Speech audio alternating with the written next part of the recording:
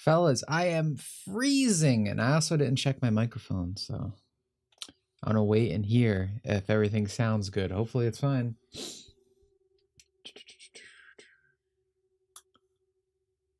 All right. No one's being autistic. Probably means we're good. I'm freezing, as I just said. Dude, my toes feel like ice cubes, dude. I'm colder now than I was in the winter. Which I like, by the way. I like the layers. I like the cozy feeling. So actually not complaining too hard, but it does make me sleepy. I feel like I feel like an animal. I feel like I want to go in hibernation right now and take a nap. The stream was slightly late because I made the mistake of expecting Hannah to be on time. We're gonna have to put Twerk back in the robot, fellas. I don't think Hannah's up for it. Your audio is good. Seems the OBS Streamlabs update didn't fuck your audio. I don't know why that would. Those are two completely different things. That's like dude. Fuck me, dude. I forgot to fix the Streamlabs thing. Oh no. I guess I could do that real quick.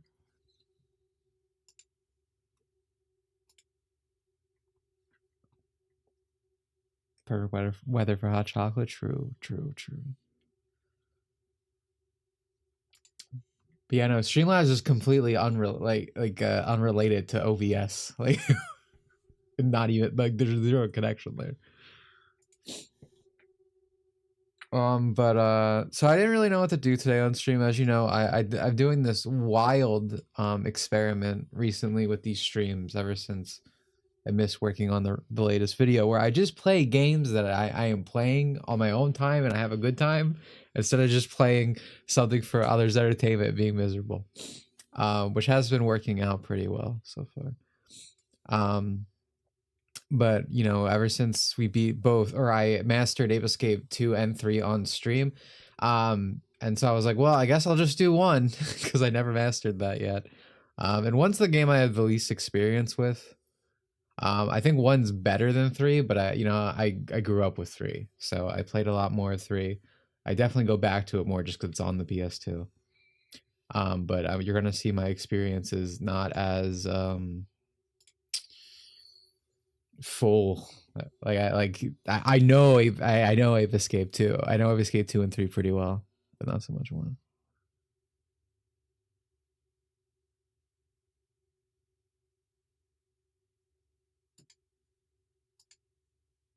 Wait, does my tip page just work?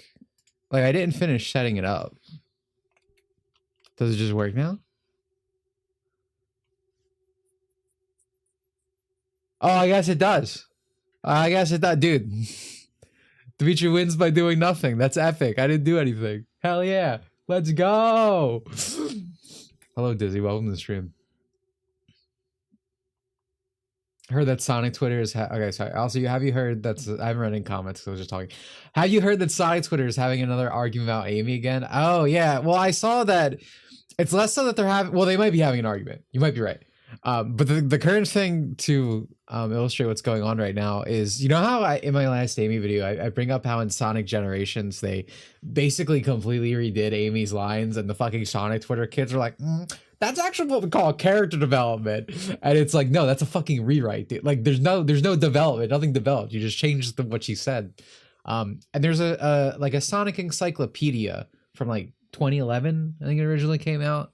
I don't know. I think I might have it. I think I have the original print on my shelf over there somewhere.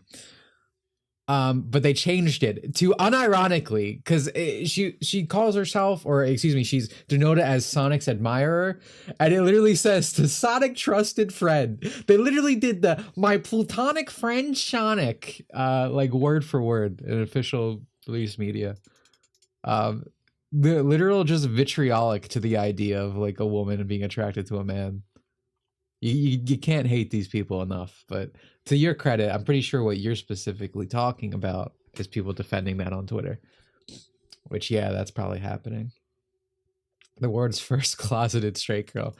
That's actually a good point, because it's like they make Amy quirky and a little awkward about liking Sonic, but like She has to like, yeah, she has to be in a closet about liking Sonic as opposed to being outward. That's pretty funny. And again, as always, everything just boils down to a hatred of male heterosexuality.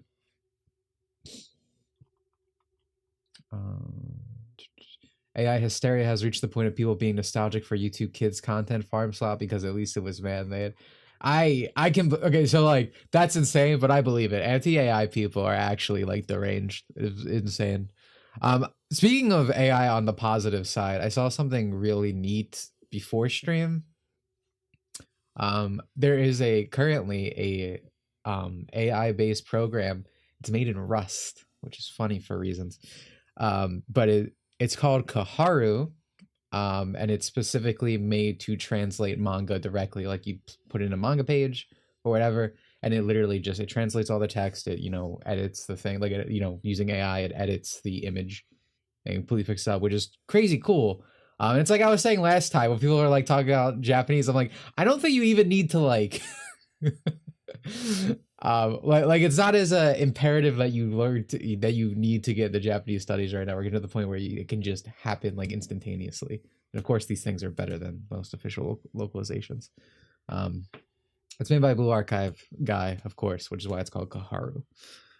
So I thought that was pretty cool. But it's also, this thing has been around for a bit. I haven't seen it, but it also explains a lot, because I don't know about you guys, but I've been seeing a lot of accounts, specifically around Blue Archive, but it's probably a bunch of gotcha and other fan spaces. Again, just because I like Blue Archive, so I have more experience with it. Where people are just like translating Korean and Japanese stuff a lot, like manga pan or like fan comics and whatnot. But I'm pretty sure it's because of this AI program. Like, again, so much stuff is just moving so quickly, and that's why I'm always like, anti-AI people, you need to just turn off everything and not exist anymore, because everything has an AI component in it now, whether it's in the person who's actually making it or the final end product. Actual insanity. Also, Hannah's here. I didn't say anything yet. Yeah, I've been here for a bit, but have the most nightmare scenarios possible before stream. Yeah, you want my microphone was also not working for some reason. Yeah, you want to give your excuses to the class? But yeah, I mean, to be fair, you kinda lied. Like, I was muted, I was there.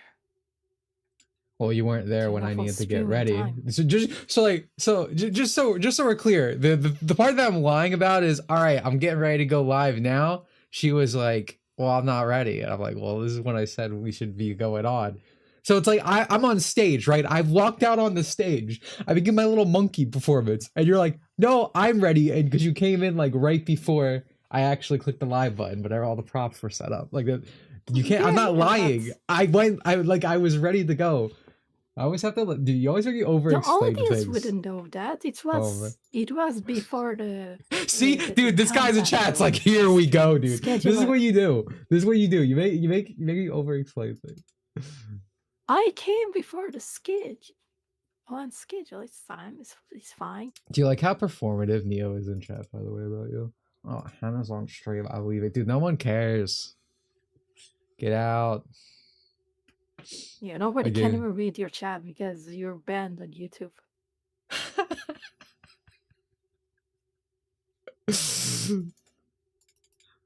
Oh man. Been seeing Chris Ray on Steve over AI despite saying he would buy a piece of AR art a few years ago. That's because, dude, it's like a I just use the word performative, but let me use it again. It's just a performance, dude. Again, these people got the update. You have to hate AI, etc., etc. It's almost like a political stance, right? It's my favorite thing, this might be a weird comparison, but back when I streamed on Twitch in the dark ages, there was like a tag for your stream that was LGBT plus allies. And I'm like, that is literally everything. Like, plus allies, that's literally just for you to signal that you have the correct politics. And that's kind of what AI art hate is. It's you signaling you have the correct stance. It's kind of a performance.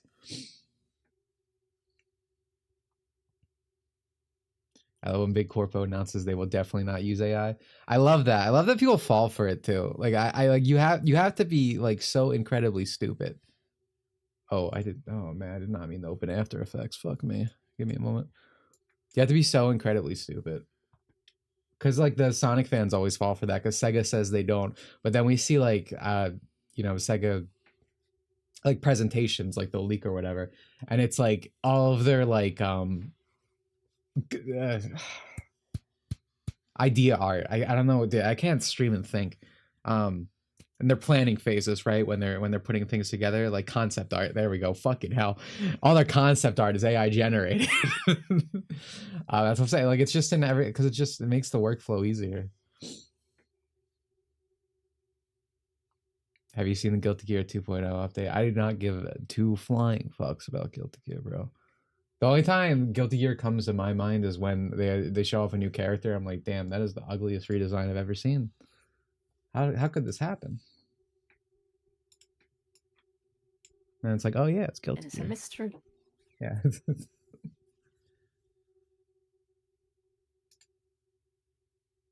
Sega accidentally uses AI. Yeah, dude, that's always the.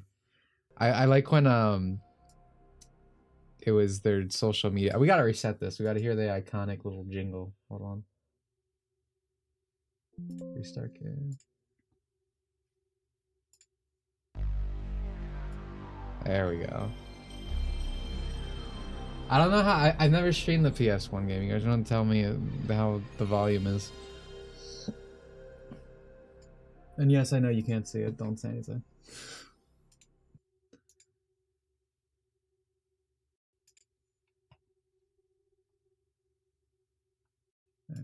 Capture.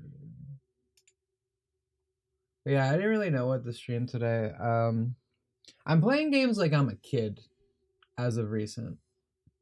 So, as you all know, I don't have the most time in the world. But instead of dedicating, like, every day to, like, oh, dude, I'm gonna finish this.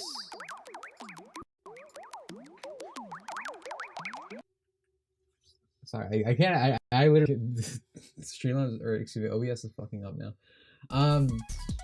Instead of dedicating it to one time, like, I just play, like, a multitude of games depending on the mood. Here we go.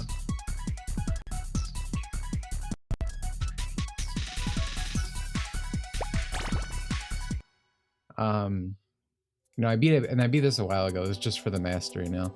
So I'm playing a Tales of the Abyss playthrough. Again, Tales of the Abyss is one of my favorite RPGs ever made, but I've never, I never played through it in Japanese. Again, just because, you know, I played as a kid, and then it never came with the Japanese, so you'd have to play it undubbed, right? Because that's why I'm doing it right now. I'm playing it undubbed.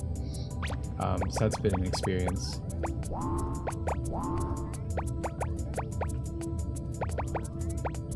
That game has one of the best Japanese voice casts I've seen.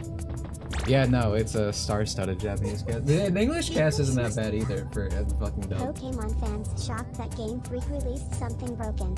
Oh my god, well thank you for reminding me, Snake. Thank you for the membership.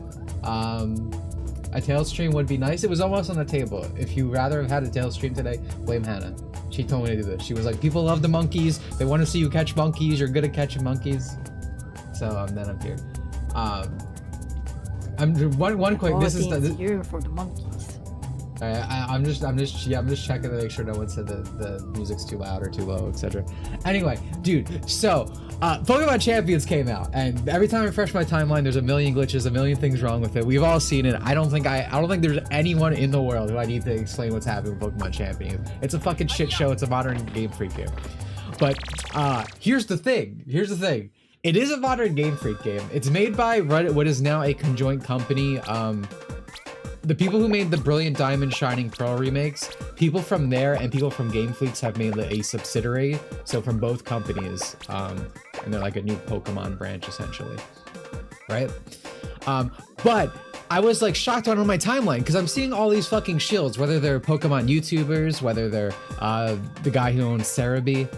That website, everyone's complaining about Pokemon Champions. I'm like, oh my god, is this game so bad that even these guys are saying some shit, right? Like, that is crazy. We're at a new level of bad, which is kind of true. But the reality of the situation is, this happened with Brilliant Diamond and Shining Pearl, where it's the only game Pokemon fans are allowed to criticize because it's not made by Game Freak. And because all these people are attributing champions to the other company, even though it's not the other company, it's a mixture of both. Like, wow, shocker, Game Freak released another game that's broken fucking mess, crazy. They're actually allowed to criticize it, and that's why they're criticizing it now. Which is just funny to me, because this is the only time they're allowed to, because, again, you know, Pokemon has like the Disney adult syndrome where you can't say anything bad. Oh my god, Casey's cute. Or you can't say anything bad ever at any point. Trans rights Gallade. Oh yeah, that's an okay. The game's so broken that in the tutorial there's a female Gallade, which is really annoying because I really want a female Gallade. It pisses me off that we don't have one because I think a female Gallade is a very cute concept. I will read that in a second, but thank you for the donation. Dude, I'm so ass at this game. This is gonna be bad. This is not like the other games. But yeah, to finish what I was saying, I really like the idea of a female Gallade. Can I just reset this? Yeah. So seeing all these people try to like trunification it, like the idea of it, because I've always hated that we can't have a female Gallade, but we can have a male Gardevoir. But all these like posts, because it was like Kotaku posting about this stuff and stuff. I see people like basically total true death posting on it, which is good. I think the internet's just sick of the trunification of everything. Dude, I'm so ass at Ape Escape 1. You can turn down the audio a bit. Okay. Okay. Oh my god.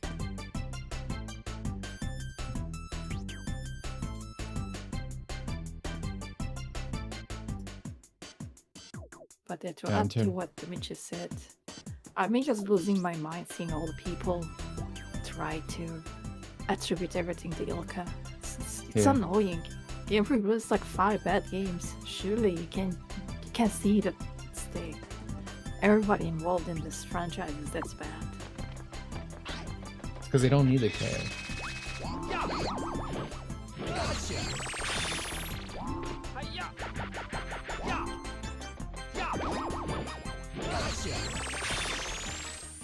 Yes.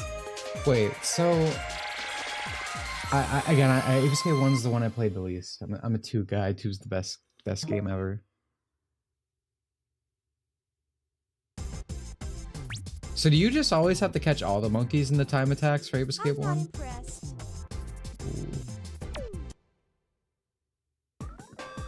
Because like in all the other games, it's like catch a certain amount.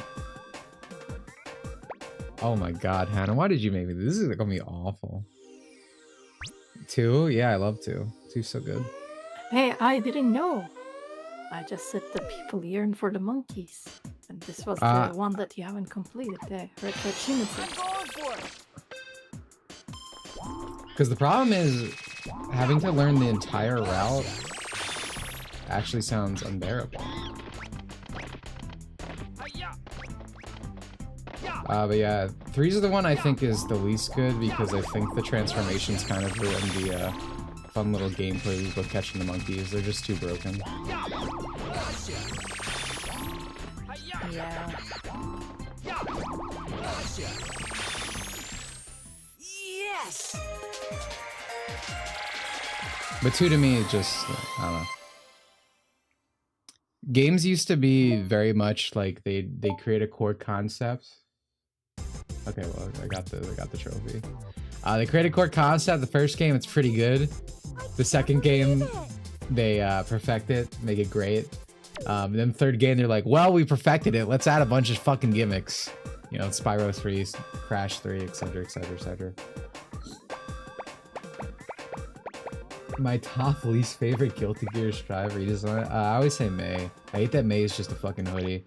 If I were to describe why Strive designs are so bad, sexless, sauceless. They look like they're made, and this makes sense for the type of people who like this game.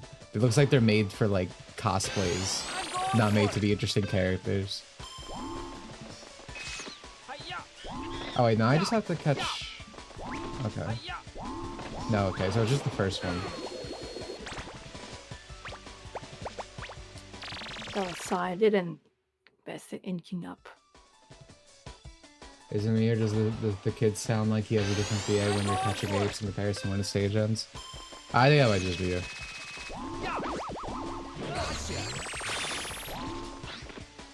Kakaru sounds the same no matter what. Unless you're playing a different version of the game. There's so many fucking dubs of this in English. Because the localization has just always been atrocious for these games. See, this is the problem. Like, I don't know this stage. I'm like, where the fuck do I go? Yeah, no, feel free to talk over me. It's fine. I was just gonna try to read the chat. But anyway, back in NES days, the second intro was always a super experimental, like fire and guidance. Is that always true? I know it fits for fire and that. Is there another example? Mario. Well, actually, no. That's just a lie that America tells you, because Mario Lost Levels is just a fucking content pack. Zelda 2, I guess, maybe. Like, I think there's some truth to this. Whoever said it in chat, I think you're kind of right. I definitely can think of examples. I love when characters get official casual clothes, but stride designs are so close to it. Yeah, I mean, it's fine if they get like a "this is how I walk around town" kind of look, right? Or if you're a Kingdom Hearts character and Nomura is like, here's what Sora would look like if he was a normal high school boy. Like, that's fine, but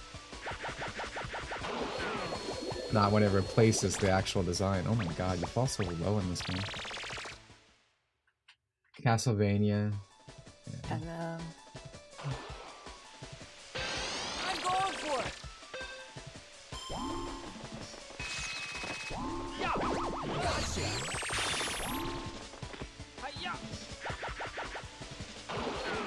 Aw, man.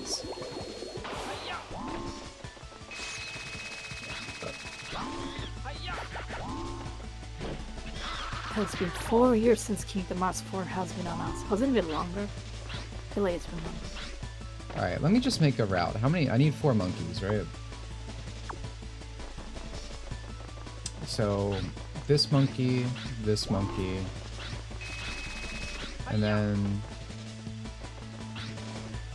there's him up there, but that's not worth it. The draw distance really hurts this. It usually doesn't bother me in this game, but for mapping this. I guess right here. That's a really good point.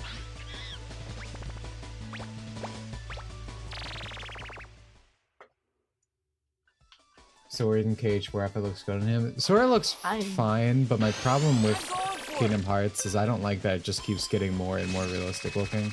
Like, I think 3's an ugly game. I don't know how hot of a take that is, but it kind of falls into that unreal slop category.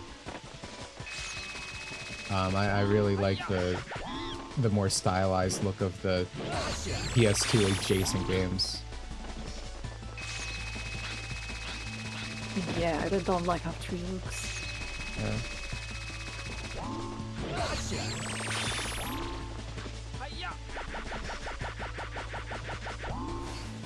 No, Spike, you are your ass. Yes. I wish I knew. Hold on, maybe I can look at the time just so I can restart it. But one thing that's really annoying about a lot of these animators, when they full screen, they cannot handle you all tabbing, which isn't the case for Dolphin.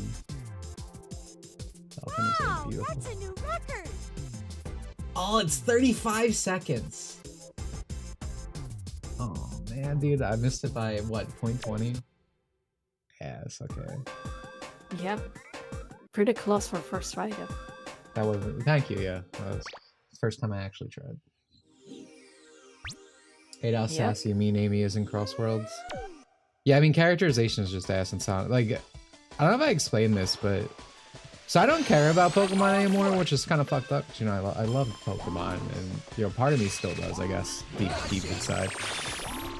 But it got to a point where it's like, because sometimes people are like, oh, dude, when are you going to do the next Pokemon video? And it's like, I don't care enough about Pokemon anymore. Like, anytime something new gets announced, I just cannot give a shit. It's kind of where I am with Sonic, but weirdly, it happened when they announced, like, the IDW characters to be in Crossworlds. I know it's just like the final straw of like this franchise isn't going anywhere that I'm gonna like anytime soon.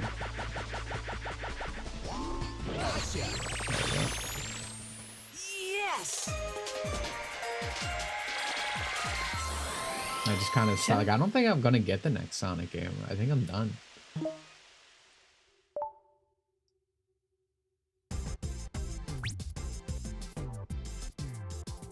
Again, Dragon Quest fans have been waiting for as long for anything new with 12. KH fans haven't suffered as much. I don't know, man. Like, I mean, a classical KH fan has been raped and put through the ringer. I mean, look at their series, dude.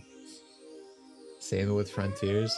Yeah, Frontiers makes more logical sense. Like, Frontiers feels like where you dip out, but I guess it's just because I love racing games that I was like, okay, dude, you know, I really wanna hope that Cross Worlds is good, and it was okay. But then I played Kirby Air Riders, and I was like, oh my god, this is what a good game is like. All right, so let's just figure out a path here. We can immediately go in here. This is just gonna have the funny one thing guy, about though. that is It's Crossroads been decent, but with each like addition they seem to make it way worse and worse. Yeah, I keep seeing people be like, oh dude, this is like Ring Racers. I'm like, well, that is like the anti-sell for a video game. If they updated the game to be more like Ring Racers, you're basically telling me it's shit. Okay. Man, I don't know where the fuck we're gonna go for this. So that's one monkey. Can't run up that apparently.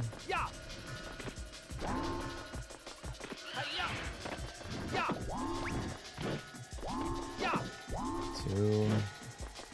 I rather see IDW cast stuck in the spin-off games rather than the main line stuff. That it's true or... Well, I don't know if you know this, but I mean, in Sonic Frontiers, Tangled and Whispered are referenced.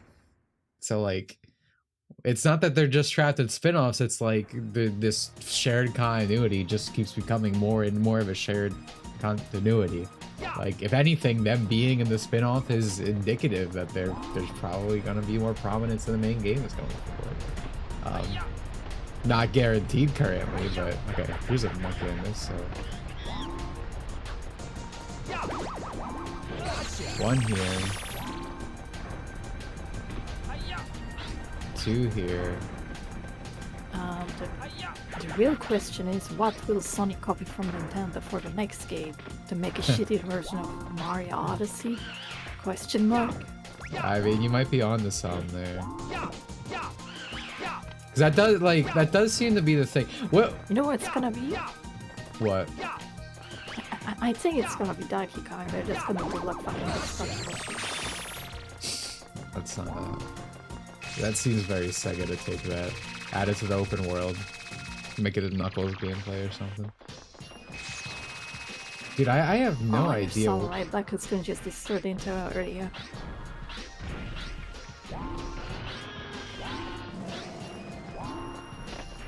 I feel like this is just gonna be too...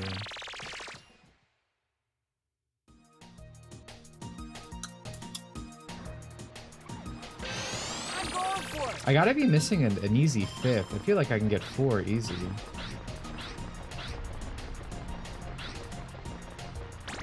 Yeah, I think you're right. This is like the... Hold on. This is like the dead game no one cares about. Everyone who is sort of lambasted on release. Whoa, whoa, whoa, whoa, whoa, what are we referring to there? I know we aren't talking that kind of shit on Donkey Kong. Like I would, but I'm the odd man out. Every time I hear people talk about Donkey Kong, I'm like, oh, this is the best thing ever. I'm like, I don't know, dude. Doesn't seem like yeah, there's exactly. a lot of platforming in my platform. Every time you try to say Switch has no games, you have like an army of children like, oh, why not Donkey Kong, dude? Play Donkey Kong.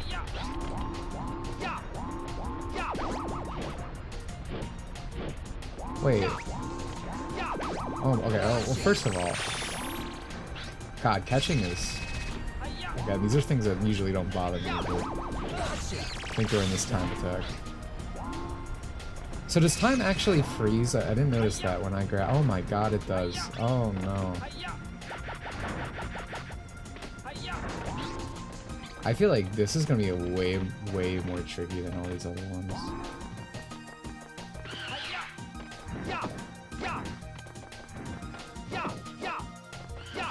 Dude.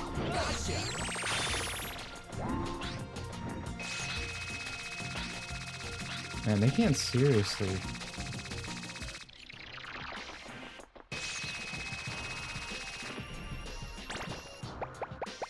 The timer goes when you're in the fucking menu? Oh my God, dude, this is gonna make me hate one. Oh my God. Can you knock him off? So I just catch him by jumping normally. Yeah, I'm gonna go with no. Oh my God, dude. I think I might have to look at like videos and shit. I don't like this.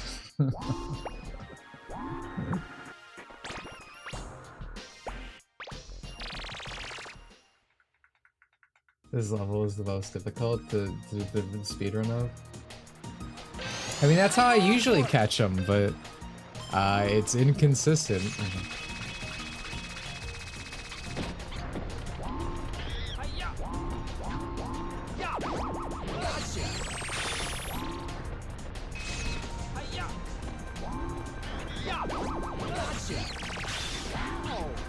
Great. I was thinking of doing the time attack with Mega Man Legends, and I got so mad when I figured out the timer still goes when you pause. I just can't imagine games doing that. I don't know why they do it. Yeah, this is a bad mechanic. And like this is the first one. To be fair, they learned none of the other games do this.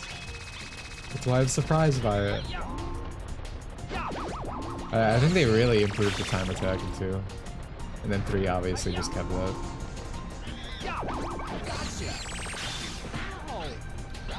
That's awesome, dude.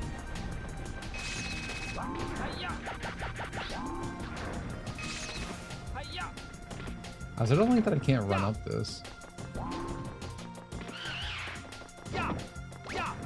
Oh my God, dude! Dude, wait! I'm seeing my fucking sword go through him. Oh my God!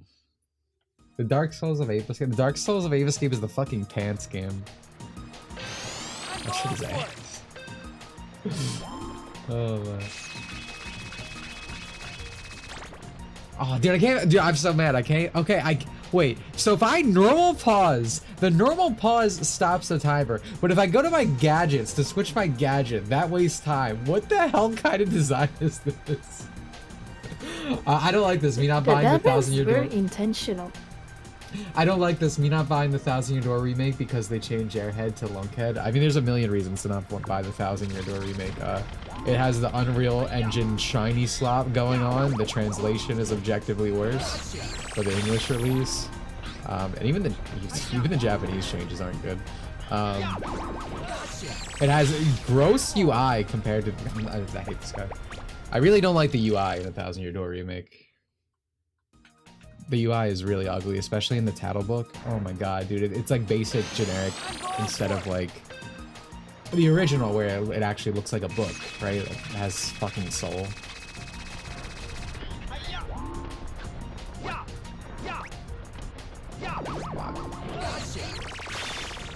New credits are bad. I didn't see the new credits, but yeah, that's probably true. Oh my God! What the fuck? Then they pull original Vivian. The Vivian is the biggest gaslight in the gaming community, bro. As I mean, I made my Mario video when I was a teenager, and I bring up that Vivian's trans in that. They're not. Literally just complete.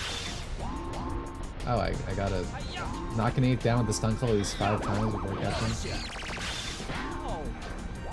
Whatever. I guess I just have to get hit there.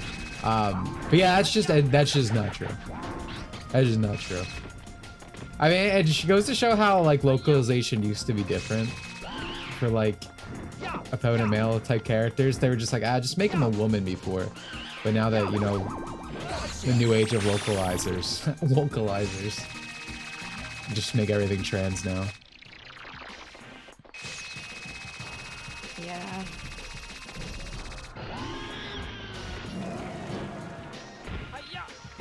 Dude, I hate this fucking monkey. Dude, they call me Freeze out here. I can't fucking stand them. Jesus. In normal gameplay, this is like whatever. Ooh, who fucking cares? Also, the time's 1:30, so now I'm fucked. What if I just stay? Dude, what am I?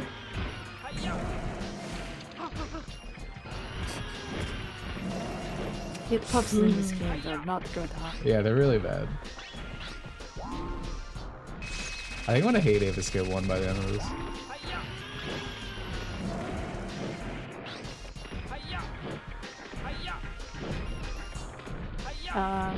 Two and 3 have stuff like this. Gaming channel took his own life last year. I have heard that. That's really legit. Yeah, that is true.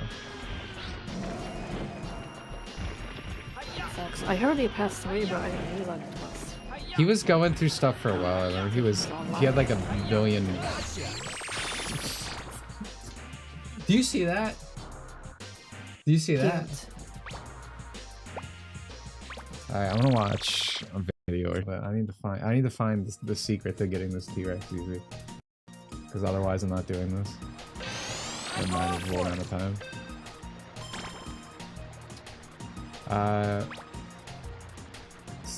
Molten mob.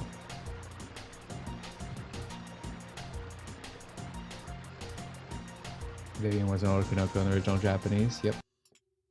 That's why I said it's the biggest gaslight. And every fucking YouTuber and their mother wants to like bring up the Vivian thing, and again, it was a thing I believed, because like as a younger wee lad, like you don't realize the evil in the world, right? You don't realize these people are just fucking lying. And I'm sure part of it is people just believe that because again, you know, I believed it, but it's literally just a gaslight. Yeah. Molten lava. Yeah, I believed it too. It's just something just keep hearing something over and over, and like, well, I guess that's true. Yeah. Says Dimitri said that you don't really question much when you're younger. And I seen like every YouTuber say it. Mm-hmm.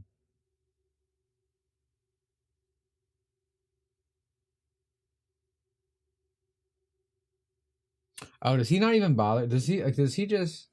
All right, is chat user lied to me that I shouldn't even bother with that? Because I don't think this guy even uses the T-Rex. What does he just do? The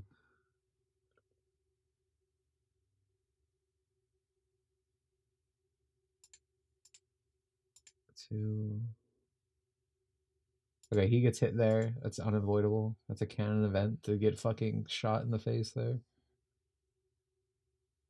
Oh, is there a monkey up here? Oh, he's crazy. What the hell? Oh yeah, this is way better. Yeah, this is fuck that chat user. The chat lied. Yeah, yeah. Fuck Sure, the you guys Ape can Escape. hear how shocked I am. Fuck the Ape Escape historian in the chat. Are you a former lefty? I don't think I was ever super left. I feel like I was more tolerable of a lot of things. I would describe my politics as I just want to play video games. Like I just never really cared about this kind of thing, right? But I mean, I don't need to explain this to anyone here, I'm sure, but like you're not allowed to just play video games. You're not allowed to just enjoy things, right? They make it so you either have to like bow down to everything you know, leftists want, or you have to eventually stand your ground, which, you know, at some point brain just broke and I'm like, okay, well, I guess this is how I am now. I'm ass. Ape Escape 1. Nah, dude. I like 1. Again, I think 1's a better game than 3. I think its time attack is an ass butt cheese is what I've learned from this, but I like 1 better than 3, but Who's where it's at, man. I fucking love Pippo G. I fucking love Monkey Soccer.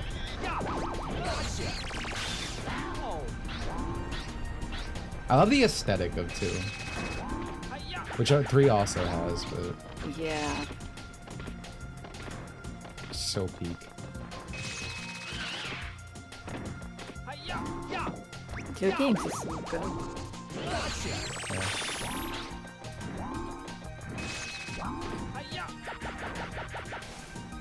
Oh, that's okay. Hold on, I messed used up. to get all my news from Daily Show, but I was born in San Francisco and my full family is leftist. So me being a former libertarian is something I can forgive myself for. Yeah, I mean, I wouldn't blame you for that. You essentially got indoctrinated into it. Like... Yeah, like you didn't, like, buddy, you didn't have a chance. Fucking San Francisco.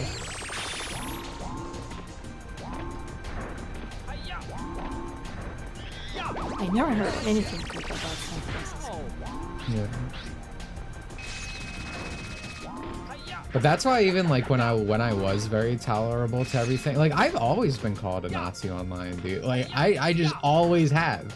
And it's like, again, I used to be like, yeah, trans rights, whatever, sure, I don't give a shit, like, but now I do, because I was forced to, because I'm like, wow, really? Actually, these people are ruining everything I love, so I hate them. And that's the crazy thing. I know a lot of people like that, dude. I know a lot of people who just did not want to be involved or care or anything.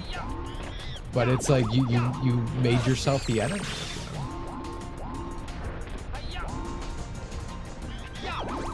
Yeah. They're still doing the same thing these days. Like, it's literally just, if you don't publicly support us, you're against us kind of thing. You literally cannot not be super supportive. You cannot just say, like, oh, I don't care, I'm indifferent.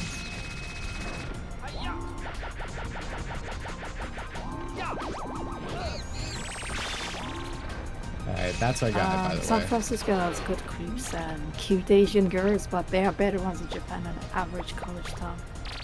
I feel like I always see Asians from San Francisco being the most insane people ever. Yeah, I mean, if you're a white guy in San Francisco, you have like a Chinese girlfriend. Like that's just what happens there.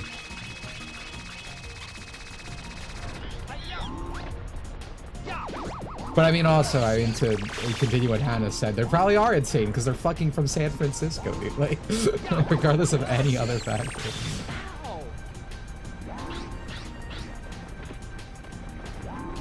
I'm ass. I'm wasting time. I'm wasting so much time.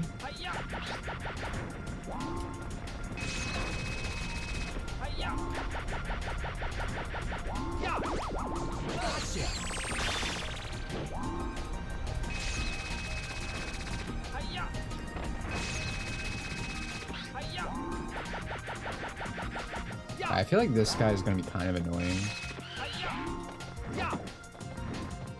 Oh, he juked me! Dude. Dude. Dude. Stupid fucking He never went to that direction before. Oh man. I'm Italian. I'm going for it. Yeah.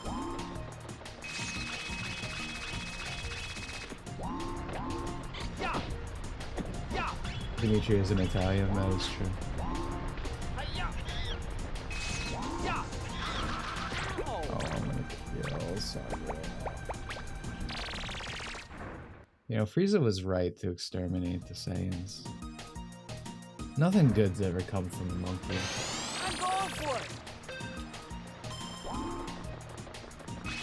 So you're a TERF? Well, I'm not a woman or a feminist. I'm not sure which one I'm more offended by, so no. One time I was called a serf, which is, like, the same type of thing, but, like, against sex workers, because, you know, not a fan of prostitutes.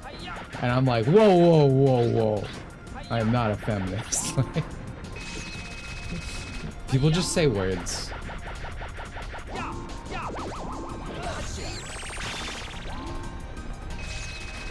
Surf is a peasant class. Surf is a peasant class.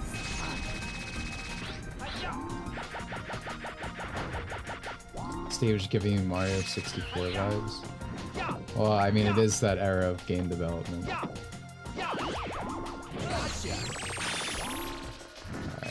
Theoretically, this should be the run. Alright, we just need to catch the guy that's over here.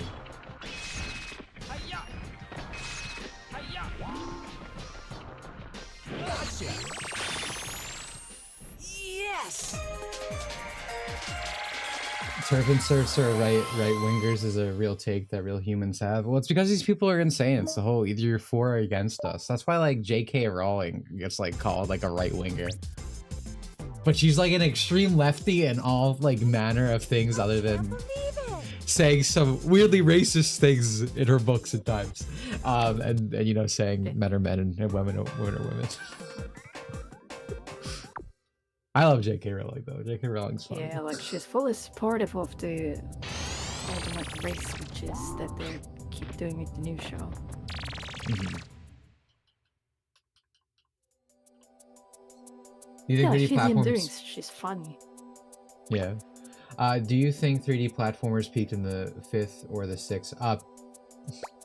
PS2. I mean, I think all the best games ever made are in like the PS2 era. I mean, for platformers, you know, you got Super Mario Sunshine.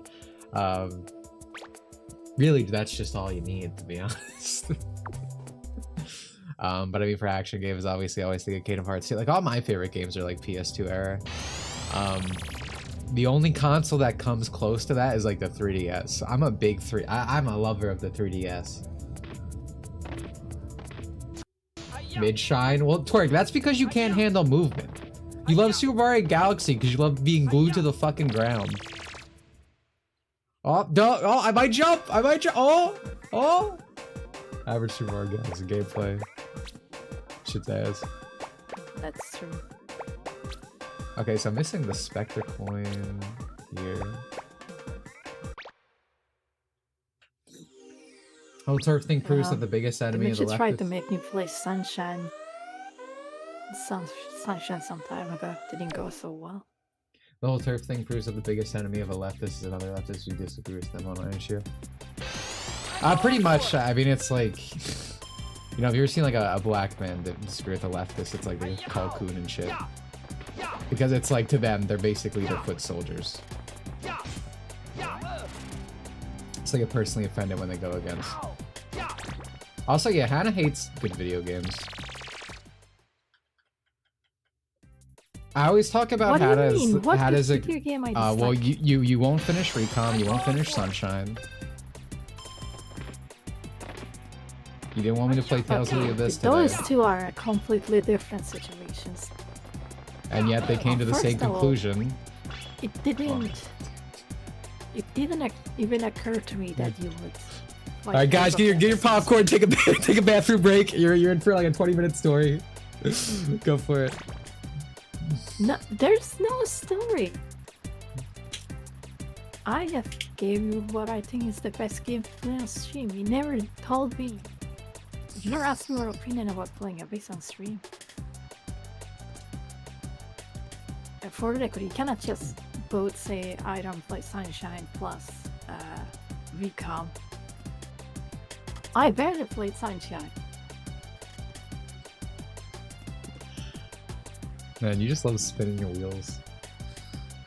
Oh.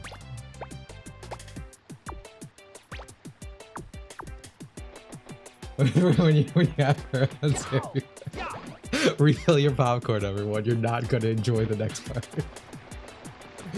You're gonna play Tales of the Abyss, man. Down, disappointed. I might still for a bit later.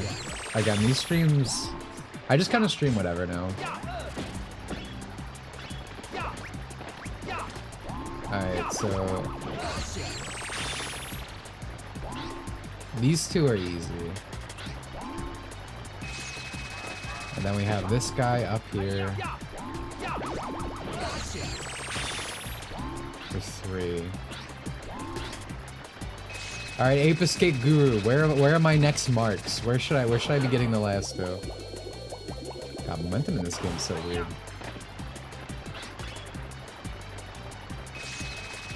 What are the most optimal monkeys? I remember Nintendo YouTubers saying the only good parts of Sunshine were the obstacle levels where FLUDD is taken away from you. I hear the complete opposite. I hear people complain that those things are too hard. I mean, whenever people complain about Sunshine, it's like, dude, it's too unrefined. The controls, it's so hard. Because again, Nintendo fans only play Nintendo games, so Super Mario Sunshine like breaks their brain because it is actually a game with difficulty in it.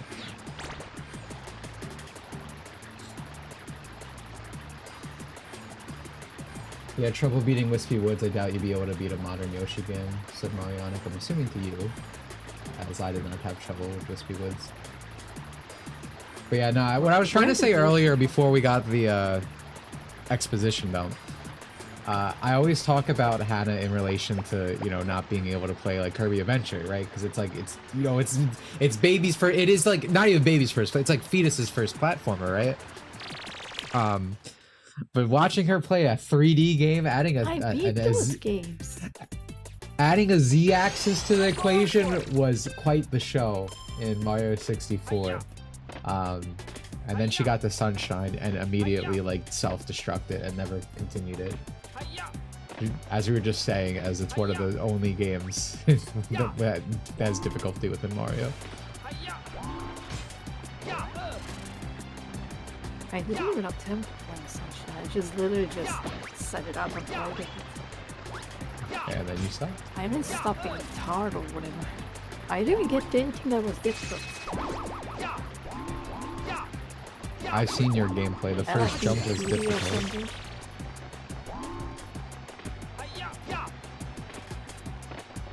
She is scared of FLUDD. Alright, I think I might have to look up. I might just look up the routes.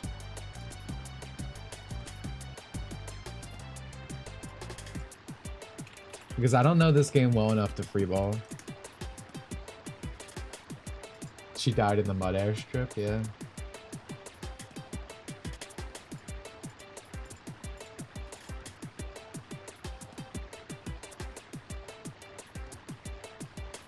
Sunshine is a fine game, the controls are super slippery.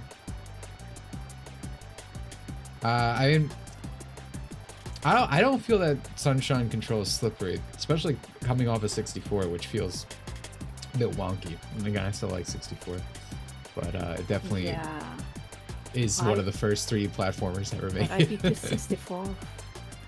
Yeah. When I did 64, it's so much worse. The controls in the Conquer Sunshine. Yeah. And I mean, like, that's expected. It's one of the, you know, you got it. We're not only one of the first 3D Mario platformers, one of the first 3D platformers. One of the most insane things I got shown earlier today, Charu's first Emotes sent it to me.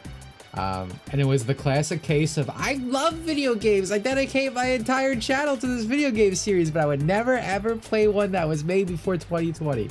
And it was asking for a Kingdom Hearts 1 remake, which is insane because Kingdom Hearts 1 is like a fantastic game to this day. I don't think there's like anything that really needs updating or change with it. Like, it's really just solid as is. Like, when you get to this PS2 era, it's rare that you have like weird control issues or anything.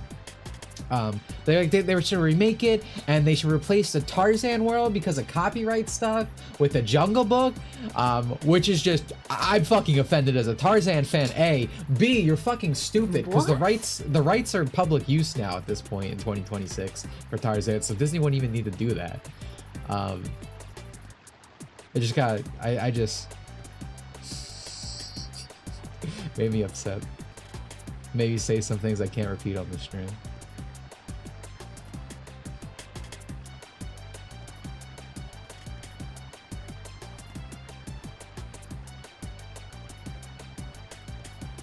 Have you guys seen the Mario Galaxy movie yet? With it. I liked it, yeah. I liked it a lot. I like it more than the first one. Dude, its soundtrack goes crazy. Yeah.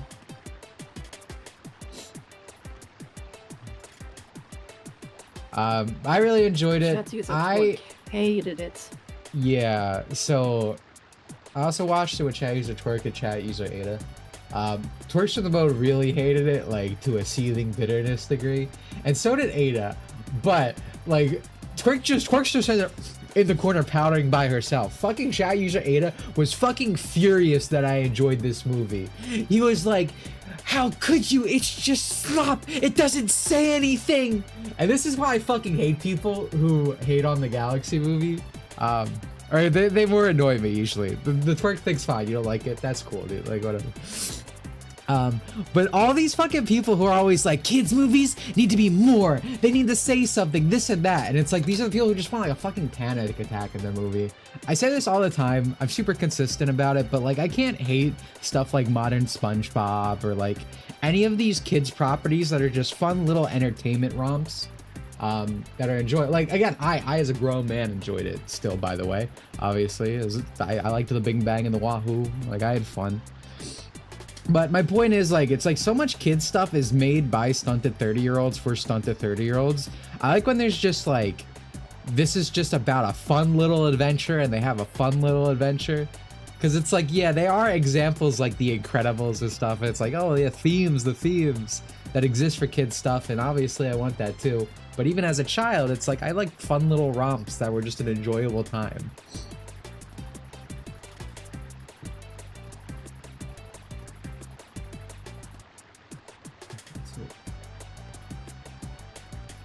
Like, that's true. Most of the most popular kids movies still had something they were trying to convey. They're just not remembered for being fun, but having good stories. Who gives a fuck? So like, if I'm like, dude, alright, so when I say I like, we're just talking about Super Mario Sunshine. If I just say, yeah, I had fun playing Super Mario Sunshine, it was an enjoyable time. Are you like, well, what did it say, dude? What did it say? Wasn't it trying to convey to you in the messaging? It's like, that train of logic is how you get these fucking people who are like, Super Mario Sunshine is about how tourism is bad and this and that. Like, who fucking cares? Though that's a game, it's a piece of entertainment. What makes it different?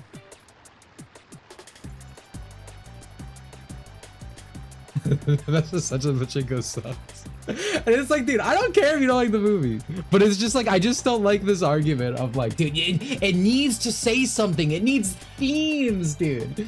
Like, and I'm also just like flabbergasted by like, I don't know. I've been saying this for a while, but like people guess on the Sonic movies a lot, but I don't know. I like the first Mario movie more as well, just for like, it still feels more Mario than like the Sonic movies again. I'm going for it. As a point of comparison for what people say. Yeah. Ow. God, just setting this guy in 8 after you wipe me, right? Oh my god. Yeah. Ow. Yeah. Sorry, you're gonna say something about it? Yeah. Yeah. Yeah. I was just gonna say that the last Sonic movie was so embarrassing. Like, every time you mention it, I just cannot stop thinking about it. It's been so long since a movie actually embarrassed me for watching it so bad. Yeah. Yeah. Ow. Yeah. I didn't even watch it, Sonic 3. Dude, Gerald dies by a fucking fart, dude. It's insulting. I can't focus. I'm so bad today. Guys, I wish the characters had more conversation with each other. I feel like Nova with movie life. Dude, I fucking love Fox in that movie, man. I hope he, dude, please get a good game that isn't Star Fox 64 again. Please, dude. You made him popular by putting him in this movie. Dude, I just... And put Captain Falcon in the next one, dude. Give me an F-Zero game, please. God.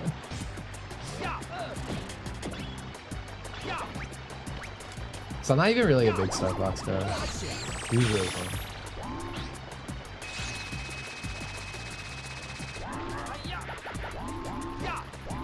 Yeah, no, I don't like love these Mario movies, but like, I don't really love these Mario movies, but Eventually, with Smash movie, I already gonna put family characters as well. So I want you to know every time Hannah's on stream, after stream, she'll be like, oh, you should just keep talking if like I accidentally talk over you. But then I try to do that and she never stops. So it just becomes a sludge of words out loud.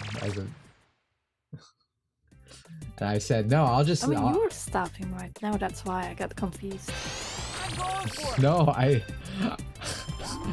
I stopped for a second to let you go, and then you stopped, and then I went, and then we were playing fucking tag.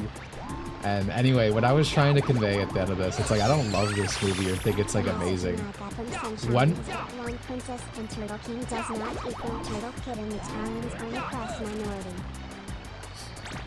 1 point.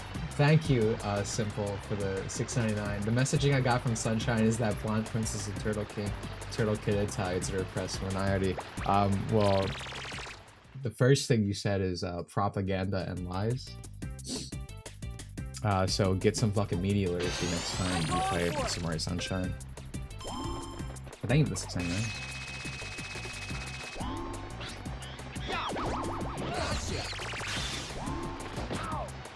Yeah, as I've been trying to say for like 10 minutes, I don't like love these movies. I think they're amazing, but I feel like a lot of the hate towards it feels very like forced. Like I just don't get it.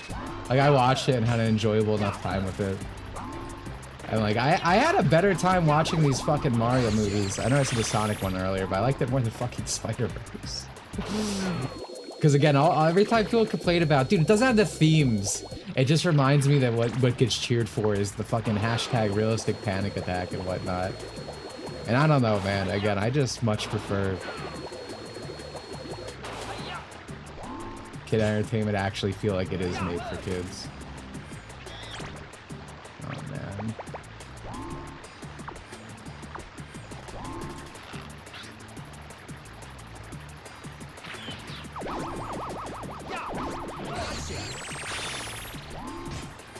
They start shoving movie crap in the game. I'm blaming you, but they have.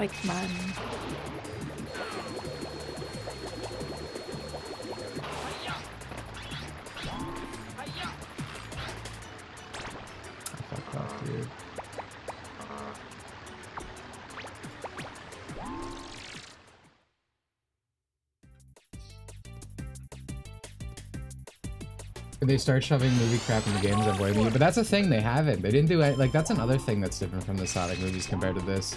Sonic movies immediately start affecting game stuff, which is really annoying. But nothing really happened with the first Mario movie. I don't know, like the best way I could express this is like they just released the storybook for the Rosalina thing with like extra pages, right? If they were trying to do brand synergy like Sega, it would be the book from the movie. But instead, it's still based on the original Galaxy book with extra pages added that have nothing to do with the movie. So,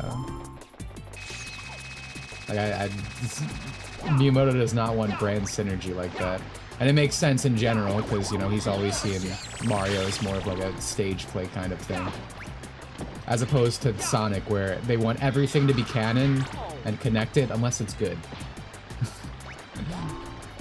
Which is why the current running Japanese mangas aren't connected to the current canon, but everything else is, like Sonic Prime, etc. I think a good balanced story and fun movie is Angry Birds movie. I've never seen the Angry Birds movie, I always hear good things about it.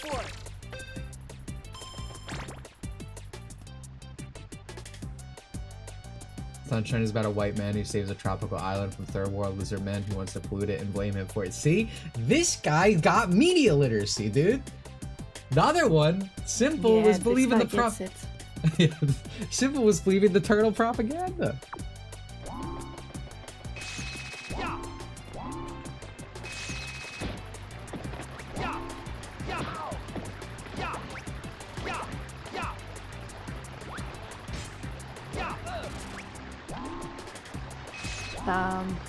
We didn't get a Chris Pratt type of voice replacement Charles for Mario games, but we did get Dragon Ball ZVA instead. Yeah, I mean, that has nothing to do with that, so it's a completely different thing. I mean, I fucking hate Afghani, but that's like a Nintendo of America thing. Anything bad about Nintendo pretty much always comes down to NOA.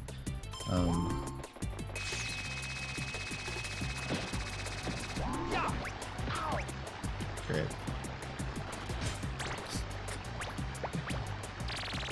But yeah, most of the new Mario voices fucking suck. I wish you could feel my feeling when Ada was talking about the 93 movie to you. Does it work? Yeah, so another part of this conversation, I know we're kind of bouncing all over the place, is like, so again, Twerk really hates it, and everything she said, I'm just like, yeah, that makes sense why you hate it, that's fine. But every time someone tries to argue with me that I'm wrong to like this movie, like we're seeing a chat, like I experienced with chat user Ada as well, is just the most embarrassing arguments known to man, which is why Twerk's like, come on, dude. There's this, sorry to make everything about Sonic, but there's this one post where it was like, someone was like, I imagine Sonic the Hedgehog, if he could see the people that defend him, would just shoot himself. And that's how I have to feel that Twerk felt in that moment. Like, these are the people that go to her side to say they should like this movie. But he was bringing up the 93 movie and he was like, dude, at least that had something to it. And I'm like, the 93 fucking Mario movie is like objectively everything that's wrong with like Hollywood adaptations of it, because it's just no connection whatsoever. Like, what are you talking about? And it's like fine if you're like, dude, it's you like it's just this fucking sloppy mess or whatever. But he was trying to argue with me like it had something to say in the themes, and then he brought up Puss in Boots and The Last Wish, and I'm like, oh, dude, the realistic panic attack. That's what it is, right? That's what this movie needed. Yeah. Trust the fungus, Fox. But yeah, just to reiterate one last time, I don't care if you like this movie, I don't care if you hated it. I'm not the craziest fan. I fucking hate some people who like, with the first movie, my biggest problem was everyone acting like Peach is like, oh dude, of course Peach is like that. She kicks butt in this one comic dimension and the RPGs. And it's like, yeah, Peach kicks butt. She's always super girly about it. I don't like that she's not super girly in these movies. I like that she's always fucking wet for Mario. I will give this movie that. I like the Mario Peach kind of stuff they do in the movie. But her badassery is not comparable to the way it's portrayed in the games at all. It's very different. So I hate when people do that. So there are things I don't like about these movies, and there's more than just that. But I don't know. It is it just feels very try-hard the way people complain about these online. I know I bring up Sonic a lot, but it feels like a lot of these people I always see are like Sonic fans, and they're just desperate for Mario to fail at something. Chris Pratt played as Chris Pratt. Alright, so this might be the hottest take here. I think the Chris Pratt hate is like very performative in that it feels like people just said it on Twitter, so now everyone does it. I don't know how you watch these movies and Chris Pratt stands out to you more than like Seth Rogen Donkey Kong, dude. Seth Rogen Donkey Kong is fucking unbearable and dog shit. I hate the way he's characterized. And I mean, like, Jack Black as Bowser. I really dislike Jack Black as Bowser. But Jack Black's the funny internet man, dude. So, you know, you can't say anything bad about that. Jack Black's the funny internet man. Yeah. I think Chris Pratt Mario is just, like, fine. Like, yeah. You guys are just, it's literally just because he's a wholesome Christian man, unironically, completely serious in this statement. That's what a lot of this stems from, and I feel like a lot of you have just fallen into the propaganda. Yeah. See, dude, CC with the excellent media literacy. I'm going for it. Jack Black Bowser sounds like a dad doing a monster voice, yeah.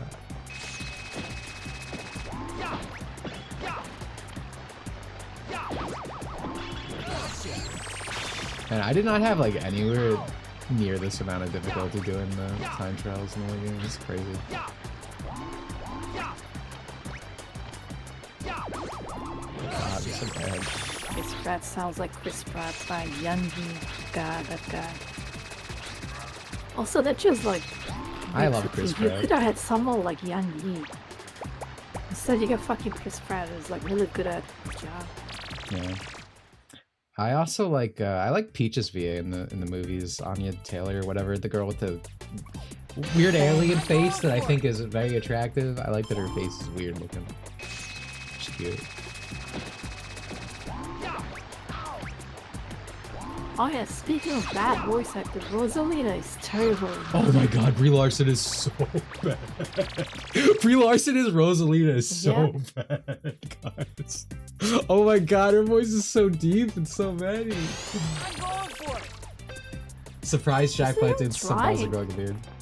Yes. Sorry, I didn't mean to cut you off. But yeah, like Jack Black in the Minecraft movie is literally just Jack Black. Even more so, they give him a beard. I think it being a movie is why people don't like it. If it was just some special bonus anime Nintendo dropped on YouTube, it would not get as much hate. Assuming what you meant. I don't know. I don't know. It's just weird to me that like the internet people are so positive on like the Sonic movies when I feel like the Mario movies still feel like Mario movies. Like the Sonic stuff doesn't. Like again, it's live action. It's supplanted into the real world.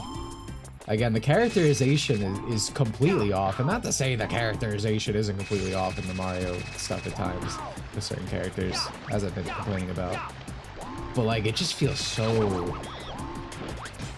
like, I don't know. People, especially with like the first Sonic movie, people try to gas it up. And again, I like the first two movies more than the third.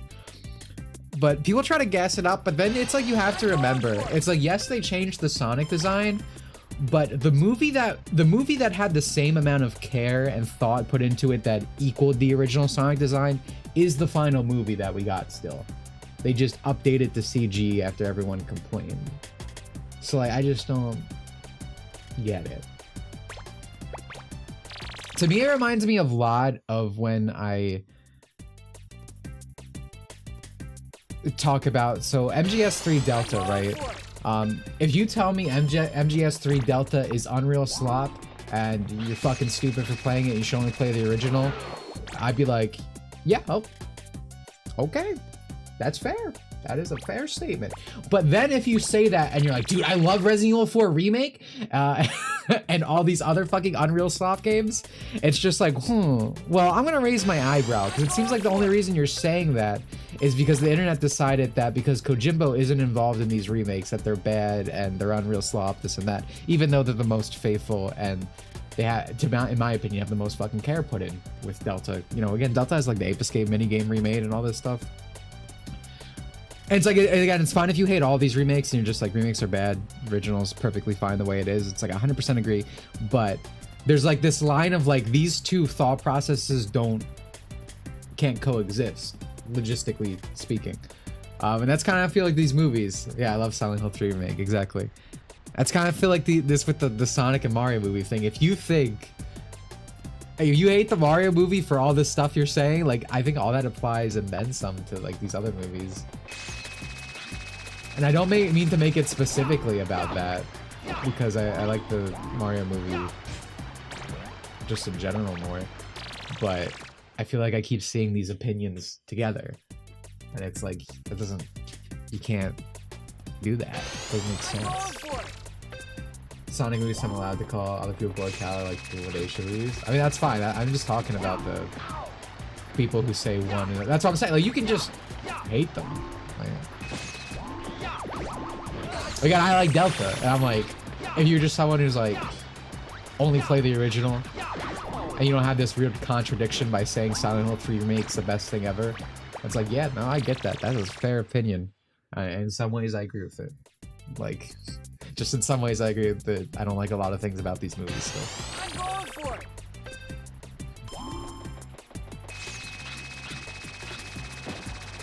I just hope we get a good Star Fox game out of it.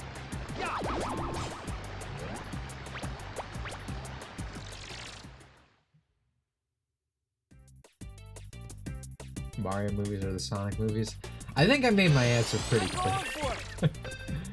Personally, I like Mario movie more than Sonic, but what they did with Eggman and Gerald is 10 times worse than anything in the Mario movies. Dude, exactly. Dude, I mean, I could go off about this for ages. I get so fucking mad about the betrayal of Gerald and what he becomes in Sonic 3. He dies from a fucking fart, dude. And again, I saw this post that was like, again, when all the Mario hate was big when it first came out, you're like, oh, there's never anything as cool as this in the Mario movies, and it's like the Sonic and Super Shadow transformation when they go fight a bunch of random fucking mechs instead of the Bio Lizard. Amen. But it's like, Nothing in these movies compare to the shit that happens with this. Like, yeah, Gerald Robotnik dies from a fucking fart, dude. Like, insane what gets done.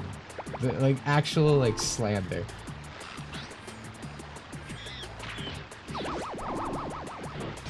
I hate this plant so much.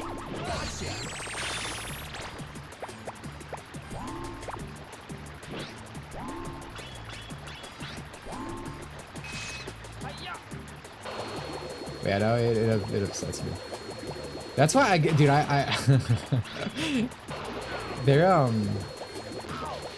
There's a guy who used to come to the street. And he was like, Dimitri, how did you like the Sonic 3 movie?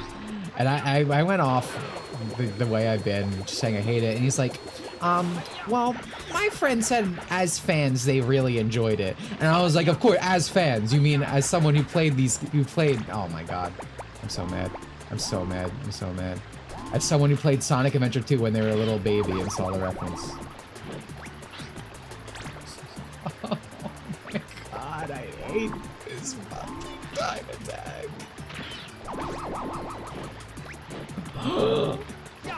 I'm just restarting. I'm ass. Same character in the game dies by firing a squad. Yeah, dude. I'm going for it.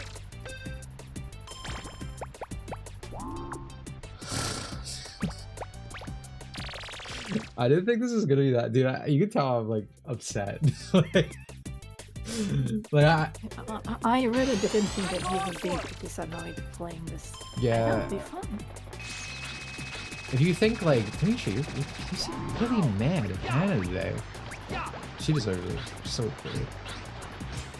That's every day, so I don't feel any of that. It's not every stream. We have a fun little back and forth bit. We're like a sitcom, dude. You're like the nagging wife. I'm like Peter. Dude. You're like Lois. I'm like Peter, dude. Oh my god.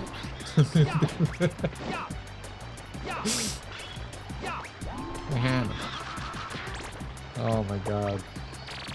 No, I'm not doing that. I'm going for it.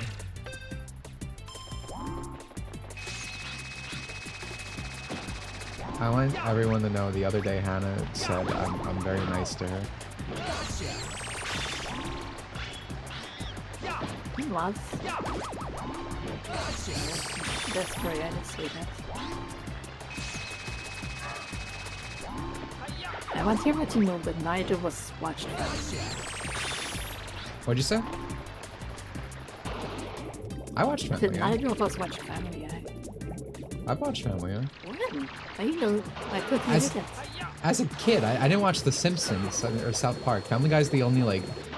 I say this all the time. Fucking Seth MacFarlane, like he's my guy. Like all the only adult shows I've ever watched of all him, plus Futurama. Family Guy, American Dad. Yeah. Like I haven't watched all of Family Guy. Like, but but like as a kid I watched a lot of Family Guy. I'm pretty sure I told the Stewie Griffin story before too, with the Stewie Griffin pen.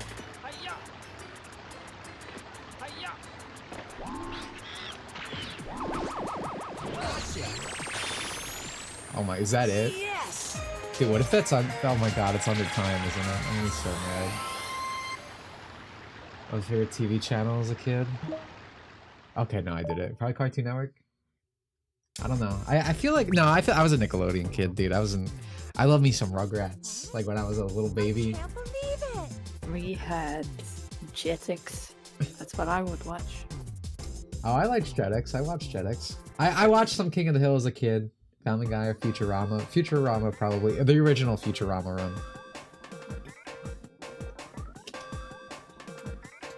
I watched like a few Family Guy episodes here and there. I don't think I've watched a single Futurama episode. I did watch all of South Park. Well, all of that's 10 years old, I guess. I watched new stuff.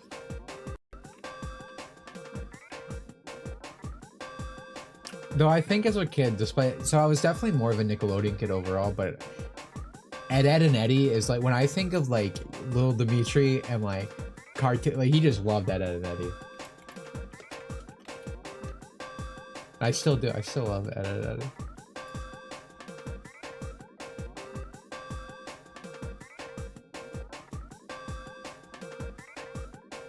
Reminder, Hannah called the Yowie episode of South Park the classic episode. What was a classic to her? It is classic. Also, you made me sound better than I did sound. Calling it classic is entirely reasonable. I called it early South Park. That was the wrong part. Calling it classic is fine. It is classic.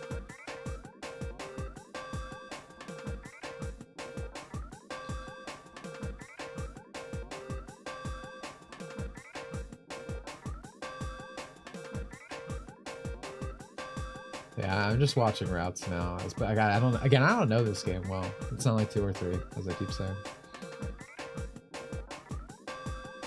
My favorite channel depends on the time I stopped watching when some shows stopped airing. Yeah, Cartoon Network got really bad for a while when I was a kid. So I don't even remember the name, but they started trying to do like live action because I guess they wanted the fucking Dan Schneider money, right? And they did not have Dan Schneider.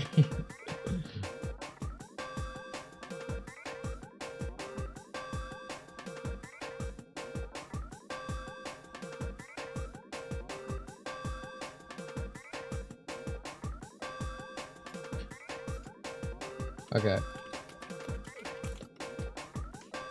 So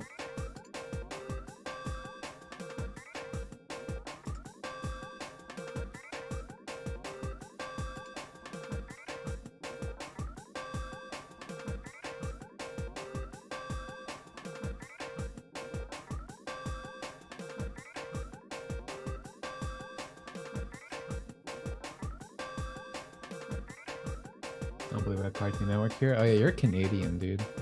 I saw the most insane thing from Canadian Land the other day. I think I need to show it off. How did you not have Cartoon Network? That makes no sense. Have you seen Canada, dude? I had it in Turkey, bro. What is that? Makes no Canada sense. is a godless land. That's funny. Those are Japanese pros.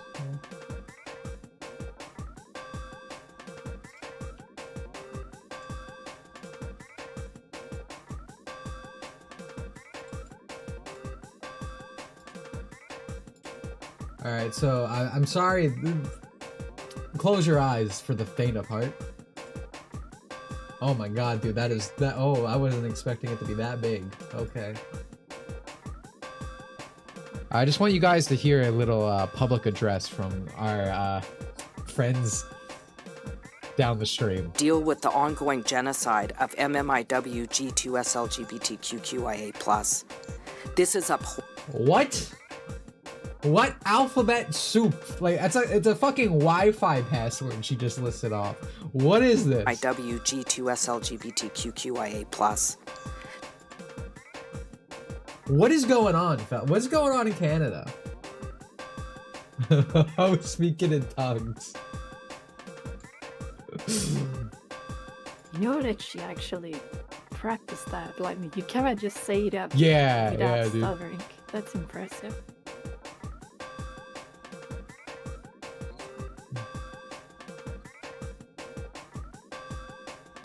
So I found this some random politician that isn't actually part of the government. How are you a random politician that isn't part of the government? You mean like she didn't win office? What's going on with Canada? What the hell? MMIW stands for Murdered and Missing Indigenous Woman. No idea what they have to do with gay people. Everything's gay, guys. And that's why this is what I was saying earlier with the ally thing. This type of thing is just to signal correct opinion, correct politics, etc., etc., etc.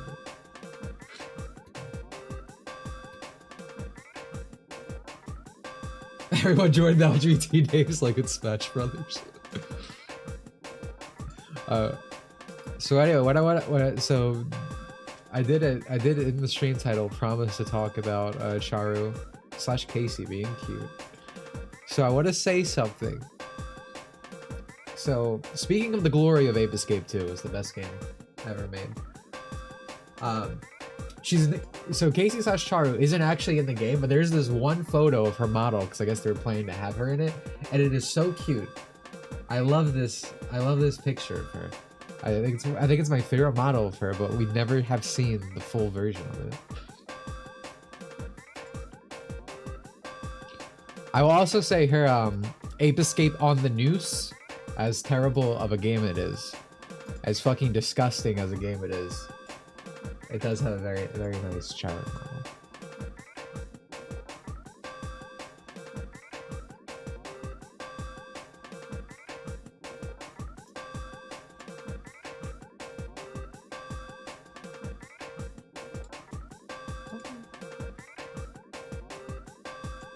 I don't remember it. Well, that's what Google's telling me, saying Ape Escape on the Noose.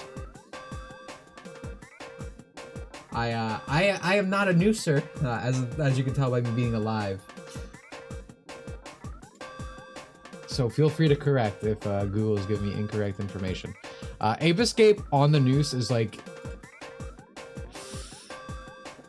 Okay, yeah, that's it. Okay, I see it right there. I see an actual video on it. It's just like Mario 64 DS, where it's like the original Ape Escape was specifically made with the idea of like the dual analog sticks, right? You know, because this is how I'm controlling my weapons with my second analog stick control. But then it's like they ported it to the PSP, and the PSP does not have a second analog stick, and it plays like shit. And that's mostly it. It plays like shit. Maybe that's why Ada said the game isn't that bad. I guarantee you Ada does not even remember what she looks like.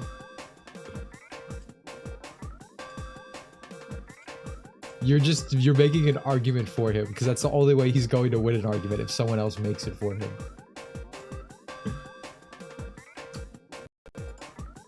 Yeah, every time I was in the same site with Ada was a disaster, dude.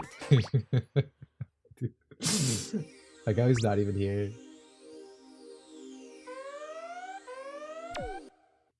Okay, so yeah, I feel like all these stages are just 5 monkeys at least. So when C4DS was remade with the D-pad in mind, including camera controls, there's a vid demonstrating what it's like via OG system camera modding. And are you doing fucking Super Mario 64 DS apologism? Not only does Super Mario 64 DS control like shit, it looks like shit. Like if you do a side-by-side of any level, it is offensive how bad it looks, which is crazy. It's quite the difference. It's bad. Dude, it's just bad. Dude, there's no... It is so bad.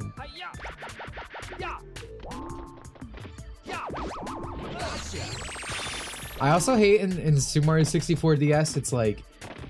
Because they have to split up Mario's abilities and like hand them out like fucking consolation prizes to the other characters.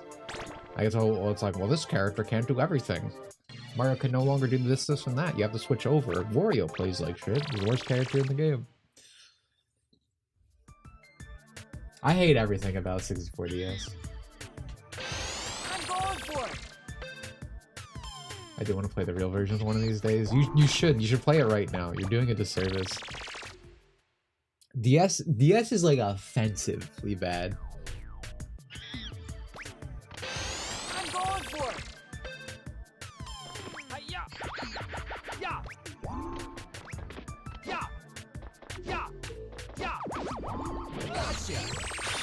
I also grew up with DS and never played OG 64. Wow, keto.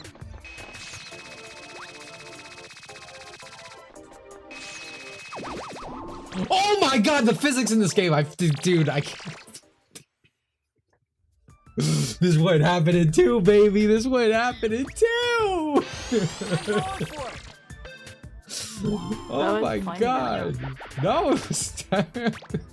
See, chat, aren't you guys grateful that I made him stream this game? Can watch him do this. The people yearn for Abyss. They want to see the gold digger lolly. You told me that you could also stream Abyss. I might have agreed. I said it. No. I have the receipts again. I gave you I was like, should I play Ape Escape, Ratchet and Clank, or Tales of the Abyss?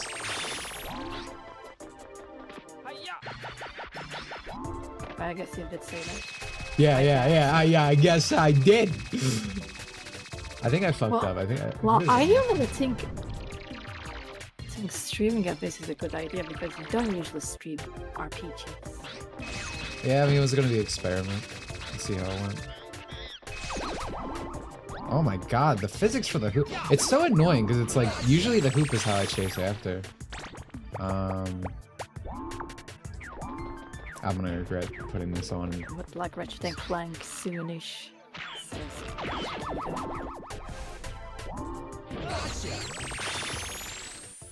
Yes! That was good, right? That was a good time.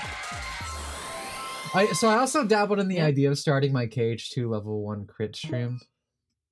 But the more I've thought about it, the more I don't think that's a good idea. I think, like... you guys see, I get mad, right? Like, I'm mad at this game right now. And I feel like I'm just gonna be miserable, like stuck 3 hours. Easily. I get mad, yeah, I get mad.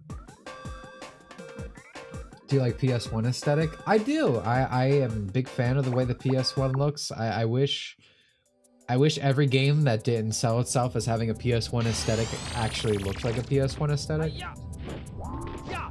I hate the attempt of trunification for the PS1 because it's a beautiful console. But I do like it. I just feel like every time I see a game that's like the Bloodborne demake and it's like, this is PS1 graphics, I'm like, that is not PS1 graphics. Yeah, see, look, ooh, we got a funny guy in the chat just talking about it. Ooh, hey, Jack is right there. Ooh, Jack, dude. He can't help it. Trune shit's on his mind 24/7 after the rape.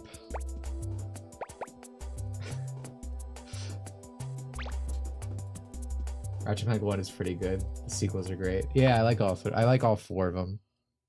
I was a big Deadlocker. I love me some Deadlock. Twerk, I don't know if you can see in the camera, but after I said that, I like chuckled to myself because I remember the other day we were playing Marvel Rivals in like a 6-man stack, a bunch of people. Jack Koff was there, and I said something like what I just did, and Jack actually said something back to me, and Twerk was like, "Oh my god!" Like he stood up. He's like, I can't take it anymore. But no, he's silent now. He mustered all his courage he could the other night, and I'm sure the story is very funny to everyone else. I'm literally doing my workplace anti-harassment course on my other monitor. I will make HR proud. I'm sure you will, bud. Can you repeat it on camera? It wasn't that bad. It was because he was playing Jeff. He was playing Jeff, you know, the shark. Jeff, though. No, let me tell this story. Dude. He was playing Jeff the Land Shark, and they're getting maid costumes right now. I say to him, like, Jack, you gonna get the maid costume? Like, relive out your glory days?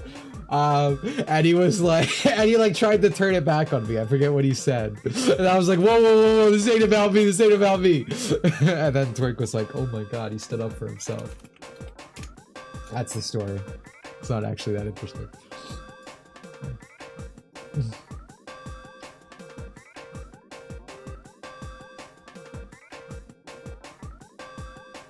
Dude, I was dying there.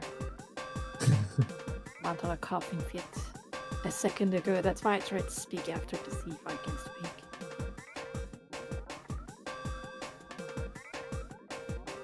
Didn't Jack also say before that I hope you move to Arizona or something again? No, he said he hopes I move back to Texas. But that was a different day. Oh, right. Yeah, that's what I meant, like, early-ish as well. Yeah, Jacker cost me a little too big for his britches. It's still decently fun, I think. Yeah, it's on Double Dash or DS. You like the aesthetics of it and voice clips as well. Yo, bro, it's Bargain Mart over. Dude, please don't tell me you're still talking about Mario. Oh wait, Mario 60. Okay, Kart 64. Okay, never mind. No, you're good. You're good, dude. I'm gonna get mad at you. Like, please don't fucking tell me you're still talking about DS. Yeah, I like 64. I feel the same way as you. It's not Double Dash or some of the other later games, but I like 64 still. I feel like this. All right, I only vaguely understand this route, but hopefully we'll be fine.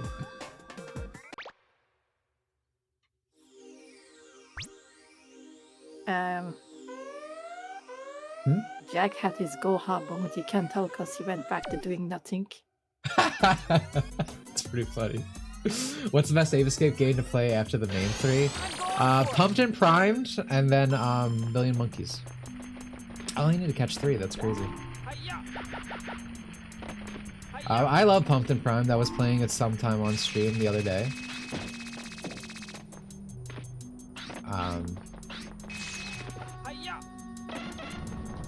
Okay, I'm ass. I need to remember to do this.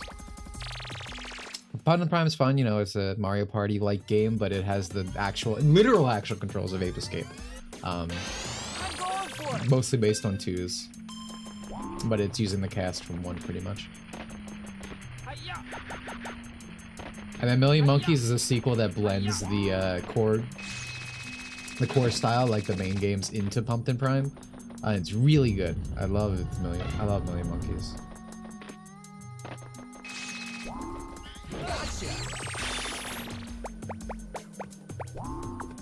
Oh, I'm ass, dude. Oh, this is not. Aww.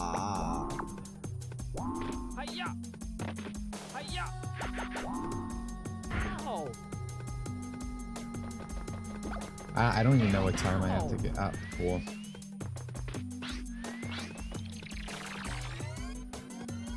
It's only been an hour. Doesn't feel like it.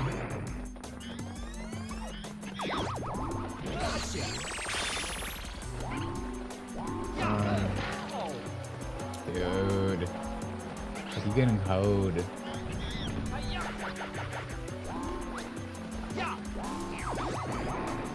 Honest? Oh my god. No, don't. No, we're just gonna see. We're just gonna see what the time is. We're just gonna see. Just gonna see what the time is. Yes. I feel like I might just. Maybe I should just be using the boxing glove. I feel like that range is. The range is better.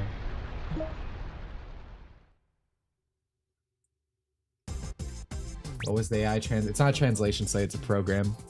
It's called Charu. Yeah, okay. I figured I wasn't gonna get it. I got hoed a lot, dude. I was getting ass beat by random enemies. Are you gonna watch the last 2 Smiling Friend episodes this Sunday? Yeah, I mean, I hope they're good.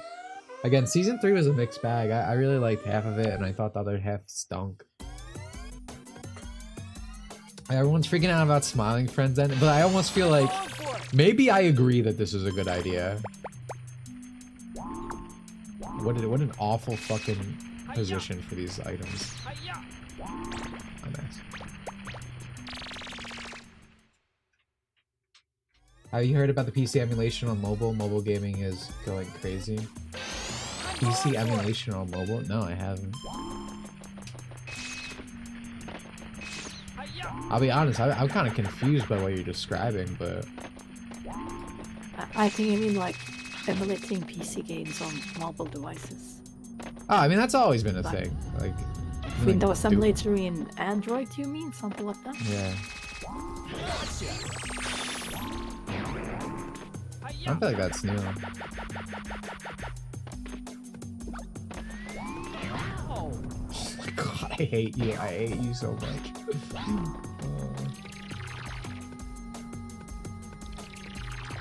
Have you seen the Thor? Like the like the device?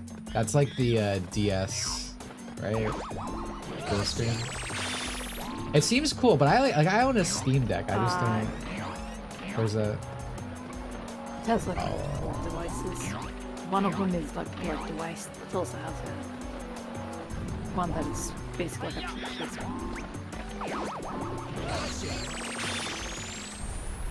Yes. It's the correct decision ending a show so they can work on something else. Being bad is so grand brain. Just watch their next show. Yeah, exactly. That's what I mean. The people just want the content to go on forever. They want the fandom to go on. They just want more content for the fandom to post about. But I was saying it's also good because I think it really has run its course. Because again, I didn't.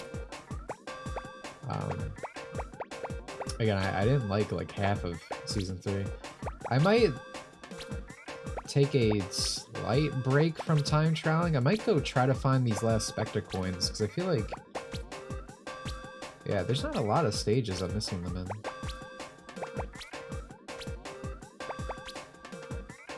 Maybe I'll just do it as we go.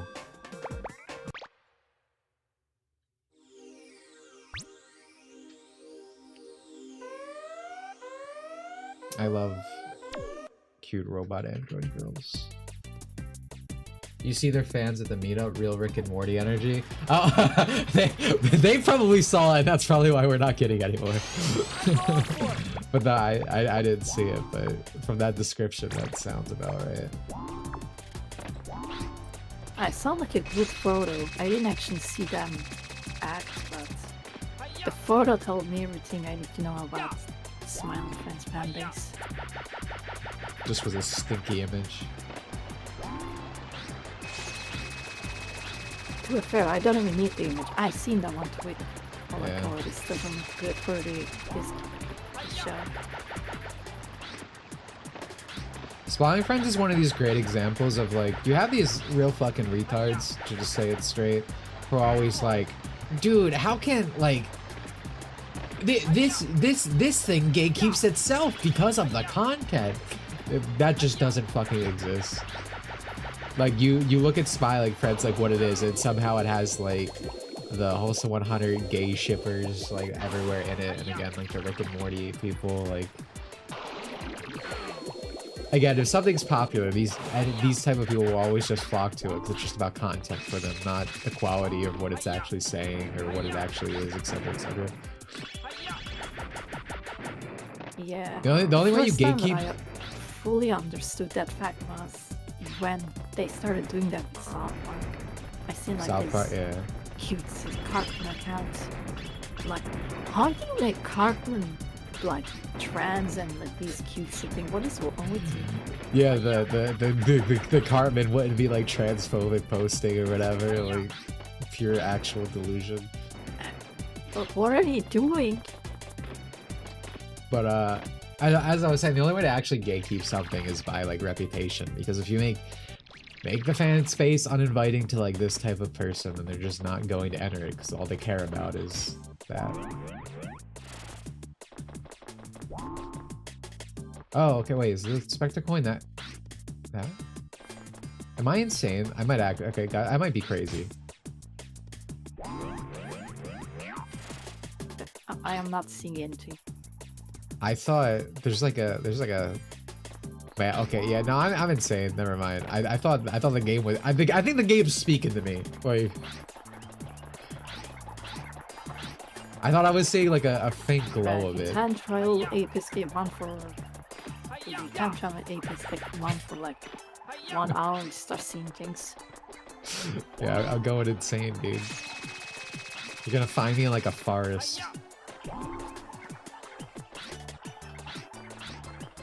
Trying to come home with the apes.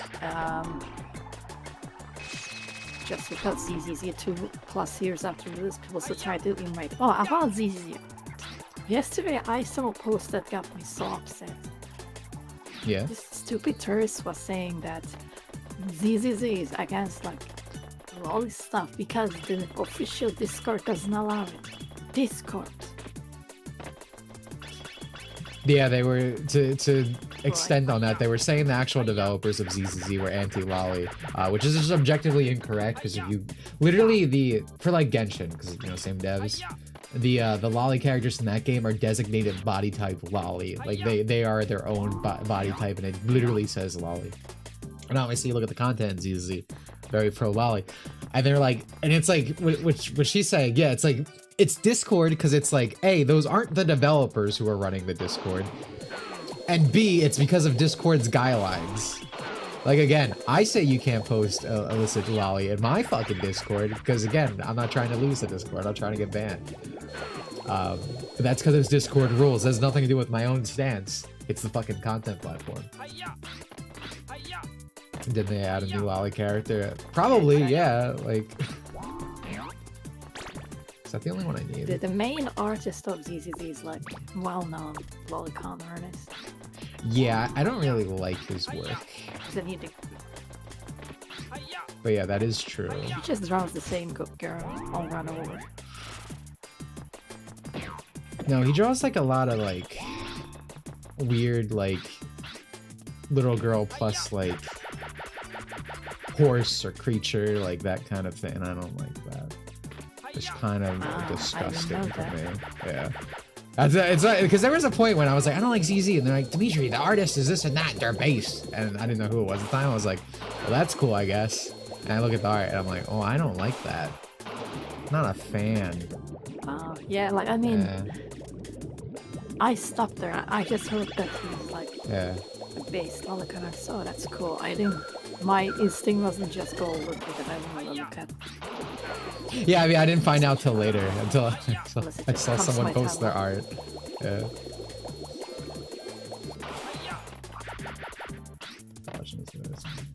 Real Bosch kind of guy. Yeah, that's kind of the vibe I was getting. Not a fan. Some nasty work in a literal sense. But I guess maybe that explains. I feel like he just disappeared. I think a lot of, well, the USA shut down, so all the fucking internet leftists kind of mostly went down the gutter. I don't think there's any more in here. I think I have to go to a different room. Yeah, I don't know. Maybe that's one of the reasons that the lollies from Z never clicked with me.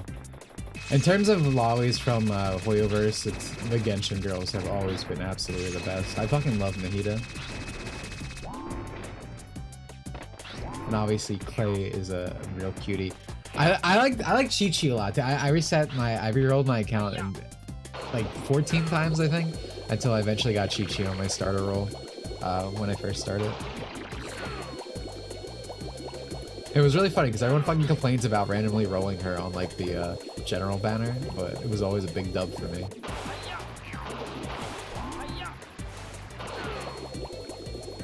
Okay, this is because of the Danganronpa-esque character design. Dude, you say so many things that are like after my own heart.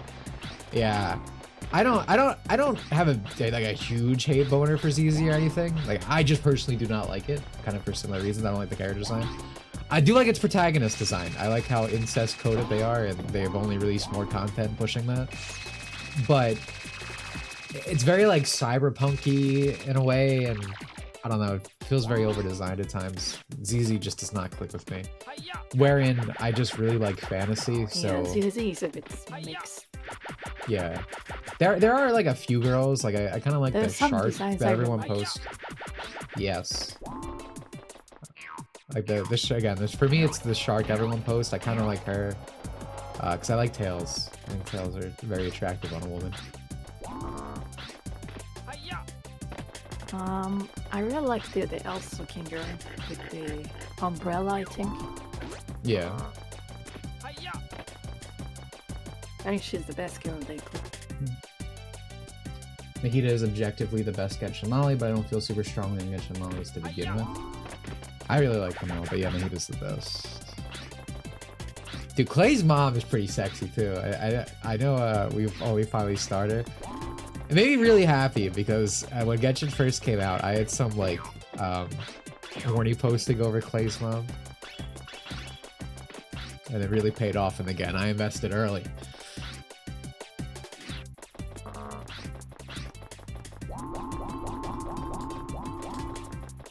But yeah, I mean, to go back to the original point, I mean, I see that with all the time was because Z's popular, so these people always say like it's actually not for you guys, it's for the lesbians, this and that. It's like just completely fucking removed from the reality of what these games are, who these games are released for, who the target audience is. I think I see that most with not even as much as like Nikke. that game, which is just complete male horniness, so even more deranged. I think Nikki has lore now that literally says gay people don't exist, because they have like some marriage event or something, and it specifically specifies that like it's only between a man and a woman. Oh, there's the last one. It's pretty funny. Rat mouse are ruined for me because I had to work with mice. Those little rat bastards paying that. Yeah, I mean I don't agree. I've never experienced the situation, but I could see how that would have that effect. Which is kind of funny, I guess.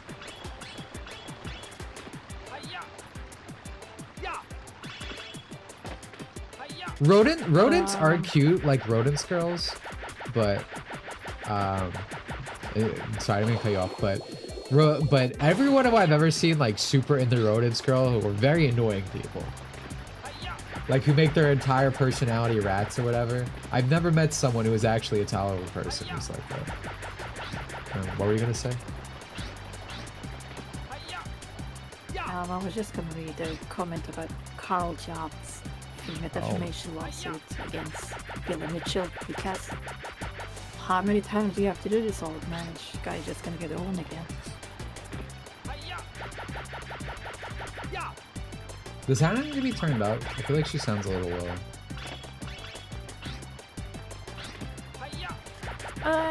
I felt that I sounded fine when I checked it myself. Okay, I just get my headphones. Maybe I started speaking a bit and maybe I just started mumbling again. We're gonna get a funny, she's too loud actually, turn her down to 0.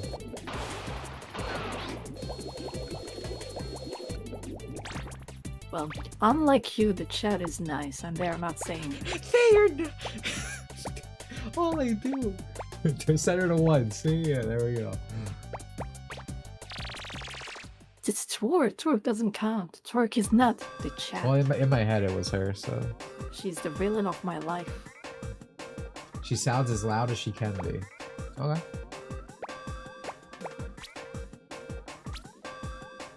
Black woman is speaking. Be quiet and listen, Dimitri.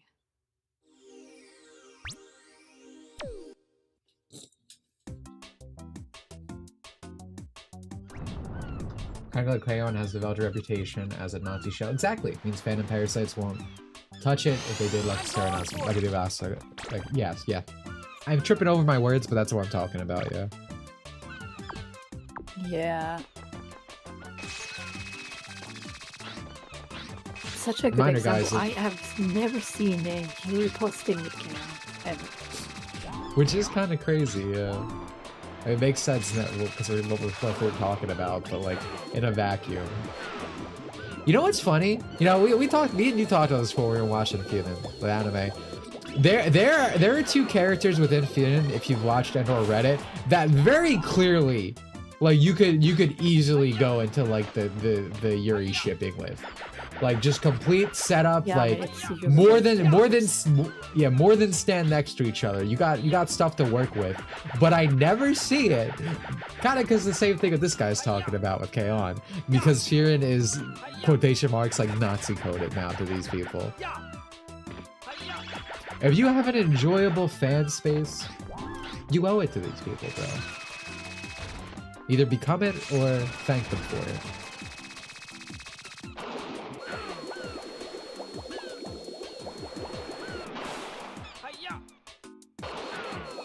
Man, this level runs like such ass. I think that every time I come in. It's like I'm playing a Pokemon game. Gotta increase the clock speed of the emulator. It's even more fucked up because originally the lab mice we used were just bred to be pretty looking, just straight up pretty mice. Oh my god, you were genetically engineering mouse girls? Oh, technology's amazing, dude.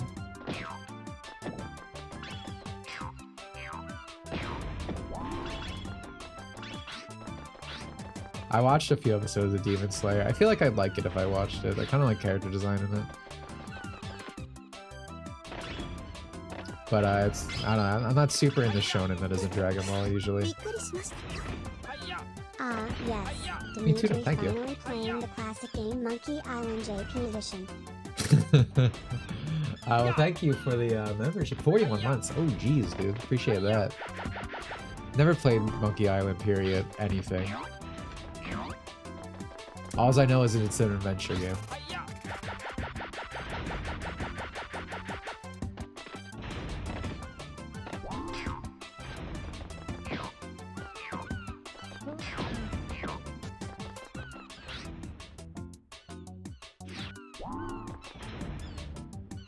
I could probably just cross this without worrying. Right? Actually, is there something down there? Oh, yeah, I guess we better go looking. I don't think I've ever been down here. Versus Monkey Island games are great. The latest one, the creators' hate letter to the fandom. Oh, many such cases. But hey, dude, at least it said something instead of just being fun and entertaining. You know? At least it said something. I like LucasArts games like Day of the Tentacle, Grim Fandango. No, I have not. I think the only thing I've played from LucasArts, it's like Star Wars games. Like point and click adventure stuff, just didn't really interest me as a kid, and I don't really much experience with it later in life either. The only point and click adventure game I ever played was a SpongeBob PC game, and I remember it super well. I don't remember what it was called though, but I could recite some levels to you. He also played Back to the Future game. Oh, the Telltale one, yeah. That's because I love Back to the Future.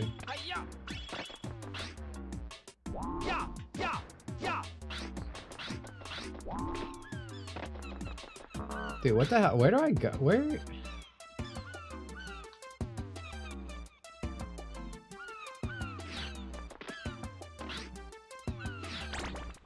Where is this?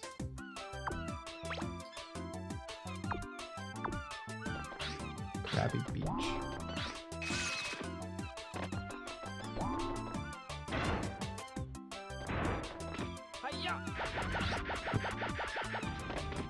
Oh, maybe I go up.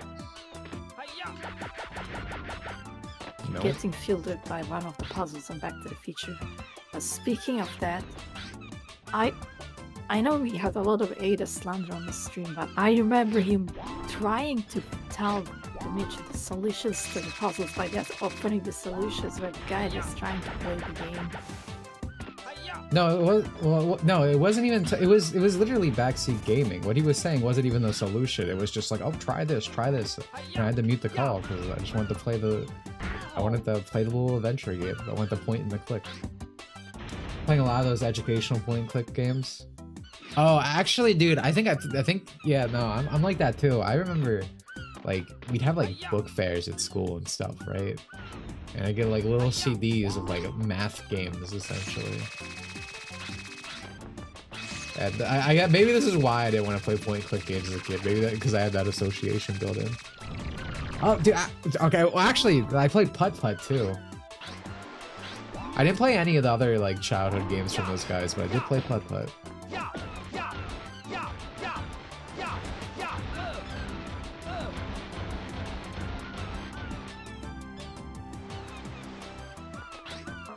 Dude, where are the Ape Escape 1 scholars, man? Where's this coin?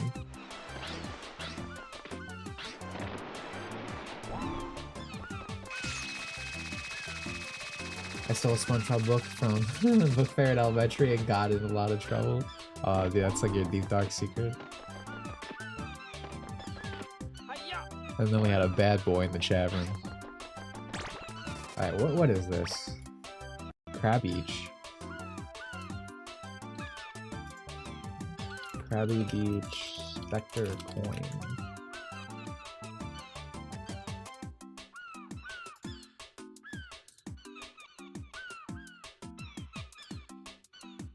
The only coin here in the stage is inside the cove. When you take the elevator to go to Puka Fish, turn around when the lift reaches the top and you'll see a coin floating in the air.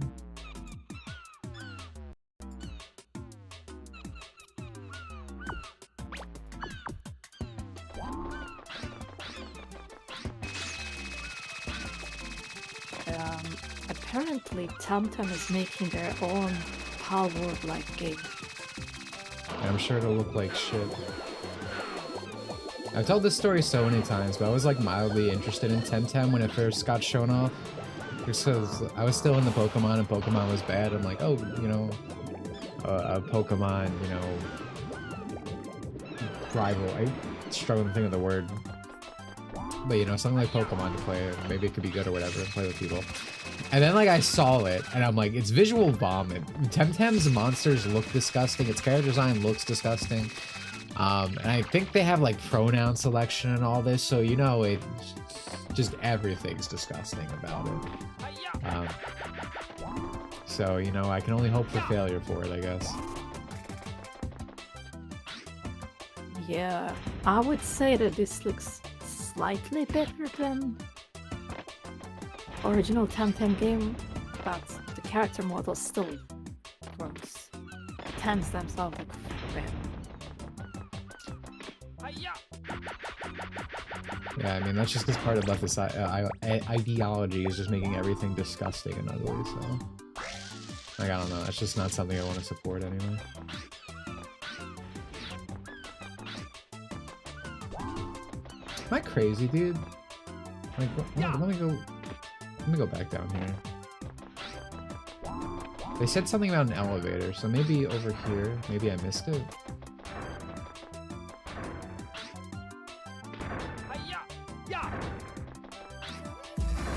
Ah, yeah, I did. Okay.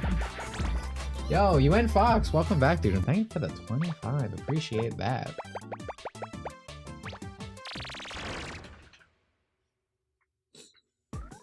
I got filtered by the pronoun selection too. Yeah, alternative. Thank you. That's the word I was looking for. Alternative. I can't think what I'm on stream. But yeah, no, exactly. Oh yeah, it's an immediate turn off for a game. Like that says everything you need to know about the devs and what content's being made for.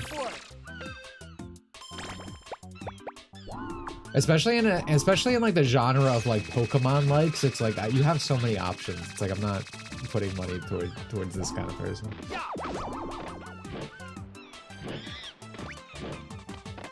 Oh my god, dude, that FPS is insane, dude. Everything's running slow except for the goddamn timer, of course. That timer's booking it. But I was gonna say, I remember so I've always liked fishing minigames. I know fishing minigames have become like a funny meme, right? But I've like historically always liked fishing minigames. I talk about like a lot of old streams and stuff. So there was like an Animal Crossing fishing minigame type thing that released like a while back. That was just kind of like a hangout kind of game. I was like, that's neat. And I was going to look into it or whatever. But it had like a bunch of like titles that was like gay pride, trans pride, this and that. And then when people complained about it, they were like, okay, well this is for the straights. And then they made like the most expensive title in the game, like straight pride or whatever. That was like in like a mocking sense or whatever. I'm like, okay, well I guess I'm not gonna give a shit about your game. And anyway, the point of the story is they got harassed off by their fan base for something. And those devs just don't exist on the internet anymore. Because again, these people always eat you alive if you're not, I don't know, leftist enough or trans supportive enough or this and that. Like, I don't know the specifics of the situation. But I just found that very funny. Yes. Yeah. Gay for a fishing game. That's an Their apt way of response is describing also it. funnier. Go on. Cause like I was gonna say like that if you use the straight pride one, it shows that you're the best in the game. Like you play the most, you spend the most. It's the hardest title to get. That's true. I think there's an alternative being made. I sent to you a few. Yeah, it's by some time ago China. by some indie Japanese developer. Oh, I thought it was Chinese. I think it was Japanese, but maybe Chinese. I don't know. Maybe it is Asian. Mm-hmm. Well, if it was Chinese, that's well. I thought it was Chinese. Oh man, Dimitri Monroe song. I thought it was Chinese because they tend to copy things like All immediately. world champions won. Thank you, Jack Recall, for the 41. I'm in a weird place with Power World. I still like it and support it, especially against like stupid Game Freak patent bullshit. But and Hannah's the one who is really physics in this game is insane. Hannah's the one who's really talked about it a few times on stream. I think I really don't like that Power World has basically become like indie collab slop. I don't really like what they've really done with what they've been pushing marketing wise and whatnot with it. Yeah, right. I like the core game, but I just well, I fundamentally do not like concept of collabs for like a single player's standard game.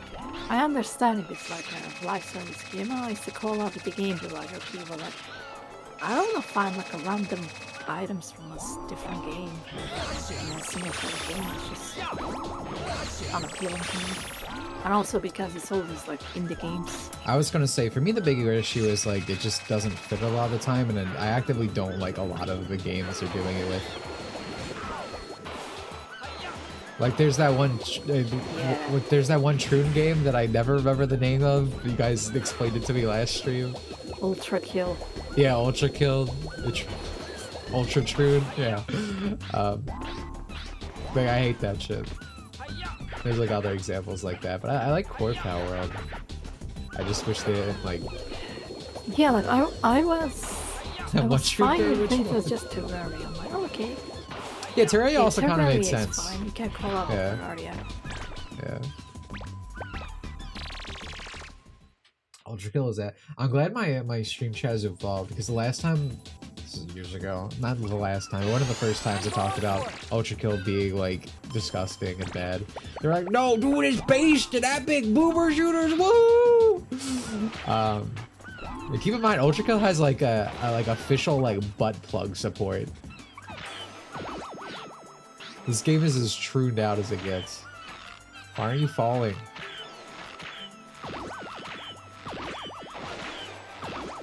What's that? Alright, I need to rethink my route here. Yeah, I have to be back for Pokemon. I'm a zoomer with ADHD. Ultra Kill is too much for me. I'm going for it. I tend to like movement in games, guy. Like I really like grapple hooks and stuff, but I hate the dawn of truement that's really happened. Like there's a specific type of movement that is just, it feels more like exploity instead of like a simple mechanic of like this button combination does this. I don't like that games are actually building around that now a lot of time. You see the new indie game Boomer Shooter about punching the heck of Nazis? Oh yeah, I saw that. My response to Jack would be which one? Yeah. Keep making those. Dude, it's gonna be epic and own people when it sells 5 copies, man. It's like the fucking Squidward post, like, oh, daring today, aren't we? Yeah, like, okay. Yeah. Since I think the game's name was since Cruelty Squad came out, this type of game keep popping up all the time. Yeah. And slop. Incredibly disgusting games. They always have like such a nasty art style, dude. Yeah. Like regardless of all other factors, I could not get into the games just for that. I mean, I say this all the time, like art style is the main thing I care about for a video game above all else. Especially in this day and age when so many things are made like per genre or per thing. I'm not wasting my time with something that looks gross. Like you have to nail character design, and if you nail character design, I will try out your game, even if it's like not that well like put together. Like if you, that is the one thing you nail perfectly, I will give more of a chance to other things, because your aesthetic sense as a developer matters more to me than anything else. I'm not like even exaggerating. I love beautiful video game women and cool video game dudes so much. Alright, I'm gonna look up Coral Caves because I have no clue what I'm doing, and I think I'm probably going the wrong way. Coral Cave, Ape Escape. Doing 8 million hop slides on repeat doesn't actually look fun. That's not cool movement to anyone but these people. Yeah, exactly. That's what I'm talking about. These things that almost feel more like exploity than just a button combination of like a air dash or a hook shot or something that's just fun to move around in. Because I love movement, as I always say. I think it's one of the reasons I like Sunshine, right, as opposed to Galaxy, for instance, as I always bring up, because I don't think Galaxy's a bad game, for instance. You know, you're really glued to the floor, there's not a lot of movement, there's not a lot of expression. Whereas in Sunshine, there's just like a lot of cool movement you could do. I like worlds that are fun to move around in.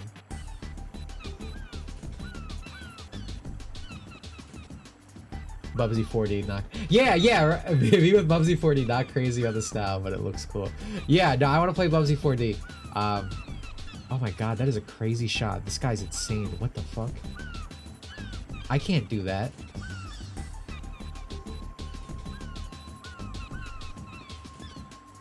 Oh, dude, I'm so fucked. What? This guy, the guy I'm watching for like these routes, just did the craziest trick shot that I am not doing. I'm gonna tell you right now. I'll explain it as I get to it. But you know, the movement, it's less so about the art style, Bubsy 4D or whatever. To me, it's the movement. That game looks really fun. I can't do that. Dude, our shooter needs to have your weapons. Neon White? That's like Suda's game, right? I really don't like it.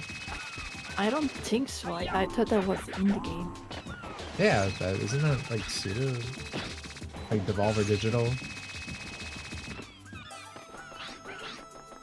No, isn't that Devolver? It's just like no completely not related to the only thing I know about Neon White is Jason Griffith has the voices in it. Yeah, it's like a card game. It's not Suda or Devolver. It feels like Suda and Devolver. It's got them vibes, bro. I'm pretty sure.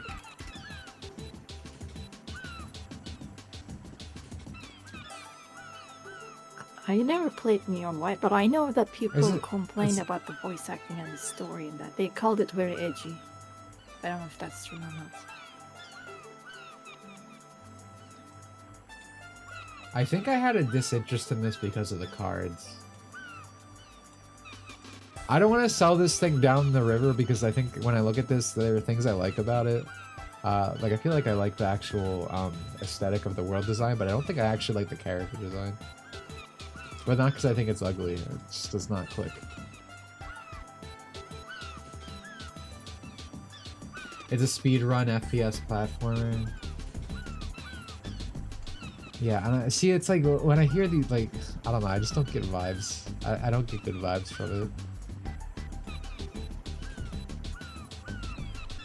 Speedrun FPS platformer.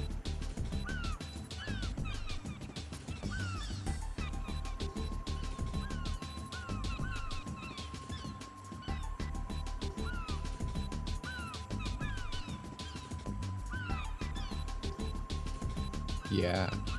I don't like throwing something completely out when I don't have like a solid... Okay.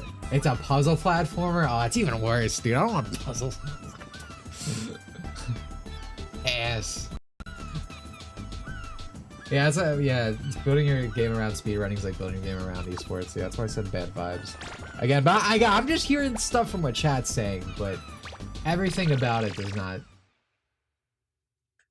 sound okay for a straight GDQ color. Like, everything about this does not sound enticing to me. I'm going for it. And every time I see profile pictures of like this main character, the guy with the mask, they're like annoying people.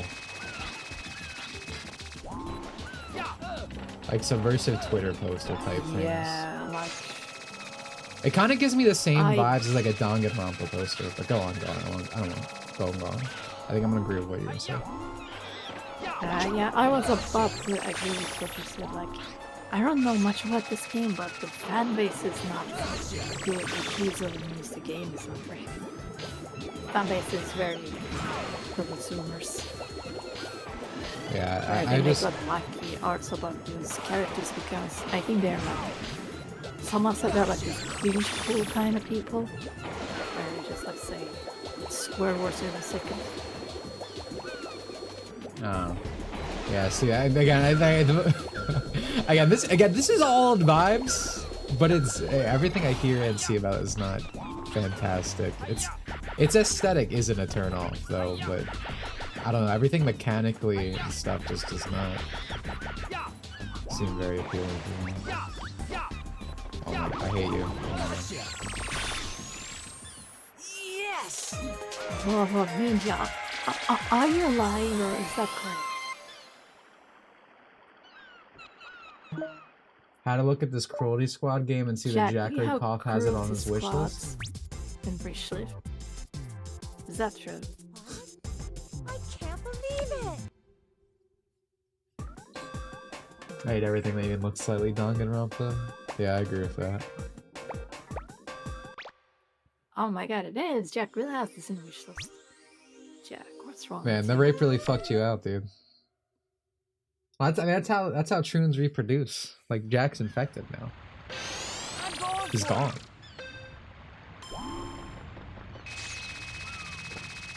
Oh man, I have no idea what I'm doing for this one. You have Cruelty Squads in your wish list on Steam.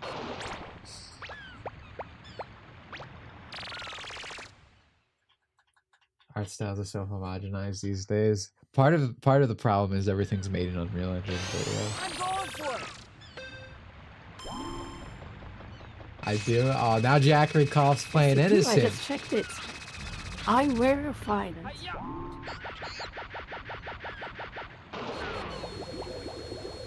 Oh man, this is ass. Okay. Alright. Alright, let me just look up Dexter's Island. I will say what's funny is I feel like the early stages of this were a lot harder. I feel like we really, the curve really flattened. Is anyone actually going to bother with Suda's new game? Still recovering from No More Heroes 3 to this day? Yeah, I mean, Suda's really fallen off in that... I mean, I guess it's unsurprising. Like, once he kind of cushioning into, like, the Western indie scene, it's like everything he's made has felt really, not good. No More Heroes 3 obviously being the biggest one, because I fucking hate No More Heroes 3. But... it's just been not very promising overall. So, I can't say I am interested in anything he's producing anymore, either.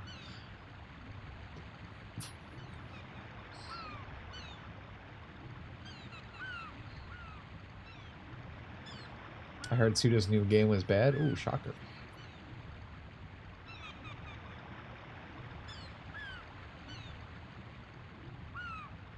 Dude, I didn't even know this was the normal way.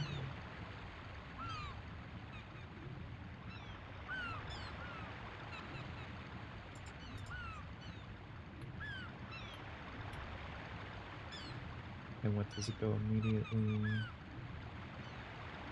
Oh, I hate that fucker. Suda Fall really feels like Yujinaka. Anyone here play Ballad? I streamed Ballad in Wonderland. I was not very good. Though, speaking of character design, I think Ballad in Wonderland has some pretty good character design. I really like the main girl and the main boy. I'm going for it! Real good designs. Ballad kind of sucks himself. He's kind of ass, to be honest, but...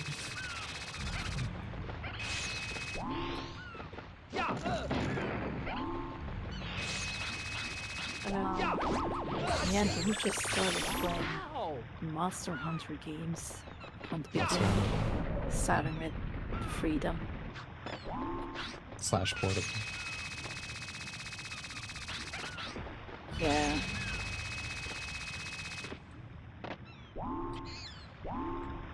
So far I'm liking it, but this game is definitely this is the first of the series and First game syndrome.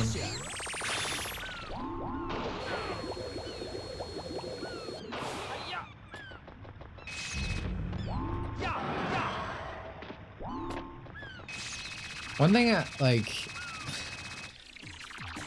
I become more I'm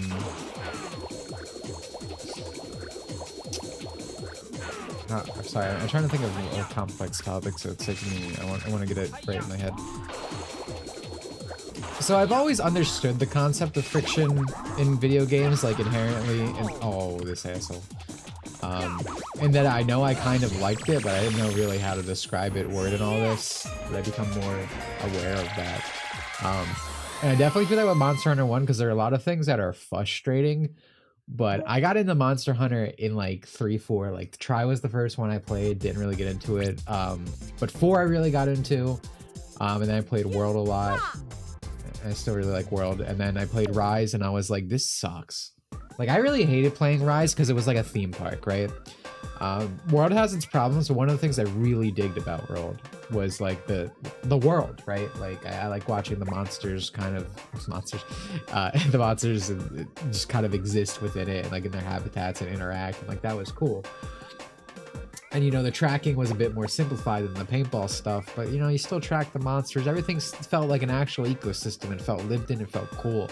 But then you get the Rise and it's like a theme park, right? You spawn in, the monster's just on the map, marked out.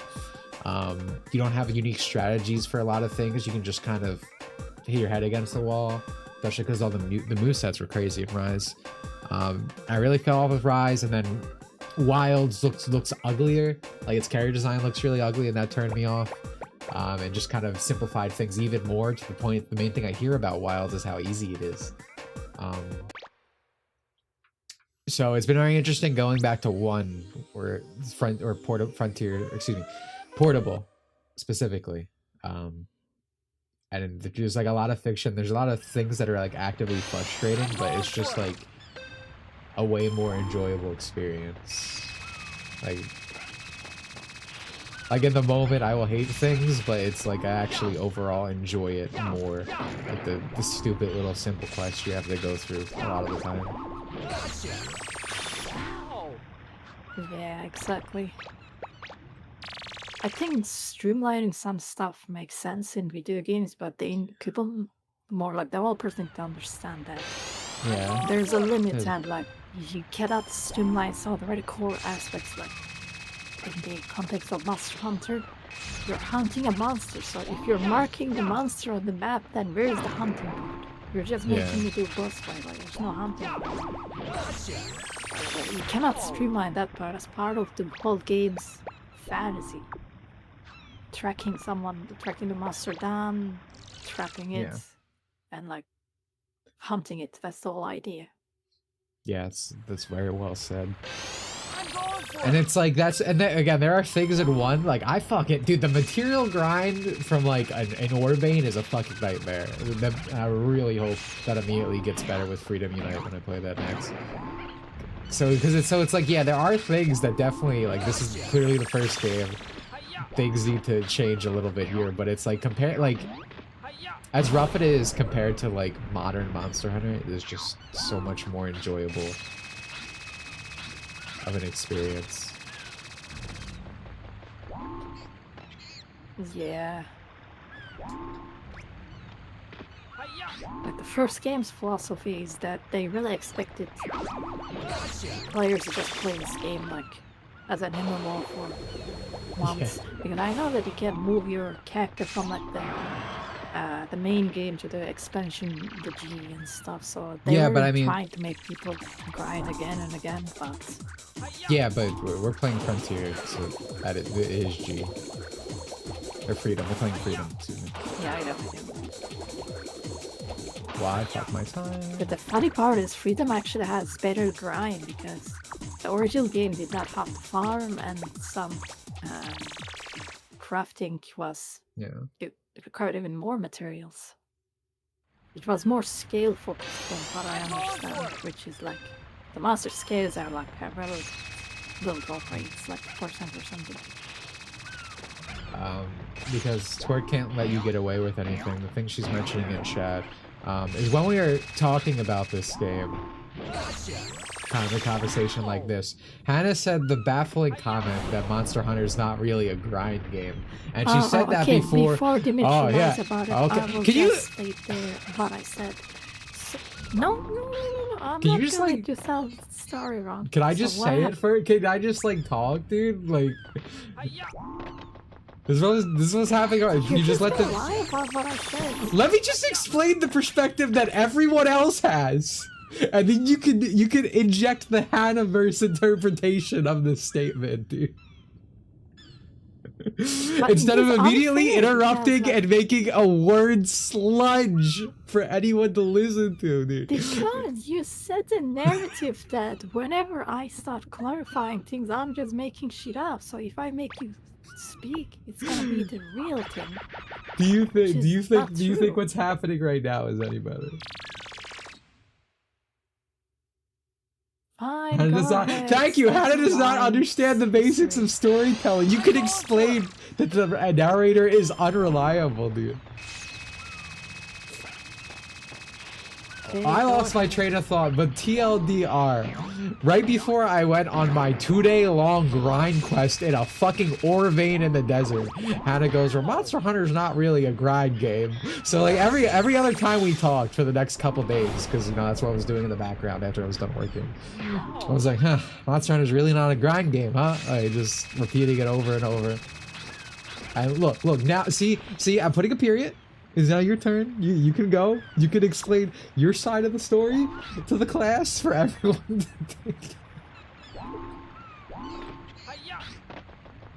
Okay, so to fix what Dimitri said, he completely made up everything. I didn't say whoa. So what happened is, we were talking about grinding in video games. Dimitri, am I allowed to speak, or are you just gonna introduce as well? I'm not saying words, I'm just saying whoa. So we were talking about grinding and video games, we were talking about like grind games, and I said that Monster Hunter doesn't exactly feel like these other grindy games. I enjoy the grinding it more. That's what I was trying to say. I said like, and I made this statement that Monster Hunter does not feel like these grindy games, but Dimitri heard the Monster Hunter grind and negative word near it and just ignored everything I said, and he said, what do you mean Monster Hunter is not grinding? Started going off at him. Why is this a Dimitri thing when another person is saying this story happened? Why is it just a Dimitri thing? Why is it my fault? Because you were the one who cut me off when I was trying to say, explain why Monster Hunter's grind is not as like annoying. Dude, I want to be real with you. I'm saying friction is good, and Monster Hunter, specifically material grinding, like from Orvades and stuff, this is one of the most annoying grinds I've ever done in a video game ever. So I don't even agree with you on that. Monster Hunter 1, fucking like iron grinding stuff, like discs. Discs is what I always fucking need. It's been one of those annoying experiences in the world. And that's one of the things that severely needs to be changed. Yeah, he had like terrible luck. My iron grinding was reasonable. It was like 5 hours at best. Must be nice, dude. Dude, I was trapped in the mines, dude. I was like Jack Black.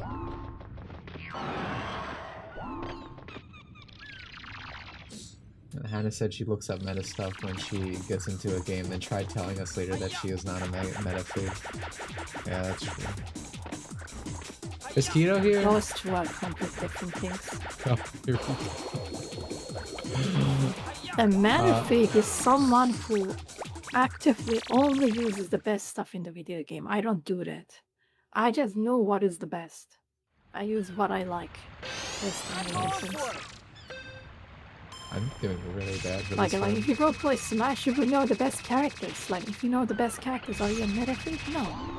You just know who's the fucking overpowered high-tier character. You still play the character you like. That's what I do. There's no who is best.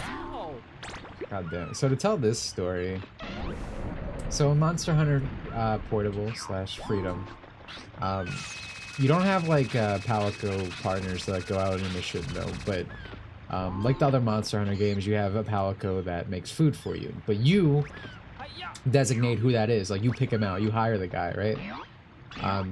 And Chat User Keto, oh my god, Chat User Keto is also playing this game, so we're talking about our cats. And I'm like, well, I just picked the one that had a girl name because I want a cute cat girl in my house, right? As we talked about earlier. I forget what Keto said, and then Hannah's like, I just picked the one with the highest stars. So we're like, yeah, of course. And she was like, well, it's not the meta thing, I'm just picking the best one possible that I can denote.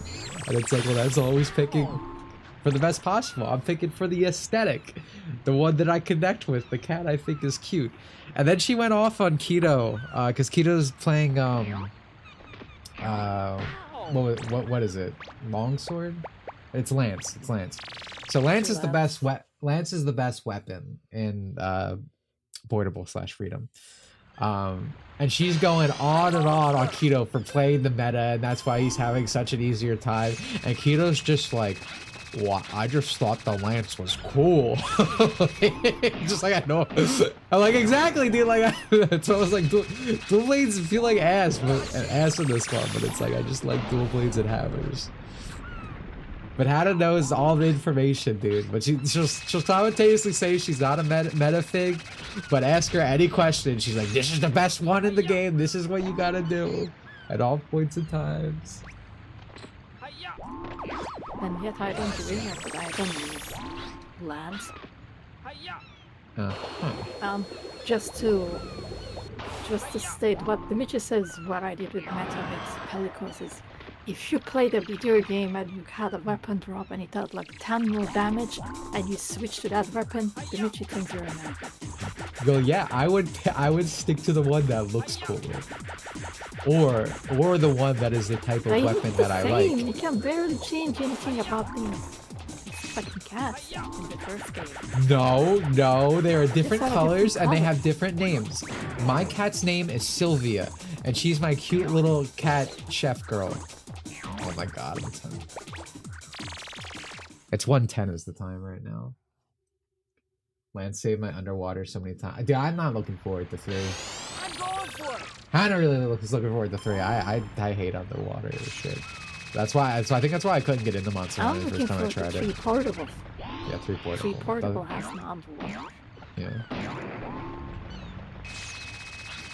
I'm curious if Freedom Unite is actually the best thing ever made ever, as people act like it is, or not. Once we get there, after. Goodbye, Barg. Same shot, though. It's like I don't wear a helmet in games that don't let you hide it because it's ugly. Yeah, dude, you want to see your fucking ugly bug treadmill thing. I get that.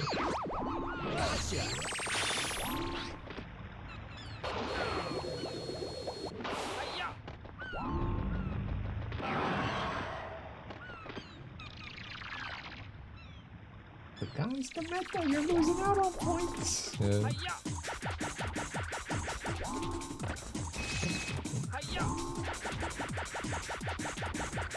I want to state that out of these 3 people who are playing Monster Hunter Freedom right now, I'm the only one who actually using the weapon I started it with. Dimitri was said that he was gonna use the dual blade and said, no, this is too hard, it sucks, I'm gonna switch the hammer. Keto using the better weapon. I said I'm gonna use katanas. I'm using katanas. No, you switched weapons at some point. The only reason I switched up, well, I said to you, I'm going to use dual blade and hammer. I mean, dual blade's my usual weapon, but I need it. There's literally no way for me to get green sharpness where I was at. So I literally needed to use something else to play the fucking game. And that I didn't look up what was the best thing to do. I just picked the other weapon I like. I'm like, okay, well, I'm gonna level up the hammer. Using Switch Act took a break when I reached. Interesting. I never use Switch Act. I don't like how. I can't. I need to use like faster weapons. Again, hammer and hunting horn is the slowest thing I use. I really like bow, but bow's not in a portable one. That's probably what I'm gonna play when I switch over. You know, nobody's talking about you. I said Dimitri switch, not you. I said you're using the meta weapon. I didn't say you switch. Ow. When I play Freedom Unite, I'm probably gonna do bow, I think.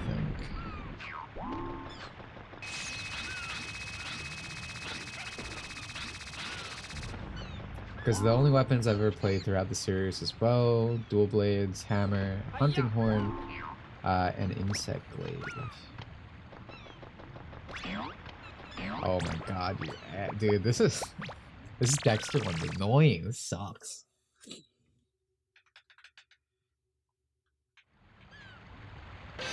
I'm going for it.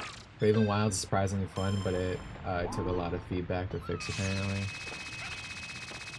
That was interesting. One thing I kind of liked about Rise is you could like, you could just you could like a little bug flying around the monster and like just be completely aerial the whole time with insect glaive, which is kind of fun. Cause I don't hate the more interesting movesets. So once I get to Freedom Unite, or once I finish my playthrough of Freedom Unite, I want to start the MMO on the private server. Frontier. Because that has like crazy movesets and stuff. And I think that'll be fun. Like I don't hate the idea of crazy movesets, but I don't like Monster Hunter only being that. Like I like that Freedom, or excuse me, I like that Frontier was just like its own thing.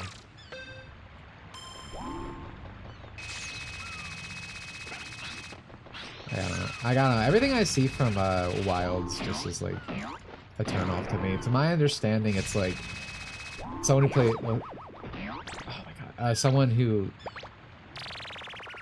plays Wilds can clarify here, but you don't like take quests, right? It's not like the usual games. You don't like take quests. It's like open world kind of. Monsters just spawn and then they just show up on the map, and it's like, oh, Diablos is here, and that's kind of stupid. I don't like it. From what I understand, it's both. You can take quests, that is, have them marked on the map like Rise, or you can just go in and just hunt whatever that shows up. I don't know. I just don't. The one seems like, yeah, the one seems like they try to appeal to both Worlds and Rise players, except it just doesn't really work. Yeah.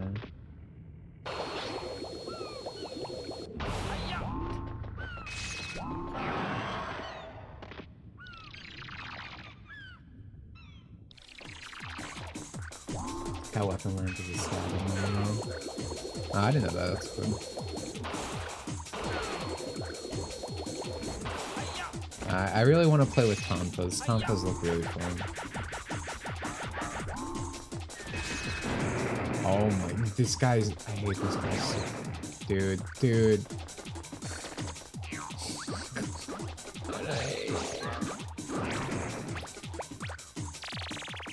Guys with guns are the worst thing ever. It's not these guns, it's this fucking room. It's Dexter's fucking consoles that are the problem.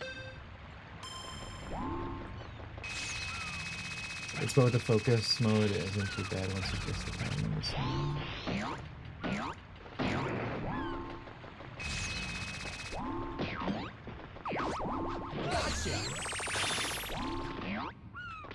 I don't know. Ideally, I'm gonna. Oh my god. Ideally, I'm gonna play every generation at some point.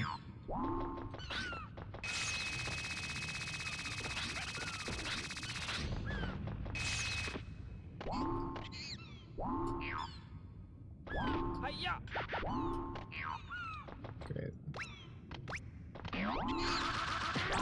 My god, dude. Oh, this is easily the worst one so far. This is actually brutal. I'm going for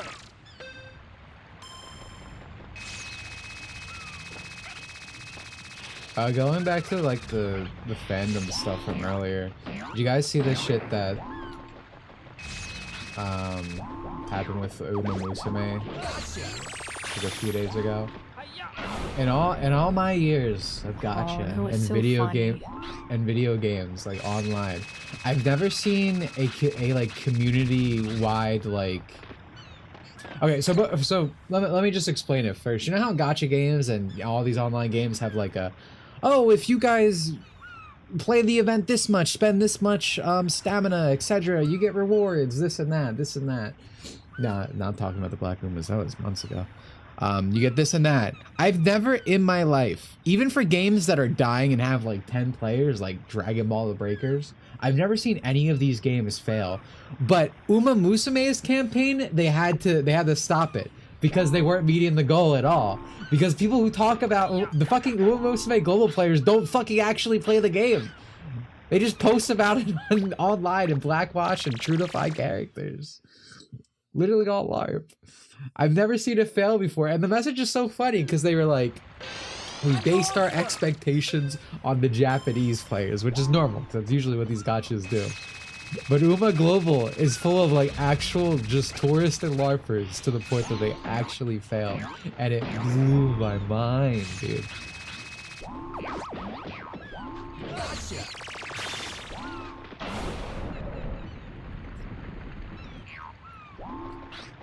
This game isn't meant for cishet men. Literally who it's made for, yeah.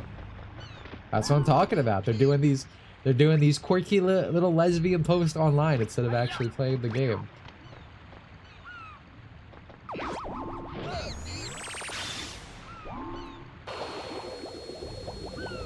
This whole LARPer thing coming from just called them tourists. I've always said LARPer. Or LARP in general.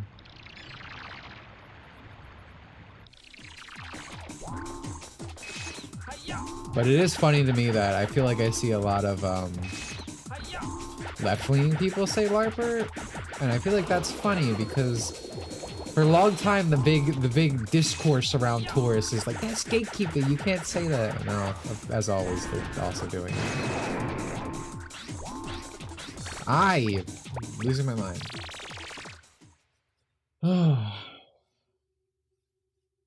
I prefer Parasite. Yeah, I mean, Parasite's a much better word for it.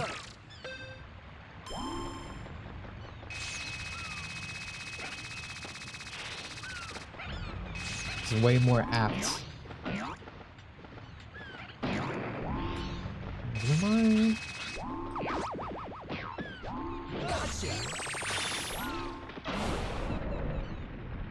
It started taking strength these past few weeks, and now people use it for literally anything. Yeah, I mean, that's how it always is. People just repeat other things they see online. Or read online. So. But I said, before it got super big, I said it in like the last stream.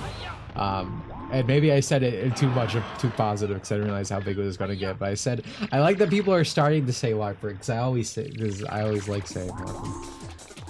Because to me it's always more so than tourist, a more accurate descriptor of what people are usually called when they're, or what they are when they're called tourists. Because a lot of these people that are tourists, they always try to say, it's like, we're the fan base, dude. We was the fan base, etc., etc. They always try to present like they've always been here, it's their thing. I think it's insane that this timer still fucking ticks down after I caught the monkey. I fucking hate the time attack in this game. But as I was saying, like, to me it feels like a more apt word than tourist. But yeah, you're right, I think, because tourist doesn't really imply being malicious by default. I think tourist is the type of person who just plays the most recent game and says it's like, oh, it's the best one because I played only this one. Not these people. I was there from the beginning, kind of LARPing. Yeah, exactly. That's why I think it's better. And again, Parasite in chat is like 1-to-1 what it is, so that's also perfectly fine. But again, tourist sounds too positive for him. Yeah, I think it makes sense in that for tourism, it's like these people just jump to whatever's popular because they just want to be part of the conversation, part of the fandom. So it's like they're touring the area, right? So it's accurate in that way. But I feel like for a lot of these people, again, they act very arrogant, as they always say, like, again, the whole like Uma Musume is not for head men, right? It's like they act like they're the target audience, like they're LARPing as the people who like this is for.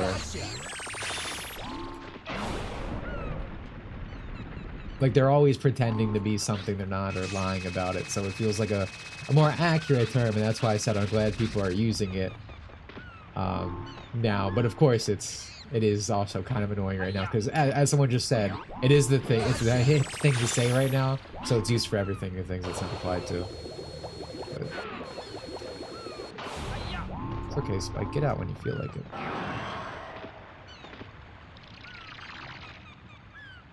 There's gotta be.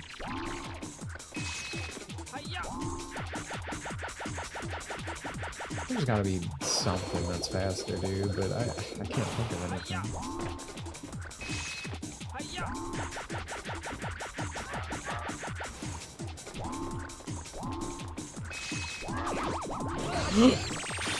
On the go. There we go. Nice. I was like, how do I combo this? And then it came to me.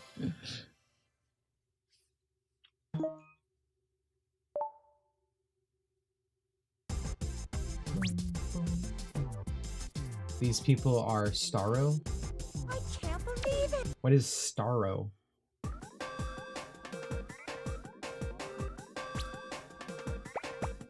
I've never heard of the term. It's got that's got to be a typo, bro, or I'm learning something new.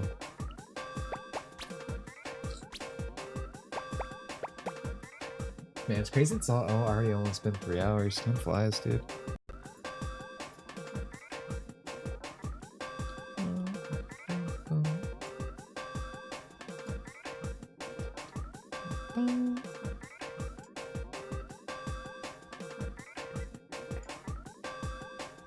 I think the DC character. Star's a DC villain that's just a parasite starfish alien. Alright, well that is a fair comparison, I will say. I think it's gonna go over some heads, but yeah, that's fair. One of my favorite things that happened in, I guess, semi-recent years, or semi-recent times at this point. We're just going for a coin here. Is the whole thing with like the Epstein email leaks and finding out that guy was just like a Yuri pig, which is like which is really funny to me in general, because people try to present like the Yuri pigs online as like women a lot of the time, but like every time I meet like an eccentric, annoying, everything's about girls kissing, this is a lesbian property, it's a fucking dude. It's like a dude who's just in the cuck chair and wants to see two girls go at it. Like every Yuri pig I interact with is like just a man, or again, a man dressing up as a woman. Same thing. But anyway, but anyway, the whole Epstein thing has just been a very enjoyable turn of events, because it's like for the longest time it's like all these people would call like, you know, the lolicons or all these people like Epstein Diddy blood, and then it's like the mirror turned around and it's like Epstein was literally actually a Yuri pig. So funny. Like, it's very funny. Like every time I see someone doing like a bad Yuri post, there's a billion Epsteins in their replies. I caused my Yuri to have this kind of stuff. Yeah. And it's especially hilarious because I do see posts that are like, the fucking chuds are making fun of real victims by doing this. And it's like all these people did for like fucking 4 years, bro, was this kind of posting. But as always, yeah, they love reaping, but they can't handle the sowing.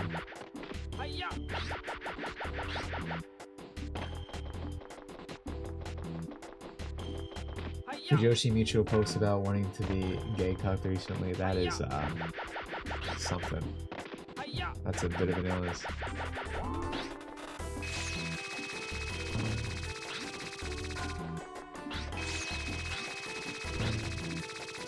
Yeah, the gay art circles are always really like that.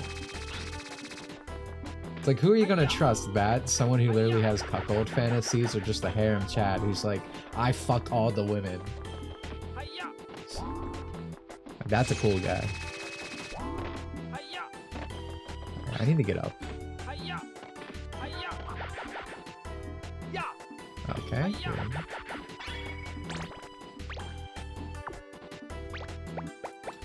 That was really easy. I didn't expect that one to be that easy. Good job. Thanks.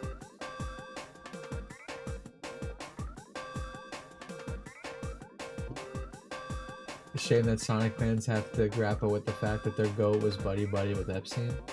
Sonic was on the island? I didn't know that. I'm impartial. You already know skin in the game, but I hate fans of it. I just look at it and feel nothing.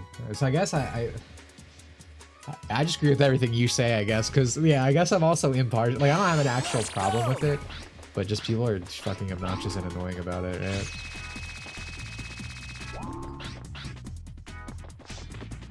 Okay, here's a coin.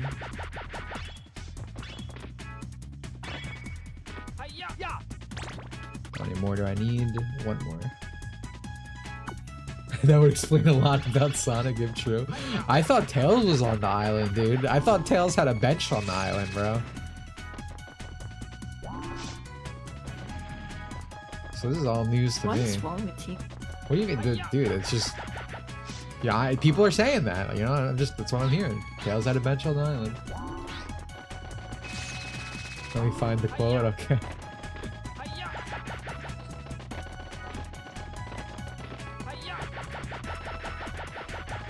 I was thinking on what I said about Sonic being mean. A lot of the time in the old games and something... Oh, okay, Sonic being mean in the old games. Something I also realized he never grins. But once you notice it, you really can't see. I feel like Sonic grins in like SA2.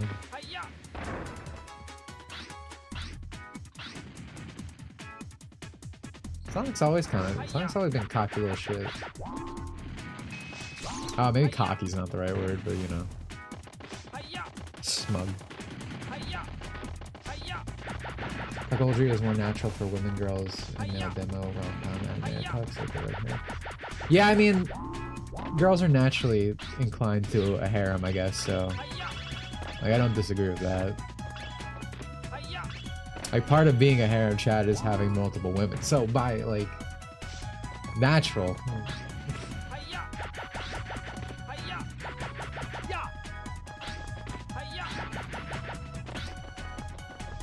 Or see him have his teeth out. And you have to think part of that's just like old games. Saying Sonic never grins feels kind of like a meme, like a parody of when people talk about how Sonic doesn't act in character anymore.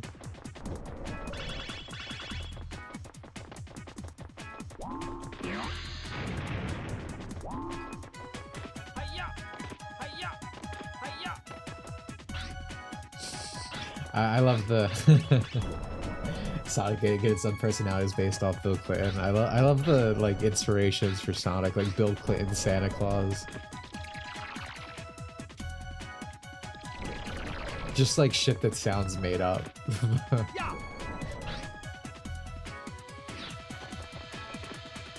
Makes sense.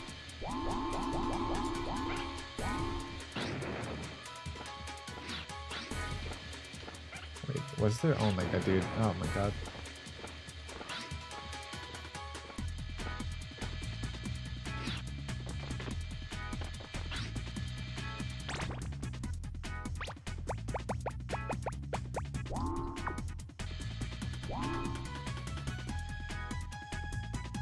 Oh, Sonic X difference these days. I've been watching Sonic X recently. I need to Japanese dub at some point. And someone's saying how much better he's portrayed in the anime than he is in IDW recently. Yeah, no, I for Sonic X, they worked with Sonic to me.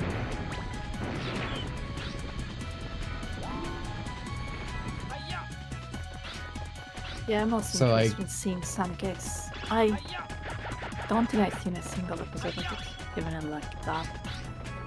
That's kind of whack to me.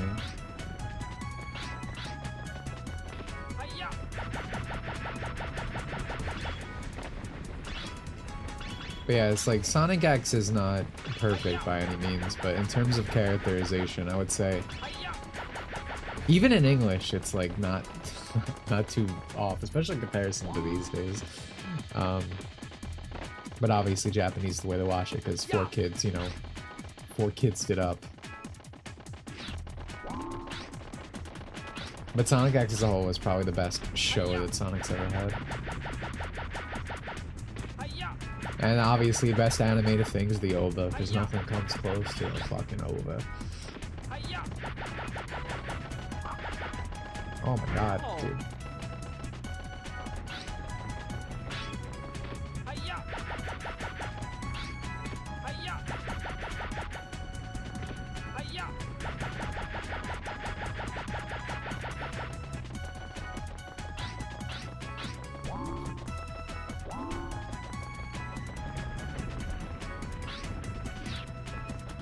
Meta Saga is a lot of fun. I love seeing all the old mecha references in it. Well, what's crazy about that is like, you know, for all this shit we'll give 4 kids, like, if I remember correctly, Meta Saga wouldn't exist without them. Didn't they commission the last season to be made? Like, obviously a release in Japan still first and everything, but like, weren't they the reason it happened? Or am I thinking of something else?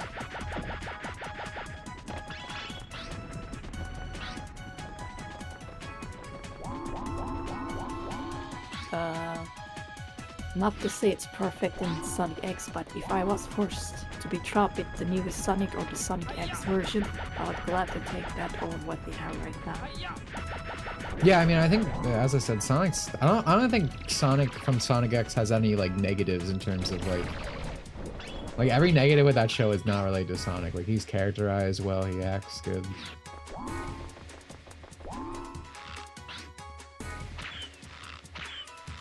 I like the Amy scenes with Sonic and Sonic X. Yeah. Yeah, season 1 and 3 were completely original. No, well, no, one was... Well, I'm talking about, like, they commissioned, like, 3 to be made because it was very popular over here. I don't... Yeah, they also commissioned they commissioned Capsule Monsters, but that was like strictly made for America. Like, there's not even a Japanese dub. They said no, we're good. We don't want that. But I'm not saying for sure they had anything to do with the Meta-Rex. But I feel like I remember reading that at some point, but I could be totally wrong. Like, maybe I am just mixing it up with Capsule Monsters or something. But yeah, for my, like, I watched Yu-Gi-Oh! Like, all the way through, like, a few years ago now. And it was very funny going to Capsule Monsters, because, again, there is no Japanese. So just randomly, you know, we're listening to Dan Green.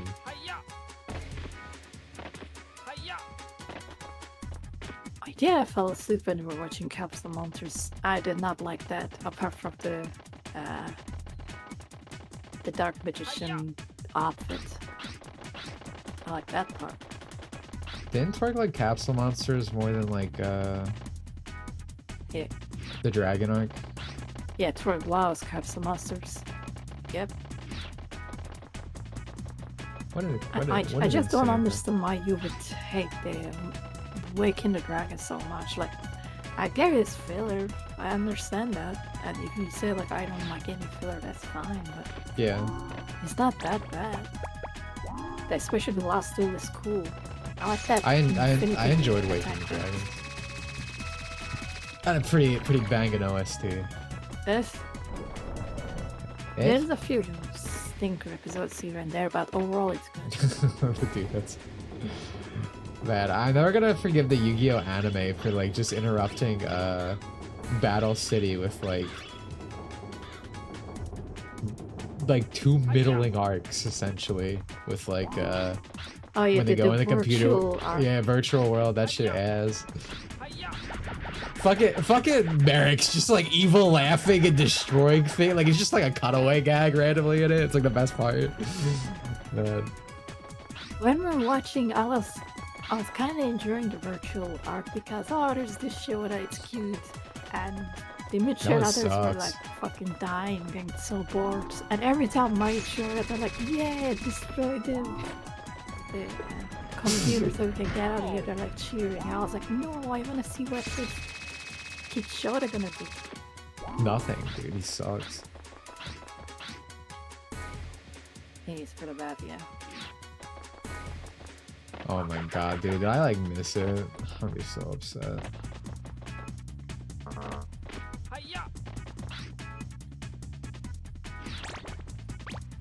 Okay, where am I? Wabi Sabi Wall. What a name. Really not liking Chris Thorndike. He's like pre-Adventure Tales, except way worse. Yeah, I was gonna say I have my recollection of Chris is pretty negative, but I don't know how I'd feel go back to it these days. Maybe this is like just becoming like, you know, growing up as a man, being the like father age, but I feel like I'm a lot more understanding of things that are just made for kids. This kind of goes, I guess, sort of what I was saying with earlier. But I kind of wonder if I'll be like, oh, this is a fun little thing for, you know, the little Jimmy to watch. But then again, that can't be true. I was little Jimmy. I watched Sonic X. I was little Jimmy. I did not like Chris Thorndike. So yeah, he probably just sucks. Never mind. He probably just sucks.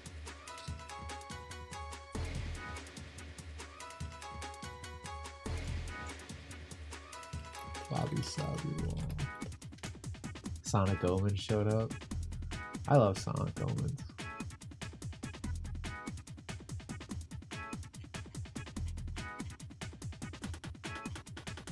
Dude, what the fuck? Why is...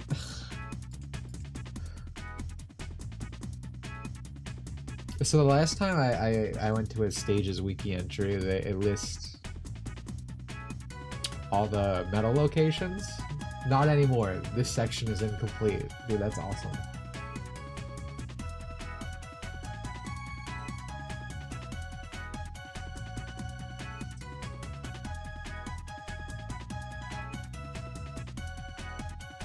Which coin am I? So, coin behind the gate area going... Okay, last coin is on an island before traveling up power. Awesome.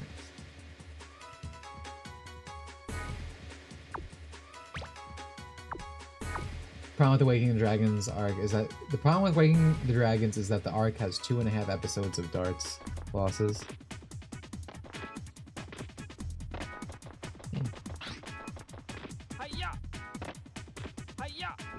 I go back down.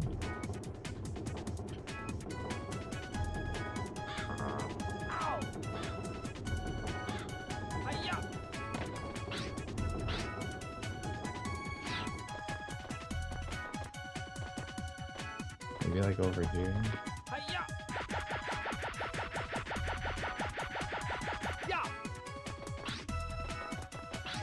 Dude, this is like so out of the way.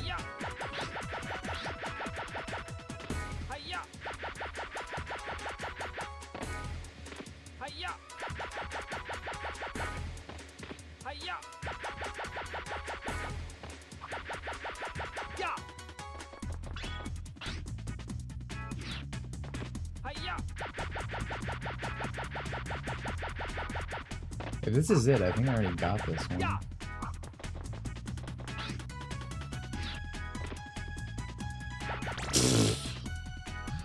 Oh, what is that?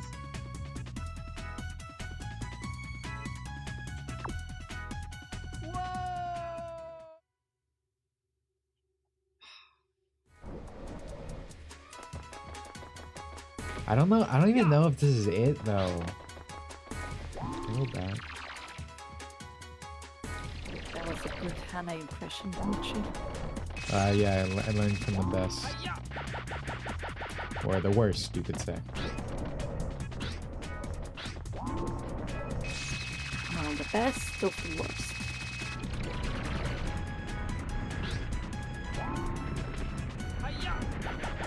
So the coin I'm missing is like somewhere before it, on like the outskirts.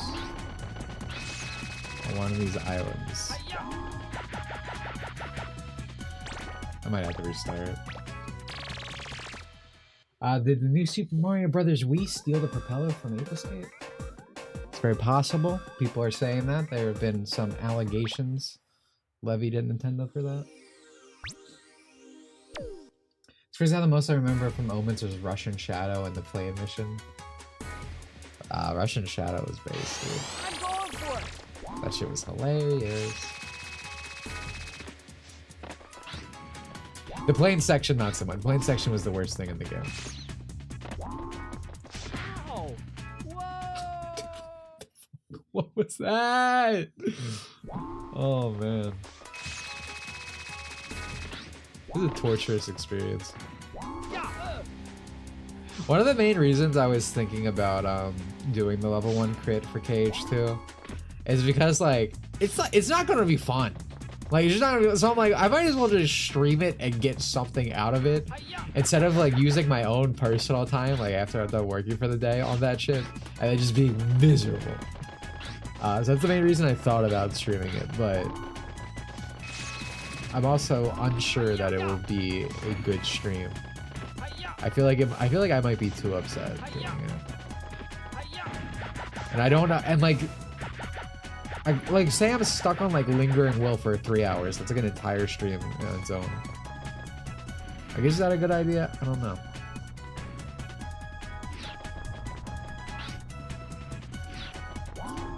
Alright, so there's 2 possible places this is.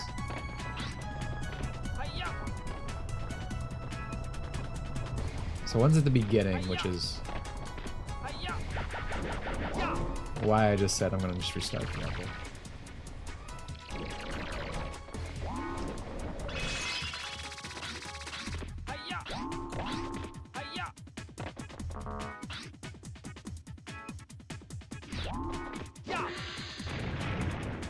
Okay, so this is the spot, I think. So that means we got this one. So we just need to watch the islands as we leave this area.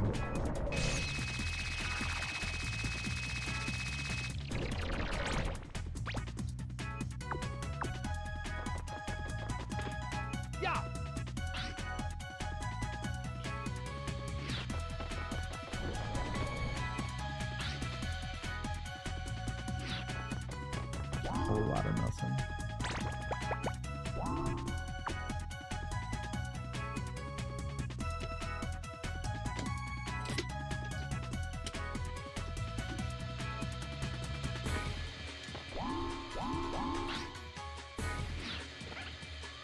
Nice.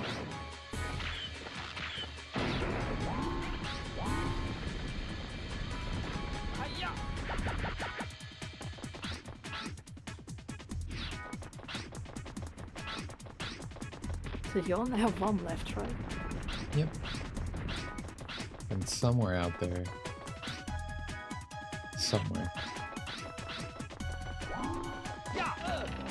Did you see that what was discovered with the Minecraft seeds now? I don't think so. Well, as of this year, Mojang added like a starter seed set. So there are seeds you when you make your first world, when you first boot up the game, it takes from like a specific list, which is really fucking gay, I think, because like it takes away the experience of like your first world being like, I don't know, something special, like, or nostalgic, or becomes like your first seed. Why would you do that? Because modern Mojang, dude, they have to sand down all the fun and possible edges of friction, as we were just talking about. It's like so antithetical. Hey, Mojang, yeah, it's so antithetical to the actual like game that Minecraft is. Because people found out, because That's stupid. I wonder. Go ahead. because people found out, because like on the Reddit, people kept going, oh dude, I started a new game and I got this seed, and someone was like, you stole this post from this is my seed, blah blah blah blah blah. But it turns out that like now there's just a set bunch of like starter seeds as of like this year. Only on Bedrock though, so Java players. Mojang is baffling company. Yeah, I hate Mojang. They're not gonna fire you for talking bad about them, right? Well, if this was in Java, the speedrunners would have a field day with this. Yeah. I don't work at Mojang. I don't So know, to you- get the chat up to date. Dimitri thinks I work at Mojang because I do very little work for my actual day job. And it's like Mojang. Hannah's on that Majin Blue grind, dude. All she does is sleep and eat all day. That's not true. That's at the camera. How funny would it be if Notch somehow bought Microsoft? I don't want that for him. I want his new game to like. He doesn't have enough money. Yeah. I want his. Oh my god, dude! I want his new game to do well. He's making like some new voxel game with like it's like a dungeon crawler. Yeah.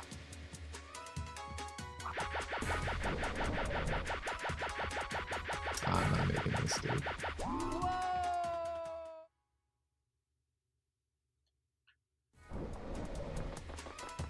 I'm gonna have a job. I have a job interview tomorrow. I'm gonna miss these streams. Oh, well, hopefully you don't get the job. You just keep showing up. See, that's gonna be your silver lining if something bad happens.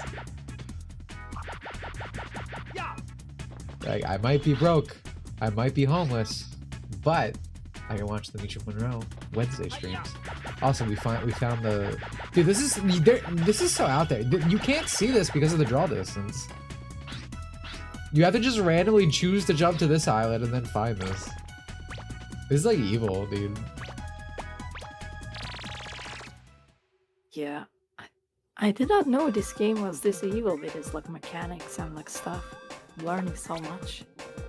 I thought that Ape Escape 1 was as good as 2. Some people would think that. Some people would say it was better. Not me though. But yeah, I mean, most of the stuff that's really truly bad about this game is just in the 100% / time attack. The main game is fine. Except for that one fucking monkey in like the final level, and it's like in this giant cage, and he's a fucking nightmare to catch. Alright, so how many do we need here? One more.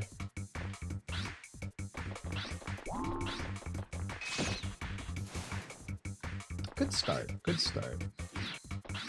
Respect all games for being evil. My Zima brain deserves the torture. Yeah, I mean, choosing between this and Yellow Paint, I would choose this every day of the week. But I mean, it goes back to what we were saying earlier. Friction's good, but it's good within a point, right?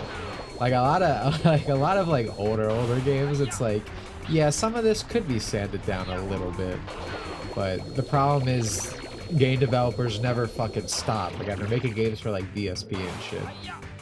They just sand it down until there's like no edge, instead of just giving a bit of quality of life.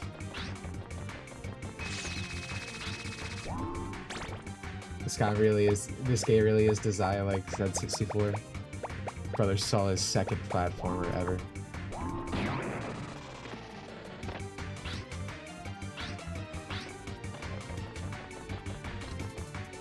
What is, hello? What is the, oh, it's a rat! Dude, look! The rat! Rats. Look at this, dude, look at this low-footing little rat. It actually unironically looks like a computer mouse. Like the shape of the fucking low poly model. And that's why they call it a mouse. Yeah, little known fun fact. That's why it's called a mouse.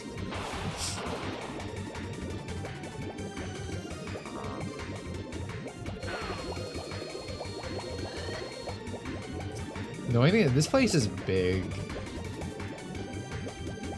Yeah, I guess I will go down here first.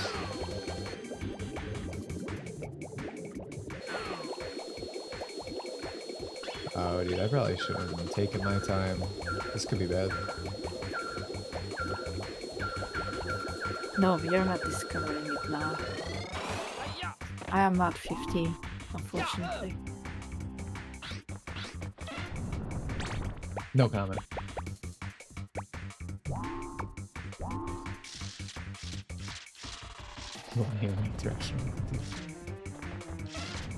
Oh wait, this is completely breakable, isn't it?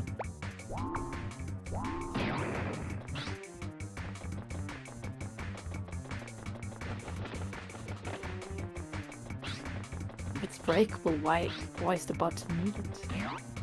Because this is an endgame weapon that you get after you beat the game. Oh, okay, I did not realize you could only break it with the glow. That's what's nice about the first and second game. After you get the super weapon at the end of the game, like it actually just like you can just skip over a lot of the more annoying parts of the levels, which is really cool. But in the third game, they're like, "Here's a monkey suit, idiot."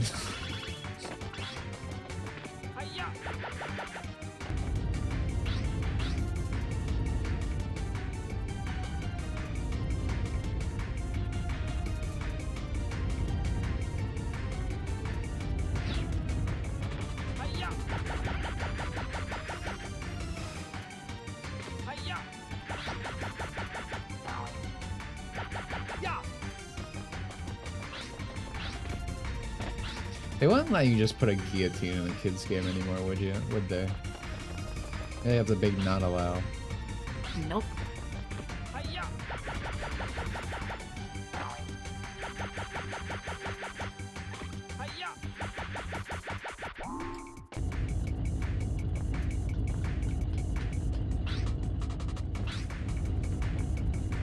I'm having like choice paralysis. I don't know where the fuck they are.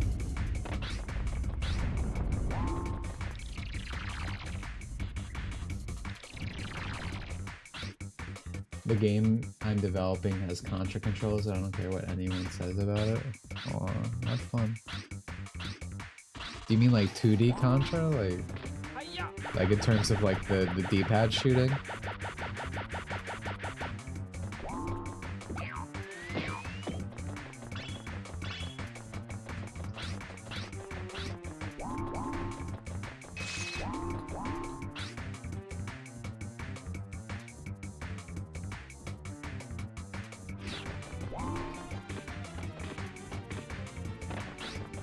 Did anyone remember that a new Rhythm Heaven game was coming out? I was waiting for something on it.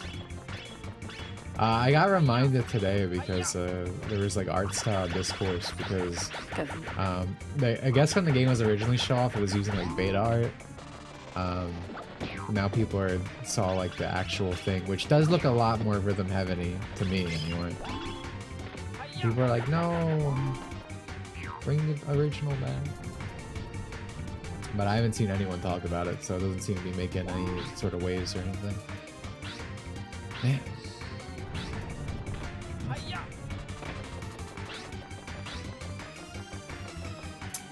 2D inspired by Mega Man plus Ratchet and Clank. Well, Ratchet and Clank is a base little mixture in that concoction.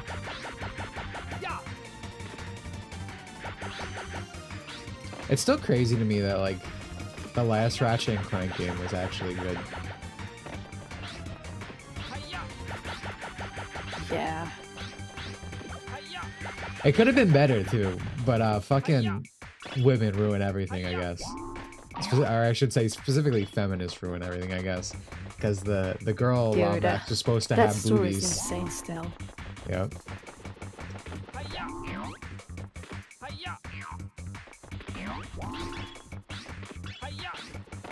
I mean, that's why people get radicalized. Yeah. The way she told it, like, she was so proud of it, but she sounded insane. Like, didn't she say, like, she would run around in the office saying "Lotbox TDs" constantly or something like that? Until they removed it. So basically, this is Sam Maggs, I believe, if I remember correctly, who did this. So Sam Maggs, who has just failed upward throughout her entire career, the first notable thing she did was being a news article about how she got raped online in GTA 5. But anyway, Sam Maggs is in the office, and you know they're doing designs, and I showed them off before for the female Lombax or whatever. Like there's some really good designs in there. Cause, the Ratchet and Clank series has some pretty good character design. Anyway, she went around screaming in the fucking office, screaming "Lombax titties, Lombax titties," because she didn't want the girl to have boobs or whatever. And she did that so much. And continuing this story of failing upward, instead of getting fired for essentially sexually harassing everyone in the office by screaming obscenities at them and sexual comments, they did take out the Lombax titties, and the game was worse for it.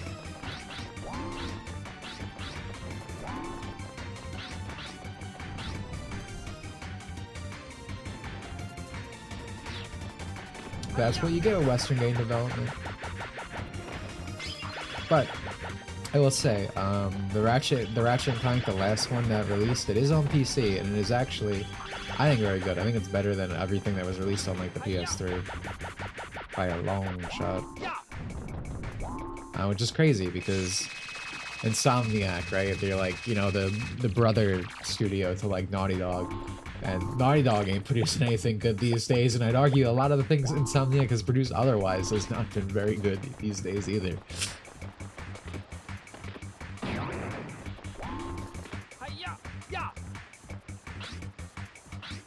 Yeah, where is this?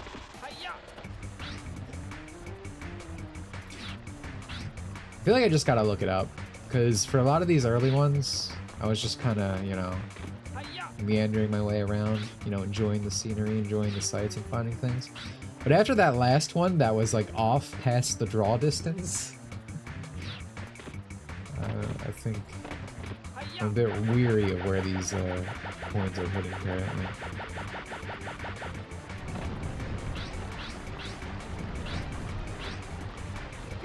I can't wait for Naughty Dog to release that last game, and yes, I'm in the last game because there's no way they're gonna bankrupt after that too. I don't think that game is coming out. I think it's like cancelled at this point. What, the space lesbian one? Was so bad. Yes.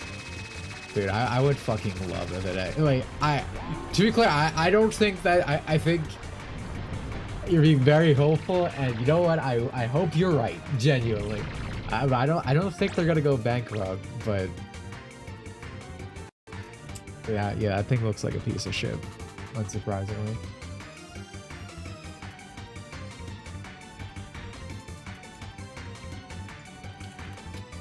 You know what game I really hope fails? GTA 6. Because that shit's gonna come out and it's gonna cost like, I don't know, like its basic standard edition is gonna be $100. I guarantee you. Like, people freak out about like $70 video games now. GTA is gonna move the standard upward, I promise you. I'd be willing to bet money. Oh man, these don't even... Yeah, unfortunately, I don't think GTA has any chance of failing, but I hope like it at least has a bad reception or like becomes a game that all those content creators shit on. Yeah.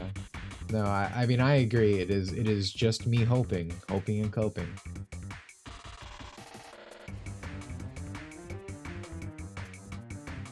Wait, okay, so this might be the one. 0.4 is in the gear room. Okay, so the gear room is the only thing. Oh wait, all the way around behind the castle. Follow the grass. Oh my god, it's probably them. But I know they're gonna try to bump it up, so it's like if that game succeeds with a price bump up, it's gonna ruin the industry, kind of like what's already been happening right now. And also, so I've never liked GTA. This might be one of my hottest takes to be put out here. I never liked GTA. The only one I ever got into was Vice City, and that's because it was cool and neon and I'm Italian. So I liked Vice City, but literally nothing else. And especially now with GTA 6, like, all the things they're releasing about it, like, yep, okay, there's the coin, of course, it was hitting that here. Like, they were saying, we're GTA, we're no longer punching down, we're like, you know, they're basically saying all these things that are basically essentially saying we're not letting ourselves be offensive anymore, because that would be problematic. So it's like, even the things that seem appealing about GTA are going to be toned down for the modern audience. So I'm like, well, this is just going to be a piece of shit, huh? Like, yeah, like, what's even the point? Like, in my opinion, what made GTA impressive was always Rockstar's writing, because it was like all these wacky characters. It's literally how like most of the world experienced like American culture by just these stereotypical characters. That is sad. I now have a new reason to hate GTA. It is off. Yeah. It is probably the game that makes the English Black American speak more universal. It's the game that's how it's spread around. I need a time. I need a time machine immediately, and I need to. I need to kill John GTA before we can make a game. I need to kill John the Rockstar. Yeah. Every 14-year-old played 2 games. They either played FIFA or they played GTA San Andreas. Let's go! Yeah, that's bad. I don't like that. It's how some have experienced, man. God help us all. Yeah, exactly. Well, as a brown throat worlder, if it wasn't clear. She didn't speak English until I taught her, and as you can just hear by my English, which is why she also stumbles over words.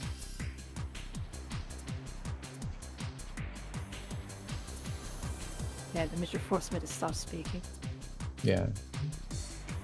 Yeah, you guys might know this, but the women are just free there. You can just take them for yourself. That's what I did. TV tower.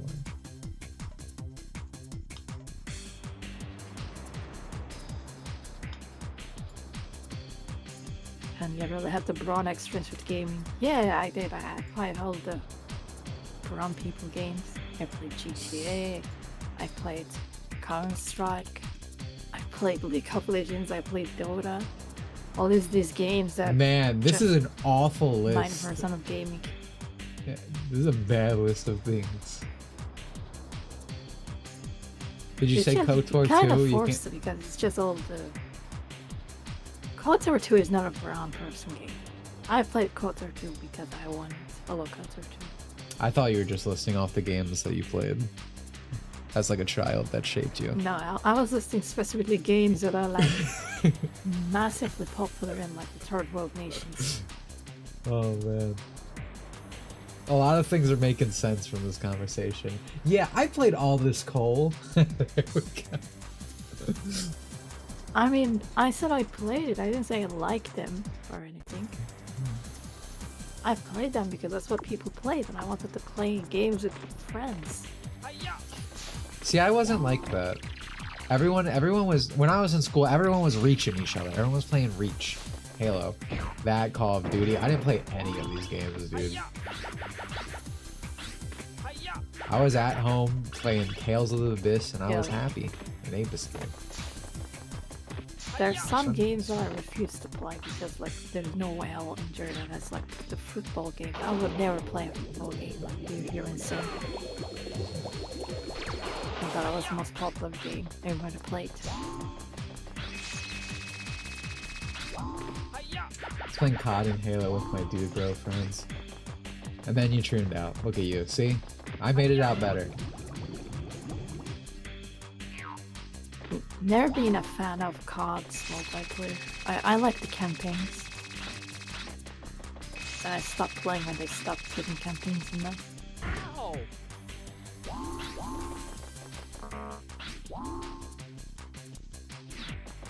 Alright, so we only need one, right?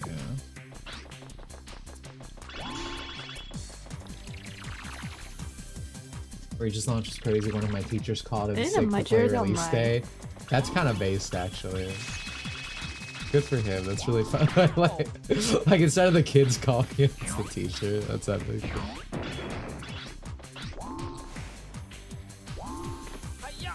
I was gonna say that majority of my childhood was spent playing Sims. I think that's the game I have. Oh, that's just like basic female thing. Like, I don't even have anything to say like that. That's the kind of game a girl should be playing. Wait, yeah, just play your little dollhouse. That's fine. I used to love Sims. Now it's terrible. I wish it was still good. Yeah, I mean, not only is it owned by. Sims game came out when I was like a child or something. It's still the last one. You were a child when Sims 4 came out? Sims 4 is so old, yeah. Alright, well, someone has some explaining to do. Either me or you. I don't feel like that's true. It is 2014, Dimitri. No, that you... What's that? Dude, I feel like the MGS4 gif. I just felt my hair turn gray. Oh my god. 2014. Like, I was 16 when it came out. Nice. What's 16, bro? Oh my god, 2014. Emphasis on was. So old. That's crazy, dude. I'm probably the oldest person in chat. It's my Unk anime profile picture. I love these Haruhi season Mia, dude. I watch the movie every Christmas. It's my little ritual. Yeah. One thing I really like about Haruhi,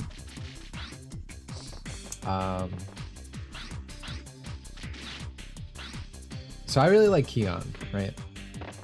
I don't like that cute girl does cute girl thing show kind of remove the self-insert. I loved that guy as a self-inserter. Like, I love the Keons, and, you know, again, I like K-On, so not to really talk shit on it. But conceptually, I much prefer when these shows have like or light novels, mangas, etc. Have that one guy. But for a while, that all just kind of went away. It just became all cute girl does cute things, and like, that's fine. But it just wasn't the same.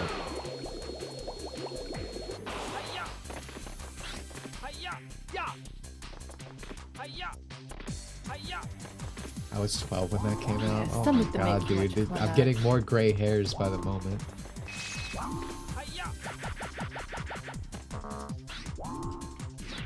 I might have 16 right now. What'd you say? So aren't you like 16 right now? Aren't I 16? Yeah. That's what people are saying, yeah. I do hear that I'm pretty mature for my age. I actually got told that the other day. Did I watch all of Endless 8? Yeah, I did actually. It was fucking miserable. I think if Endless 8 was like 4 episodes instead of 8, it would... But hey, you know, it doesn't matter if it was entertaining. It had something to say, so there's a point there. So, I mean, how bad is it really? Let's be honest.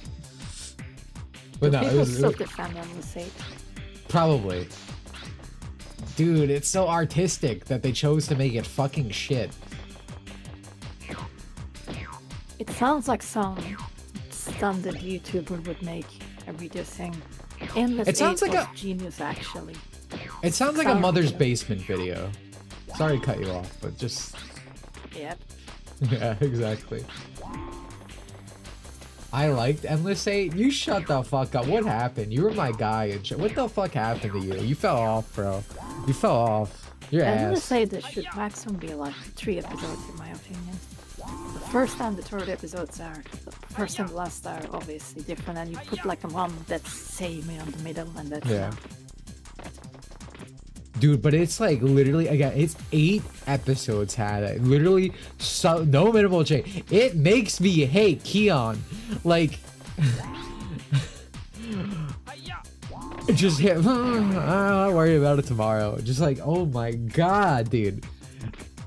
I could not stand it. It was so fucking boring, dude.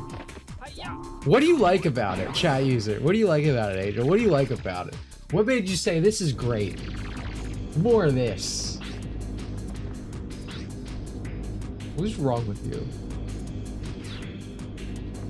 Surely next episode will change at least something. Maybe a different part-time job. Yeah, right? Like, you think something. Anything. But it's literally like, dude, and it's like they redraw every scene from a different angle, but it's the same fucking scene. Like, there's... It'd be fine if it was like 4 episodes. I get the idea. Dude, I get the themes, bro. I get the theme. Dude, you want it to be as fucking miserable as it is for Yuki or whatever. But you didn't need 8 fucking episodes for it, okay? You did not need 8 goddamn episodes. Took literally one chapter. It's literally one chapter in the light novel. I've never read the light novel. That is crazy. What is wrong with them? Isn't it like one page? It's not even chaptered. Like, it's just mentioned once that you've seen it like a billion times or something in a single page. Cause yo, like yo, bro, I like the themes. Like, again, I love the fucking movie, and that entire Endless 8 is literally just set up for the movie. But What the fuck? I'd rather suffer through Endless 8 every month than we watch Kanad and Air movies. Toei was on one with making those. I never seen the movies for any of these series. Wait, but like, I never seen the Cloud movie. But like, dude, I mean, at that point you're like, well, I'd rather eat shit with some cheese on it than shit without cheese. It's like, dude.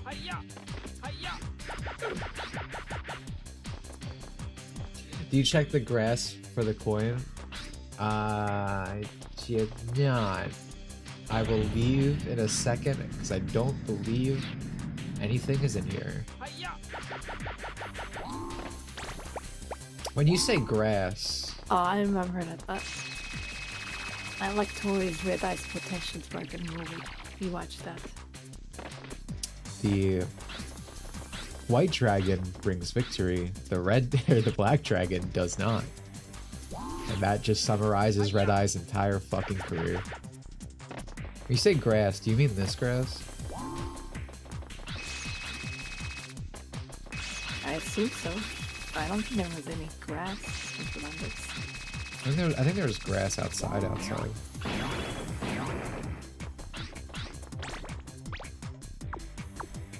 He's my favorite studio. Clown Out is my favorite anime. Those movies are such a travesty and slap in the face. I'm glad I've never seen the movies because the animes are great. Clown Out is still probably in my top 10. Oh wait. Okay, there we go. We did it, everybody. See, dude, look at you. The Ape Escape Scholar came through. Congrats. Can we AI generate Mother's Basement's defense of Endless 8 before he actually makes it? You probably couldn't, dude. You probably could. I should ask ChatGPT to do it. I wonder if you can.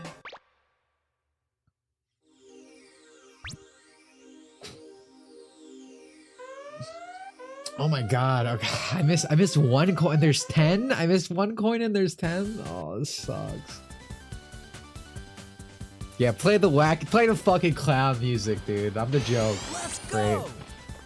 Oh, this sucks. Like, even if I look this up, it's gonna be annoying to find, because I don't know which 10 I got, or what 9 I got. Smaller YouTubers and my older brothers... Smaller YouTubers and my older brother defended MSA. You need to get emancipated, bro. That family's not healthy for you. But what, did you say that the AI actually did it? Yeah, I sent to you. Alright, fellas. I present to you Mother's Basement's defense of Endless 8 and why it's actually brilliant. Few are dude, we should oh man. It'd be really funny if we got a voice changer for this one.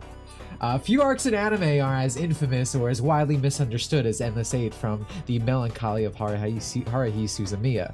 On the surface, it feels like a production mistake stretched into 8 nearly identical episodes. But that frustration, oh, that's classic AI, but that frustration, that creeping sense of monotony and helplessness, that's not a flaw, it's the point. I love the clown music on this, by the way, it's really adding to it. Endless 8 isn't trying to entertain you in a conventional sense, it's trying to make you feel what the characters are going through, specifically what Yuki experiences across thousands of repeated loops. In most time loop stories, repetition is compressed, you're shown few iterations, then the narrative skips ahead to the breakthrough. It keeps things engaging, efficient, digestible. That is not what this does. Oh, wait, no, it's saying, okay, it's saying these other things. It keeps things engaging, efficient, digestible, but Endless 8 rejects the efficiency entirely. Instead of telling you that the loop is exhausting, it makes you live it. You sit through subtle variations, different camera angles, alternate line deliveries, small visual changes, but the core events repeat again and again. The result is not boredom by accident, but empathy by design. Ah, it's bad on purpose, classic. And that empathy is crucial, because while the rest of the cast resets every loop, Yuki remembers everything. Every conversation, every fireworks show, every failed attempt to break free. By the time the arc ends, she's endured over 50,000 repetitions. That's not just a plot detail, classic AI, it's psychological horror. And the audience, having experienced even a fraction of that repetition firsthand, can begin to grasp the weight of it. There's also a meta layer at play here. Anime is an industry built on tight schedules. Oh my god, this is Mother's Basement. Anime's industry is built on tight schedules, reused art, and iteration storytelling. MS8 weaponizes those constraints. This is so pseudo-intellectual bullshit. It takes the idea of reused animation, but it doesn't though, because it redoes every fucking frame. A cost-saving technique and turns it into a thematic statement. It doesn't, that's not what happens. The repetition becomes intentional art rather than production necessity. Of course, this doesn't make it an easy watch. In fact, almost aggressively anti-binge. I did that, I watched it all 8 back to back.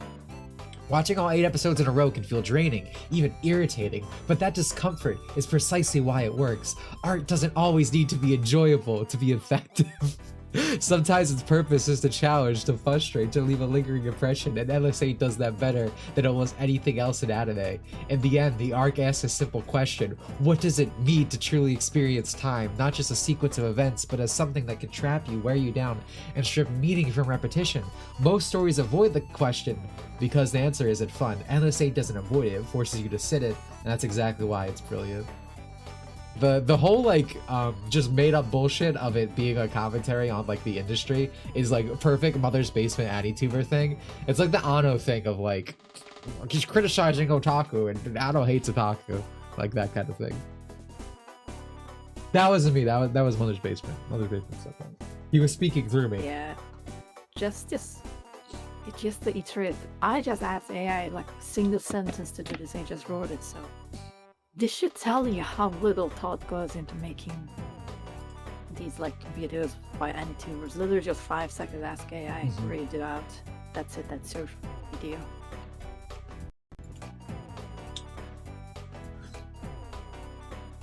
The worst is how Madoka Magica ruined an entire genre. Is that a Mother's Basement video? Yes. People always say like Madoka Magica is a deconstruction of yeah, it's Evangelion of magical girls shows. Yeah.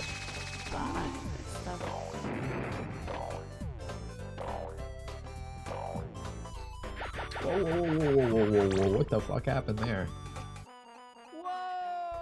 That's why they're so scared of AI. Anyone can make these videos. Yeah, everybody who's like actually upset against AI is scared that it's gonna replace them. Anyone who actually makes something productive is more interested in AI because it gives them ability to do the ideas that they wouldn't be able to do it before. So yeah. Yeah, it's a tool in the belt. That's why I love AI. Oh my dude, what is with the physics in this one? Holy fuck, Ape Escape 2 would not do this to me. Anyone here like Cat's Eye? Is that an anime slash light novel slash manga? I've never heard of it. Now, dude, Digibro going, I don't know, I was watching, I was high watching it, so it probably sucked. Dude, that Nice ReZero review. That's a really, that's a, I've talked about this. I've talked about this before. Well, I really fell off with Digi when the drugs started taking hold. So I used to quite enjoy watching Digibro because even though I always kind of thought a lot of what he said was stupid, I still thought the things he said was interesting and it had more value than stuff like, I don't know, Mother's Basement. A random example. But then when he started doing drugs, he just lost his fucking, or he just stopped thinking. Like again, like he would like watch an episode of ReZero High and be like, dude, I don't get it, this is stupid. It's like, well, of course, dude, because you're fucking drugged out of your mind. And then the drugs lead to truding out. Yeah. As a pipeline. I think out of all these like old anime channels, the only one that's left that is decent was Douchebag Chaco that he just left before everybody got terrible. Douchebag Chaco. I don't. I need to go back and watch their videos. I've never particularly liked them. And I feel like there's some heavy irony poisoning it, but I don't remember very well. There was something that did that. Perhaps it's been 10+ years. There was, yeah, Demolition Day. Yeah, I never liked these people. I'm willing to put that hot take out there, but I don't. It's been so long since I've seen anything from them that I can't properly convey in words why that was. I would need to watch. I need to re-understand why I felt that way. I did mushrooms once and I couldn't even finish the first dungeon of Skyward Sword on them. That's kind of funny. I also like I'm a pretty straight edge person. I don't really like drugs, mostly just because like A, I've seen what it does to other people. B, I've seen what it does to me. I don't like either. But I also tried mushrooms once. It was a very middling experience, I will say, which is probably for the better. But I think more than that, drugs conceptually. Yeah, I agree with that. I think more than anything, I hate weed specifically because there are a lot of people who will be like, "Yeah, drugs are bad," but oh, dude, weed, oh, Seth Rogen, like, and it's like there's like this bubble around it that people think like it's different and it's fine, and it's like it just literally melts people's minds into mush. In my experience with dealing with people. Like people who are like weed smokers just become like Snorlax. They don't do anything. And they smell bad. I don't like either of those things. Yeah, weed is disgusting. Yeah. I hate drugs conceptually because it feels like it removes the activity of having enjoyment out of something. And just like fakes it, because like I can name a lot of things that I enjoy doing because they're just enjoyable, but other people who do drugs do not have any hobbies or anything because you just go high and do whatever the fuck you want and everything's enjoyable because you're high. So they don't like have any opinions, anything that any personality other than do weed because I think I'm weed plus anything equals to fun to them. So yeah. That's why all their personality is just drugs. Alright, I'm not gonna look at chat. I have a vague memory of a metal being here.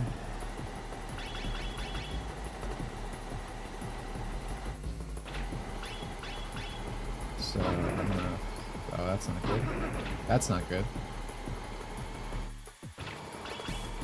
My favorite is I can only crit while high. I also hate, I hate that. I hate when people are like, oh dude, the creators must have been drugs when they made this because something's like just creative. But these people can't conceptualize an actual creative thought in their mind unless, you know, they're fucking stoned out of their mind. Alright, there was a light there. Yeah.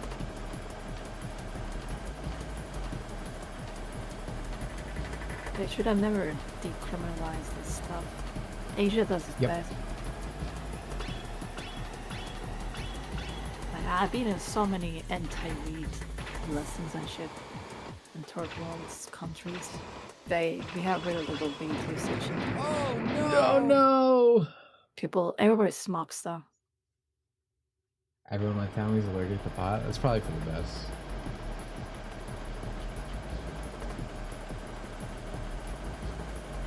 But yeah, I just hate everything around weed, like in terms of like ethos probably isn't the right word, but just how people treat it. Yeah. Because again, it's like I've known like serial pot smokers, and like again, not only do they smell bad, but their brain literally just melts, and kind of like you're saying, like they can't experience anything without the drug. Like it is, people, dude, it's not addicting. It's like, what are you talking about? Like. Talk to like someone who smokes pot for like 5 minutes. They literally cannot exist without it. Yeah, I mean, like you can't enjoy anything because you're just being high is the most enjoyable thing in your life. So what are you gonna do? Yeah.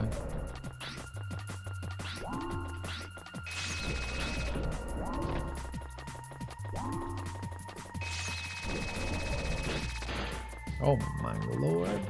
Ow. Ow. Oh no! Dude, I'm I thought I also could. not a big I thought I fan could of smoking, iframe. but I've never seen a smoker who. I was saying I've never seen a smoker who just makes smoking their identity like the weed people do. Yeah, I wish smoking would literally kill me. I love smoking. It I like the movement. I think it looks aesthetically pleasing. Smoking's cool, but it would kill me, so I don't smoke. Literally, that's the only thing that stops me. I would make smoking my personality.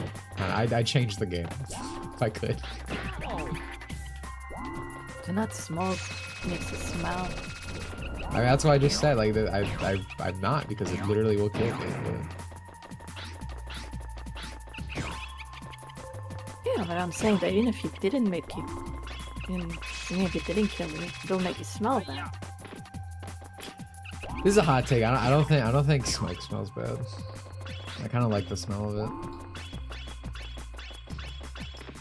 I'm weird. I want to say so. Compared to weed. Does anyone like the smell of gasoline? Am I gonna be judged very harshly? Because I also What is weirdly like wrong the with smell. you? What? I'm presenting new ideas. I'm presenting new ideas. Gasoline smells very sharp. It's annoying. It's not like I do, most yeah, it's like Mariana. like it's like your nose being attacked by something. Yeah, I mean, I don't disagree. But yeah, I like it even now. Yeah, dude, I like the smell of gasoline. I was just curious. Why you guys like this? Listen. Oh, what the fuck? Awesome. Okay. Wow. Dude, I didn't know that was there. That was just me doing like the restless hands, like because I'm streaming, just pushing buttons. That's hilarious. That's funny. I thought that was gonna be a nightmare. Yeah. Chat. Thank you. I think I'm done because this is a boss. So. I think I just have the time attack. Oh, you did get the achievement, didn't you? Yeah. No, I did. That's how I knew I got it. Okay, I did all of the Spectre coins. So I just have the rest of the gold time attacks and the mini games. I've never played the mini games in Ape Escape 1. I mean, I know about Snowboard Kids, but hopefully they aren't awful. I get nostalgic for the smell of street dirt. You okay, dude? You have a rough upbringing? You guys are weird.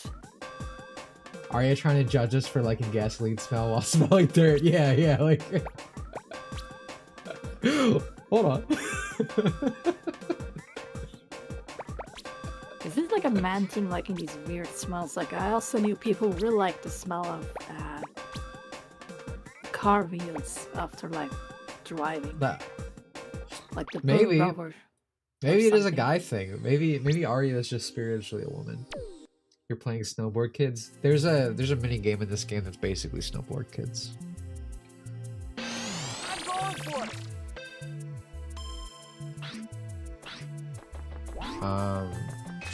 And I should probably just look up the route.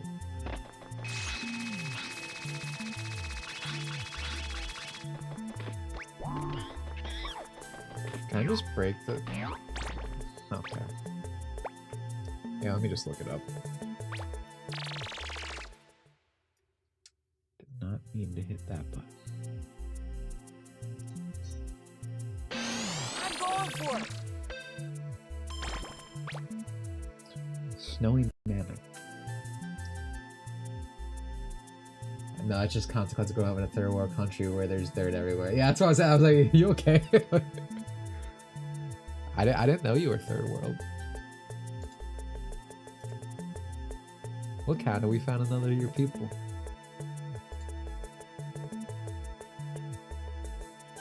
There's a lot of us here.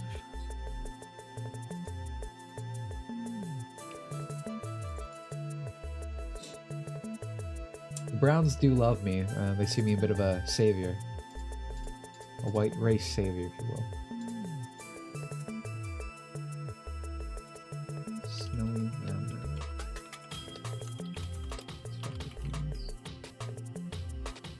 I like how tires smell. I don't know if that's weird. I don't have that same experience, but no, it's not weird. I think we could firmly say after everything we've been through, it's not weird. I think it's pretty weird. Well, I think liking any smell that is not like a pretty smell like a rose and stuff is weird. It's cause you're a girl though. We figured this out. It's a guy thing. We like manly smells like dirt, gasoline.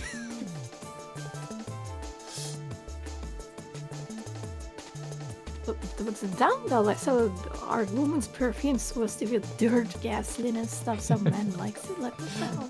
Why? Well, most like female things they do like that for each other. So that's so men. Dude, fresh cut grass. Yeah, that's a good one. Grass is fine. Grass after rain smell is okay. I like that. Men do not care about perfume. I can like there are a few I can like perfume, but anything strong, no. It's kind of like makeup for me, right? Like I like very subtle makeup, like when girls wear a little bit of eyeliner, some mascara, like just things around the eyes, really. But just like a little bit.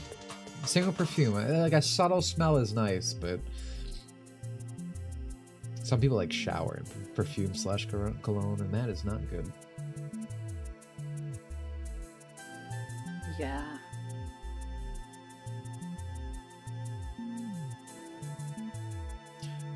I will always remember the time I met chat user Eva. He said to me, he's like, you smell like the beach. I'm like, is it clean beach? Like, like thanks, I guess.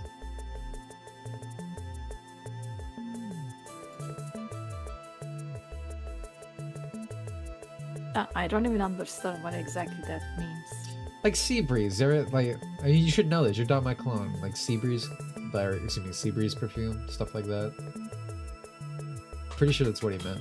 No, I understand that, but So, go here. it is like a weird thing to say out of. I don't think like It's you can chat user physically Eva. smell You're like telling the me you beach said if you're something not wearing weird. a You said you're telling me chat Yeah, user but Eva like, said are you something wearing weird. a perfume? Like you literally cannot smell like sea beach if you're not wearing a perfume that's like focused on that. But how is that possible?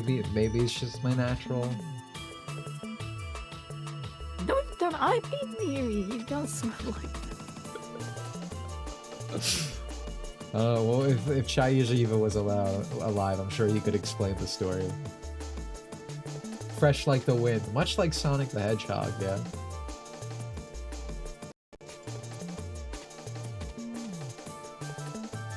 The smell of most men's deodorant to me is awful. Usually women's is more subtle.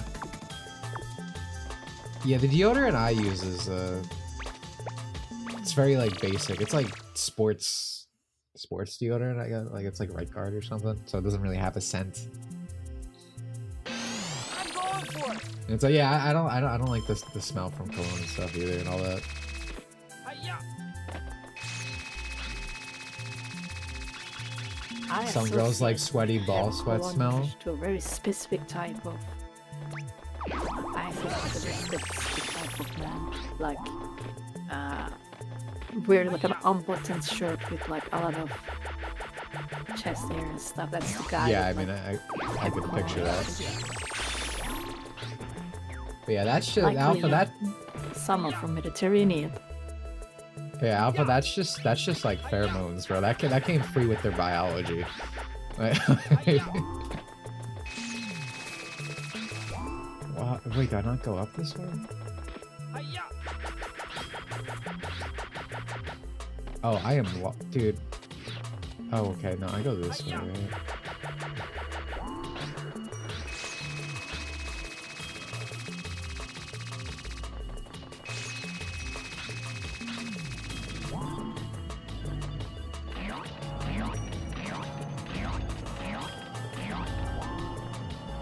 Oh my god, why is this positioning so bad?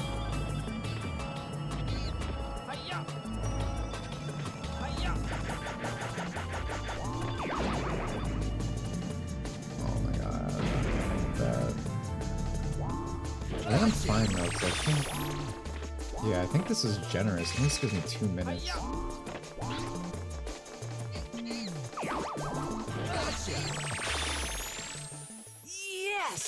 It's called Aura, bro. You just see, dude. Izzy, I know a little something about your aura, bro.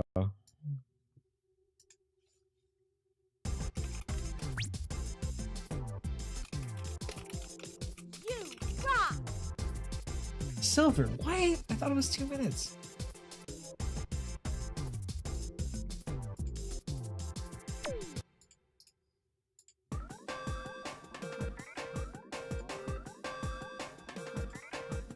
Yeah, well, when they're talking about Aura, this is what they're talking about.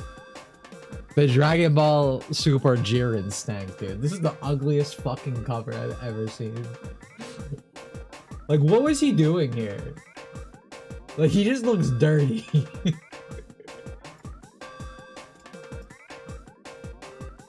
Yeah, right, dude. Dude. He's got that Super Smash Brothers Melee tournament stank on him, dude.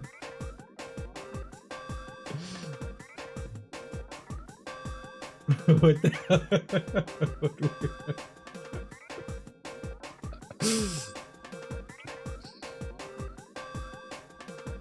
H1P1. He's channeling bacteria to... Oh, hell no. I got you on after Toritaro covers are so ugly. Yo, less on Toritaro. It's gotten better. It's gotten better, I swear. This is really... This is the worst... Yeah, this is the worst cover he's ever drawn by far. It's like the guy from OG Dragon Ball. Yeah, Bacteria, who hadn't bathed in years and caused all his pose to fate. Yeah.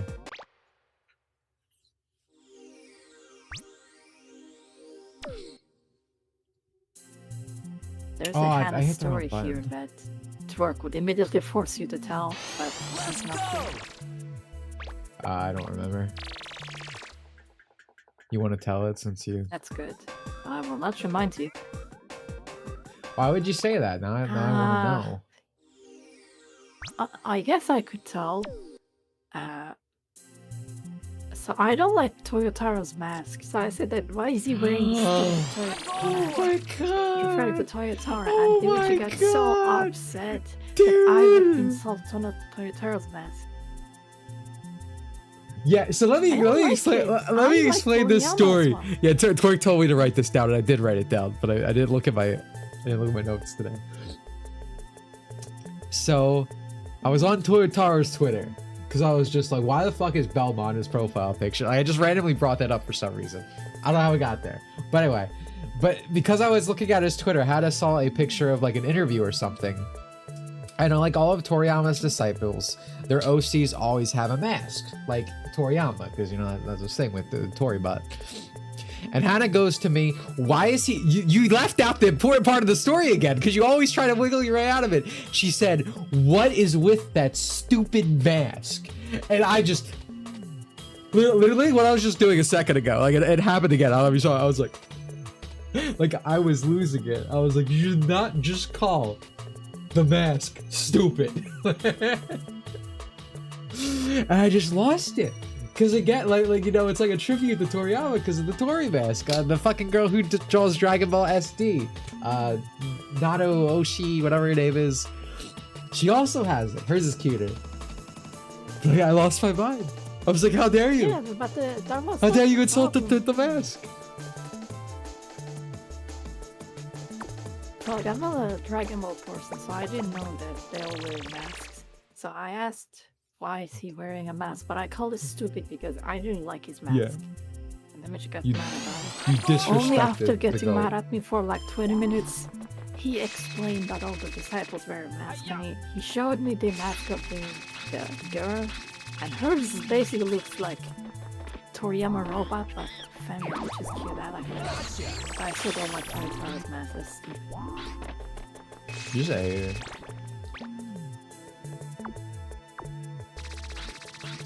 I'm not a hater. Oh, I fucked up. I'm not a Toyotaro hater. Just open twitter.com. I feel no ill will towards this guy. Alright, so Toyotaro has the anti-stick mask. Dude, that Jiren cover was like a live drawing after experiencing that. You never want to experience the aura Yeah, again. I never realized what he drew because he had the mask on. Did not realize how he stunk. Came back to Hannah not knowing the point of the mask is, yeah. I'm going for it. Yeah, you failed your job to work. I reminded Dimitri myself. Well, she told me to write it down. I want to be good in expense of myself. That's not true, dude. That's not there. All right, so there have been multiple points where like I didn't have anything to say. Like you could have went off at any point during that, but today, dude, you just wait for me to speak to just go off and go crazy. And especially, God forbid I try to tell a story. God forbid I try to tell a story. I was losing it earlier when I was trying to explain it first. And you're like, no, you can't say that. And you get fucking worded. I was specifically trying to stop you there.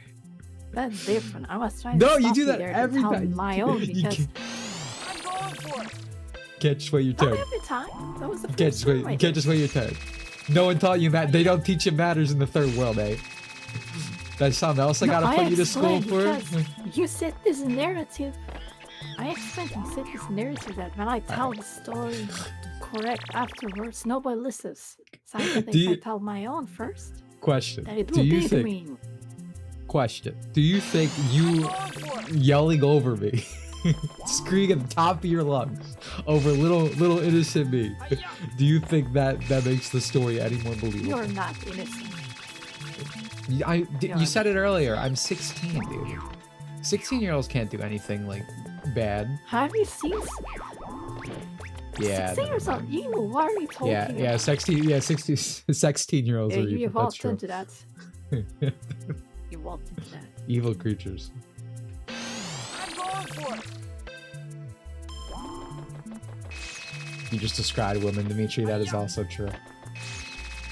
I mean, basically, I mean, what we're coming to the conclusion of is I'm always a victim.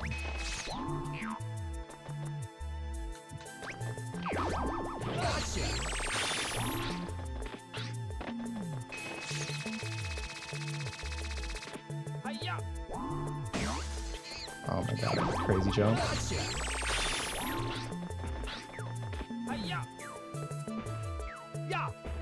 No one cared why I wasn't black with the mask on. They totally like That's pretty good, actually. that's what the mask is. That's what the point of the mask is. Anna, what's your favorite age? Ow. I feel it's Dude, 16. I'm so ass. I always say 16. I think 14's I a feel like when pretty. you're like 17, you're just.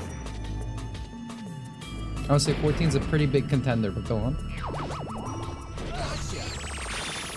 14 is nice, I guess. I remember like 16 always felt like that age. Like you're not really a baby. 14 is just too young. It's like as little a baby. 16 is like just enough to not be completely disregarded. But also like not too old. Between 14 and 16 prime ages. See? Yeah, Adam's just like this is the area.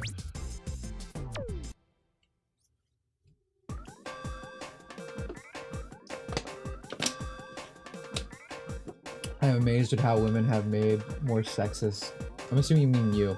Have made you more sexist the past few years than any amount of boomer propaganda could have. Yeah, I mean, it's just interacting with something that you... I think the internet has been pretty eye-opening for a lot of things that are just like... you actually experience dealing with a particular group of people a lot, and that frames your understanding a lot better. 14 isn't prime. You can divide by 7 and 2. Oh, watch out, Jack Rickoff. Your glasses just slipped down a little bit. I'm always a victim. This DSP stream is oh, man. Chat, I hope HR puts in more anti-discrimination training.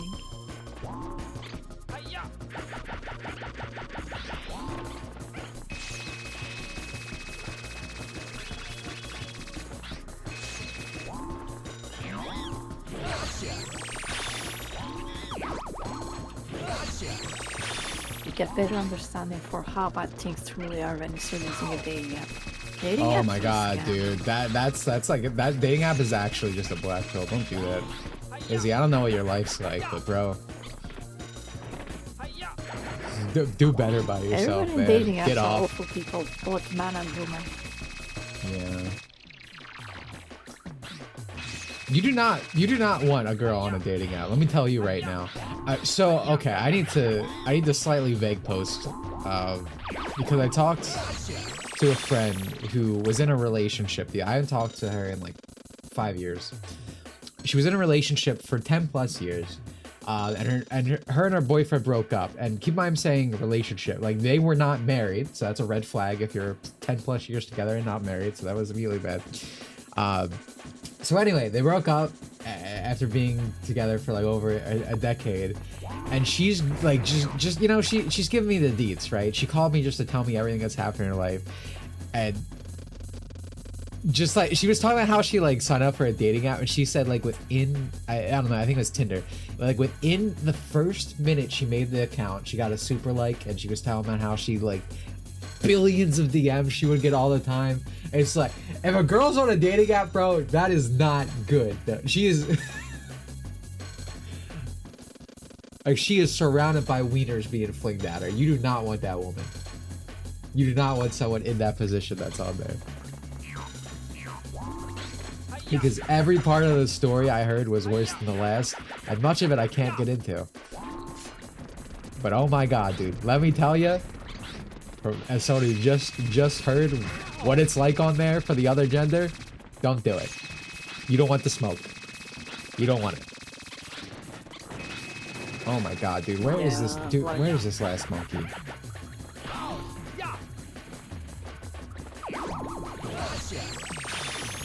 Like, people always post about how girls in dating apps just like the top 1%, but you need to realize that they get like 5 billion likes. Literally everybody swipes. Yeah, they're getting swarmed. If you're female, you just get like automatic likes.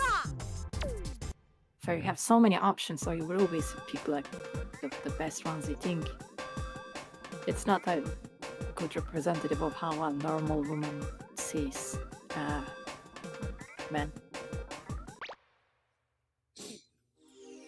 Yeah, it's bleak, dude. Don't like literally she's telling me, and even like not showing me the DMs, but like the notification number. It's a like, dude. Literally a sausage party. You don't want that, bro. You don't want. The best number is 13. I can respect the 13 placement. A bit too low on my end. Everyone I know who has ever used a dating app was miserable as fuck when using it. Yep, I cannot imagine the standards the girls have there. Don't worry, I deleted that stuff ages ago. I think we as humans are not designed for this.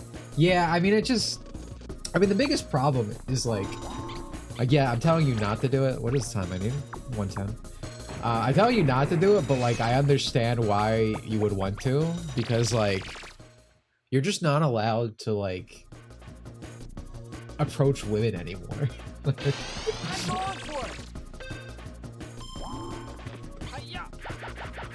Like, they could do it. They could do a lot worse than say no. They could do a lot. They can ruin your fucking life, dude. Like, sorry, go on.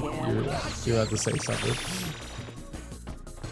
I'm not gonna say like, I saw a statistic that like, I think like these days so many personal relationships are like people met online, but like not dating apps. Dating apps are like 5% of world or something like that. Most people just meet on social media.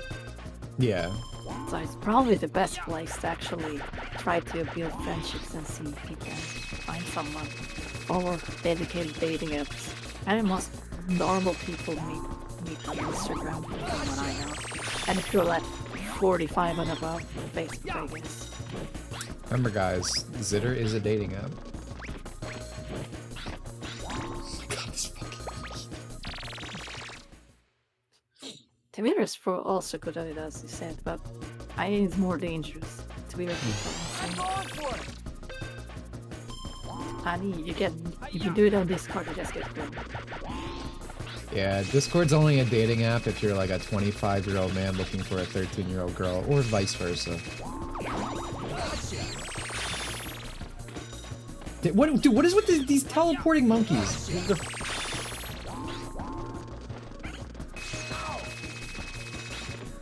People basically use Insta one, yeah, exactly. Yeah, I think you have a... True coded, absolutely not. Yeah, I would not say so. Transgenders don't accomplish things.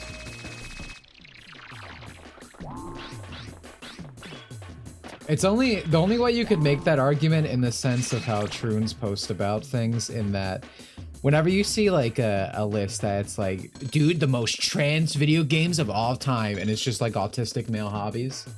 Because retro achievement is like an autistic male thing. Like, so in that respect, yeah, but no, when I think of something that's like Troon coded or just trooned out, not at all. Yeah. That's a good way to explain. Yeah. I also do not think it's like a very space filled with trans people, like compared to speedrunning, where Yeah. you can just like look up the profile of like 10 speedrunners and like 6 of them are like pronouns, or maybe more, honestly.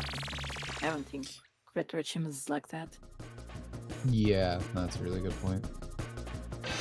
I'm going for it. Hi-ya. I don't have many female mutuals. Well, the algorithm's connected to Japan now, dude. Get the Asian girlfriend in your dreams.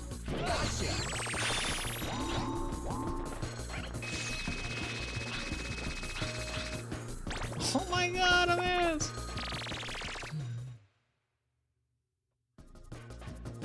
They'll try not to mix the autistic male hobbies with tunes. I mean, they try their best to do that. But I mean, I always say the thing, it's, I don't like when people kind of like bail out in that, like, oh my god, this thing that, you know, is ours, so it's been taking over now, because the tunes are posting about this and that, like, because there are a lot of stuff like that, but it's like, no, dude, like, stand your fucking ground. Keep that thing your thing. Oh my god. Isn't there an achievement called trans rights for catching a shiny Nidoran or something bullshit? There is. Do you specifically know that because I talked about that? Likely, I think. Because, to reiterate this story, maybe, that's why, fuck. To reiterate this story from a bit ago when I first started doing this, one of the first things, or when I was getting it, because I was like, I want to invest time into this, so let me find out if this place is gay and fucking lame, before I do anything, so I don't immediately get ruined for me or whatever. And I did find, and one of the things that they actually posted about something recently when this happened was that they were trying to get some game banned from retro achievements because of some problematic content or whatever. And the owner of the site made a big statement saying they don't make judgments on any of the games. The only things that are banned from retro achievements are things that like are actually illegal, like the Guy game or whatever, because that has like an underage girl in it or whatever. I don't know if you guys know what Guy game is, but with like actual real people drinking game thing, and there's like a nipple of an underage girl or something in it. Anyway, that's bad for that reason. But anyway, one another thing we look is, or Hannah specifically went to go look if there was any like trans achievements or anything. And there's like 3 on this site. Or I think there's 2 on this site, and one's for like some actual Troon game, and then there's one for Pokemon if you get a shiny Nidoran or Nidorino because they switch colors. Guy game is illegal. In many states, it would be considered child pornography because there is an underage person by law of that state in there showing nudity. So yes, it would be. But yeah, that's like the only thing on there. I said before at some point, I feel like I want to make a issue report with it. Because it's like, I don't care in a scenario where it's like an actual Troon game. Because again, the other one is for like an actual, like legitimately, it is a game made by a Troon with like trans stuff in it. And it's like, yep, that makes sense. But like, it's fucking Pokemon. Like, it's literally a children's game. And I mean, this is just kind of the thing where it's like, so Retro Achievements is completely community run, so like each game, you know, is at the mercy of whoever's like creating the achievement set for it. But you guys have been on the internet, you know, Troons, they have to make everything about transgenderism and, you know, make everything public facing at all times. So of course, you know, because a Troon took Pokemon, you know, one of the biggest games ever, they snuck in a transgender thing into it, of course. Shocking surprise in no one. I mean, that's like what they always do.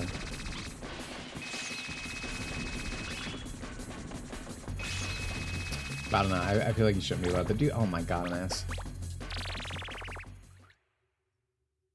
Yeah, one of the girls was 17 lied about her age. Yeah. I'm going for it. I'm pretty sure it was being sold around a convention despite the fact. I mean, it depends on where. It's not illegal everywhere, I imagine. But we don't. This is not completely irrelevant to the story. I don't know why we're on the guy game. I'm going for it. Hi-ya. I don't know. Again, I feel like something should be done about it. But Yeah. I feel like most people on the internet are just kind of like even like I feel like say the owner fundamentally agrees with me, especially because the way the site is handled, that probably shouldn't be in it because it's again completely irrelevant to it, and you really should not be allowed to insert like random political messaging into a game, especially if it does not actually align with the content of the game. But of course, most people are afraid to actually stand up to that kind of thing, which I do think is changing now in the current landscape of things to a degree. But in nerd spaces, it's like they're like the mafia, bro. Again, estrogen ruin these fucking community like crack.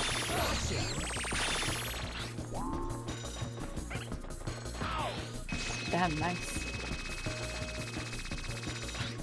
I know you said that because I got 2 monkeys, but on my screen I just got whacked in the face. Yeah. Well, there's a small delay on stream, as you know. What'd you say? I do know, that's why I I was saying explained there's a that. small That's why I delay on said that. stream.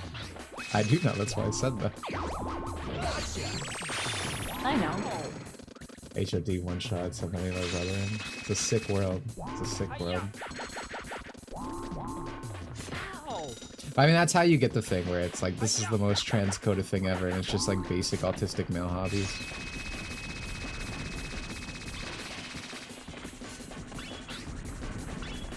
There's specifically white autistic male hobbies too.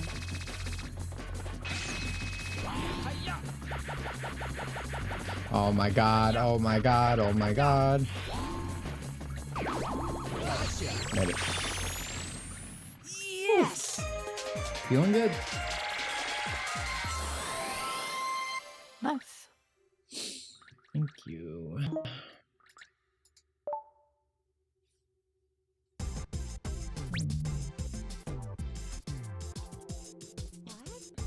I can't believe it!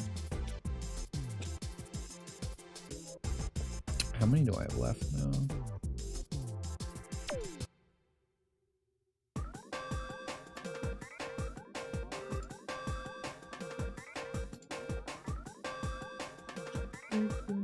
Yeah, we probably will end off soon because I don't think I'm finishing this today, that's for sure. Wow, biological man's interested in doing biological man thing. Ooh, yeah, exactly. What a shocking chain of events.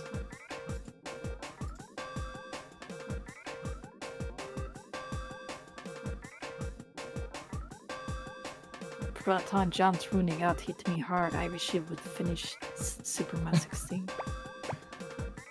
Superman 64, yeah, that's like a... That was like a one video.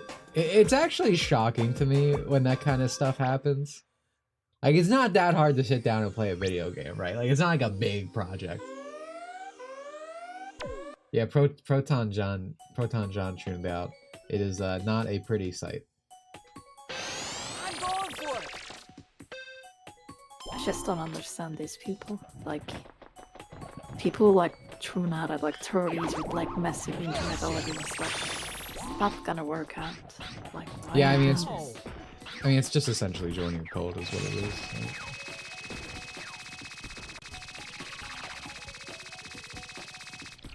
People use the word grooming typically just to mean like younger folks, but like I don't know, man. I've seen like 30-year-old men get groomed on the internet. I mean, there's a reason. Anyone with a slightly weak mind. Dangerous. Sorry, yeah, cults, yeah.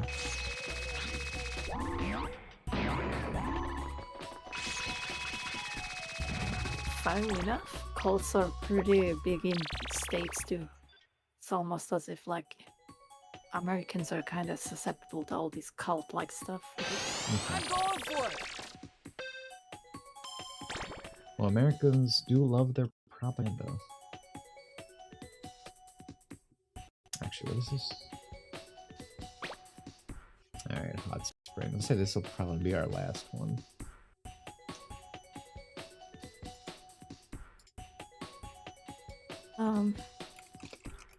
Someone out there probably still waiting for John Trond and Aaron Hansen to finish Psycho 6. Yeah, that's not happening, but... I don't think that's true. I think if you were a fan of either of those people, you just know at this point. I don't know. Proton John got tuned out. Yeah, dude. Proton John was the first like YouTuber I watched. It's funny. Him and Chuck Conroy. So like 2/3 of Runaway Guys. Like I watched Proton John before I understood what like a Let's Play was. It's very weird thinking about, because like obviously I didn't know this at the time, but like I used to watch a lot of Something Awful people, because I used to watch like Retsupre and shit. And all these people just became trollers remorse, like because they used to be super edgy. Like Retsupre entire thing was making fun of like autistic fucking Let's Plays that got uploaded. But then they became Wholesome Chungy 100, which is like all these people. So what's the situation with Proton John's wife? Was it, I think it's like Luca Jean or something? Yeah, she just accepts it to my knowledge. So, I mean, that's kind of the thing. So yeah, like you put, yeah, I mean you put as like a, you know, woke leftist, whatever, you put your significant other in a weird spot a lot of the time. I feel like, because it's like they can't necessarily like disagree with you truding out, and I think that's how a lot of these weird situations end up happening. Yeah, like I think it's a very how to say this, very selfish position to hold. You're like, you're like a married person with children. Yeah, no, especially with children, it feels very like well, selfish, probably the best way to do it. Like you're like you're literally tearing apart your family. Yeah. You were gonna take a life path like this. You should have done it before you started forming a life, forming like a family. You should have done it like early. Yeah. Hi-ya. Also, whoever said Retsu Prey still holds up. Yeah, part of me wants to go back and watch some, get a little nostalgic. I have very good memories watching, not even just like them watching their Let's Plays, but like, what was it, like Dark Seed 2? I have very vivid memories of being a little babby watching that stuff.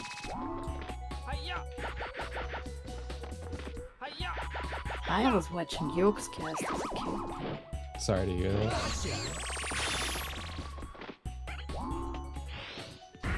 I think they were okay-ish on Minecraft. I don't think they're like... They're not even like a list of like bad YouTubers. They're like a lot of bad shit they did. It's just... They're just unfunny, I think.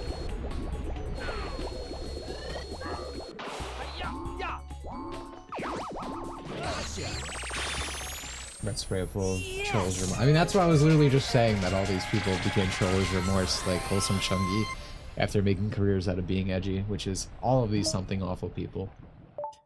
Because as I was just saying, like, I didn't, obviously as a stupid, like, fucking, I don't know, 8-year-old or whatever, I didn't know what the fuck something awful was, but weirdly enough, I ended up watching a lot of people that originated from there.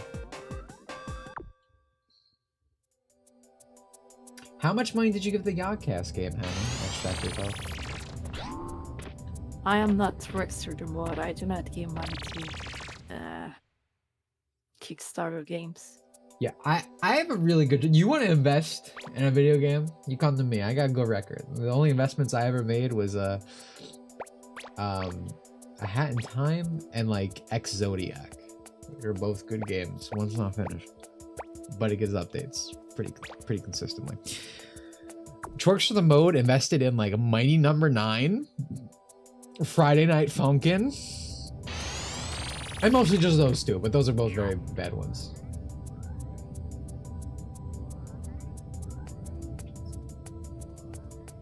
She's a VTuber now, maybe just coping with... Dude, Dude, every female on the internet's a VTuber now.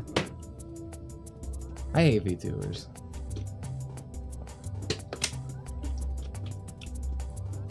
Yeah, like... They're spiritually tuning out. They're pretending to be an anime girl.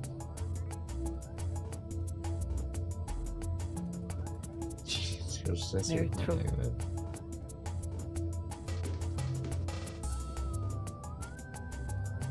I invested in Hat in Time too. Yeah, no, that was a good call, I will say. I was very happy with that game, surprisingly so.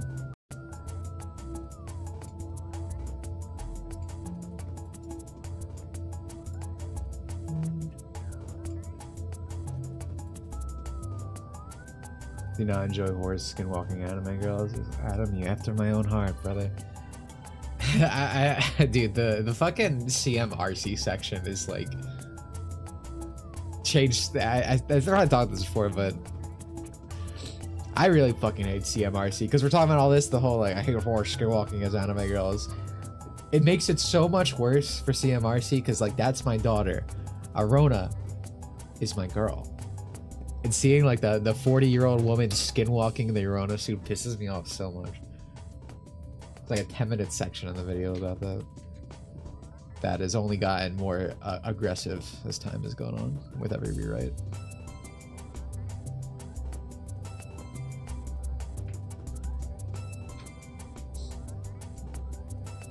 Shoima has broken containment, and so has failed standing school. Excuse you. But yeah, we can do a little boss battle to finish this off today, but yeah, that's pretty much it. I'd say today was more of a relaxing stream, but man, it was not. I did not expect Ape Escape 1 to have the hardest time trial mode by far. Feel the same about JP ones? Not really, no. I don't have the same... Honestly, it's a lot like voice acting. You know, when I see like JP VTubers, usually they're like someone actually talented and have like actual merit and performance to it. I get kind of like voice actors. I don't really like it still. I just don't like VTubers. Like it is just off-putting to me. but I don't have like a negative thought towards the Japanese ones I see usually, and maybe that is just because I see the cream of the crop. And also I feel like JP stuff, they keep a lot of like the politics out of it. JP culture so JP culture for VTubers feels very idolish, right? Like Japanese idols. You know, they're playing a character. They have to keep like politics out. There's a company very involved with like their presentation and everything. Again, they're usually multifaceted and talented, like they can sing and stuff. But English VTubers just feel like drama streamers, almost all. Like they're like VTuber drama. Like I see it all. Like I try to stay away from it, but I see it all the time because it's just so constant, like online. And I guess when you exist in the anime sphere, it just ends up on your page. Yeah, English are just streamer whores. There you go. Exactly. So all these people just end up like it's always drama focused. It's all the exact same stuff. It's a really good idol for Spike / Hikaru.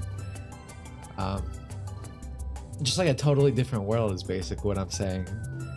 Maybe even to a bigger extent of the voice acting stuff.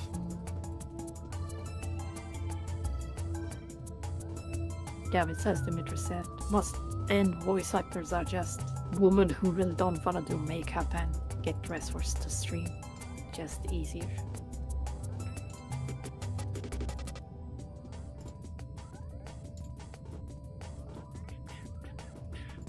I also don't really watch Japanese VTubers, but once in a while I would get like a Japanese VTuber clip, like for example, them voicing characters in a video game because there's the voice acting and they're like, wow, she really can voice act like a professional. It's impressive. You will never see that with any VTuber. Yeah, I've seen that too. I know exactly what you're talking about. I think they were playing some anime game. I think it might have been fucking Trails or something. And like they were doing like all these different voices for the character. I was like, whoa! Like that's, again, they're multifaceted, multi-talented. Yeah. I'm just on High Live, they definitely aren't perfect. Yeah, I mean with Hololive they kind of they run kind of like how the JP runs, right? So they're probably better for that. It's probably fine. Yeah, as like Bowser. It's better, but it's also still a bit more lax from what I know. Yeah, better is probably the word for it.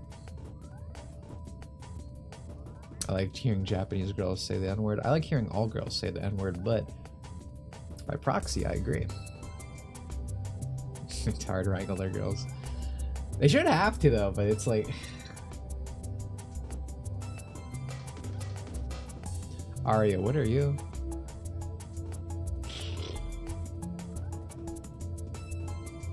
Let's see here. Why are you fighting your dad? You just call me Bowser Jr.? Aren't you? Before this I would have said so, but sure, I'll call it Peach Mama. I'm down for that.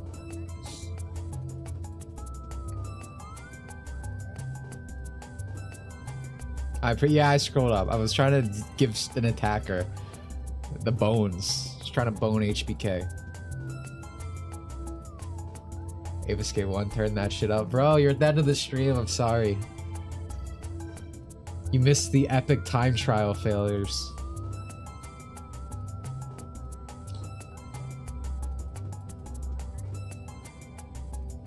I'll watch the VOD. You enjoy it.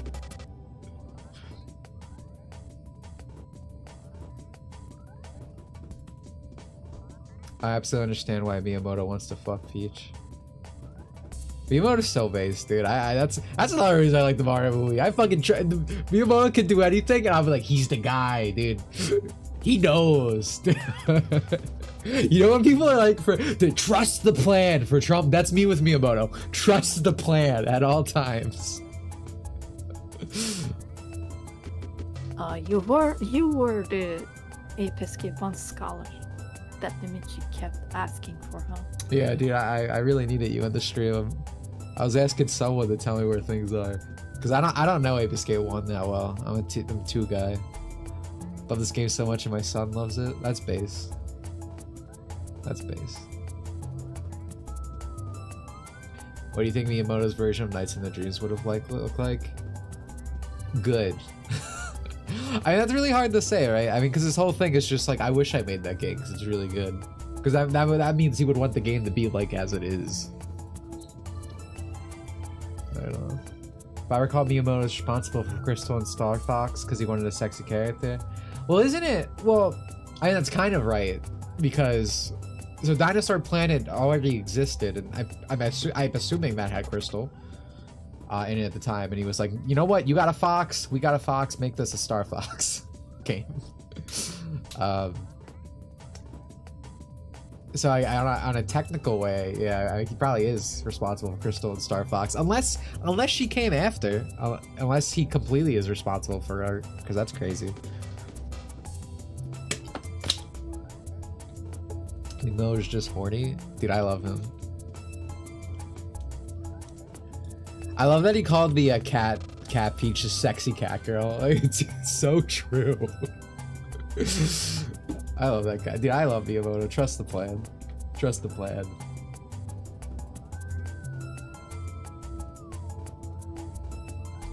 I've never played Assault. You know, I have never fully played through any game that isn't 64 or a remake in some way of 64, and that includes the original version because it's technically 64. But watching the new Mario movie, I did get the pull to play like Assault or Command or something, probably Assault. I don't know if I'll add that to my growing list of games I'm playing. But like I was saying at the beginning of the stream, I don't know if I ever finished my thought, but like after I'm usually working in a day, like, you know, I have a few hours to play something. You know, before this it would just be like one game, right? But I've been playing games like I'm a kid. Like I just pick off something off my quotation marks shelf and just play that, and I kind of bounce through a whole bunch of different games right now, which is kind of fun. That's one of the things I really like about retro achievements, just giving me like another reason to play these things. I feel like we don't need help. I feel like Bowser's kind of washed, guys. I feel like Bowser's kind of weak, bro. It's a movie Bowser.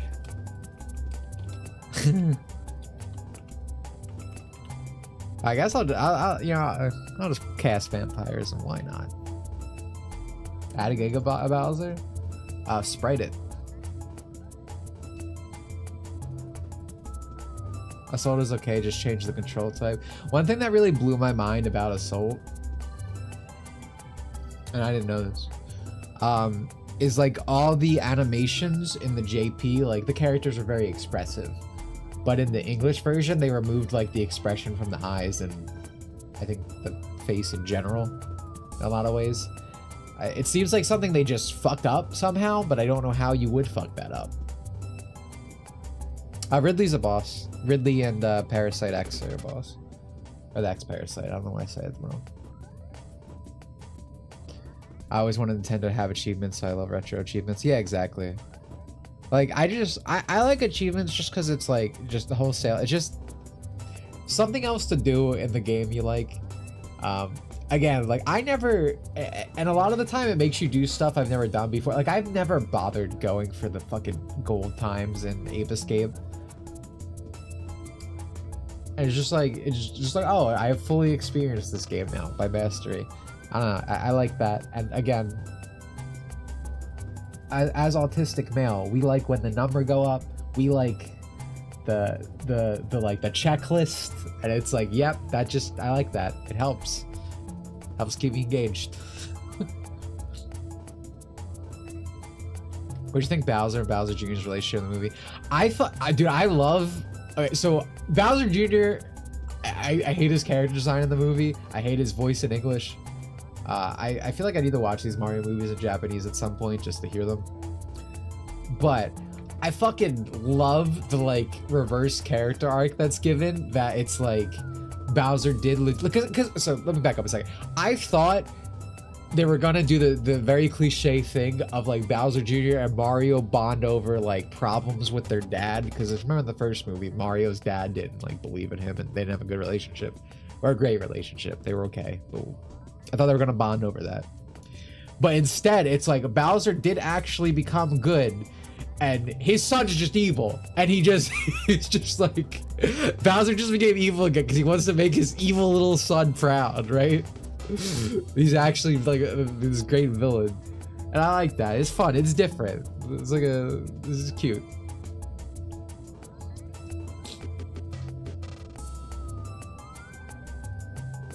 Dimitri, are you attacking Dimitri? Oh, did I miss a turn? I don't think so. That was pretty quick. So. Yeah, I don't think I missed. Yeah, I think I'm good.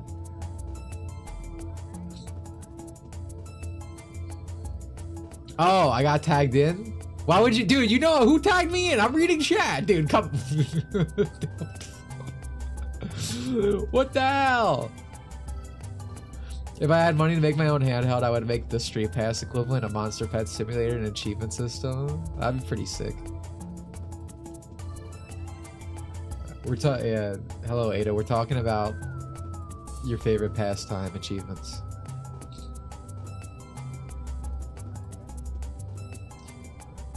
Yeah, that sounds pretty cool.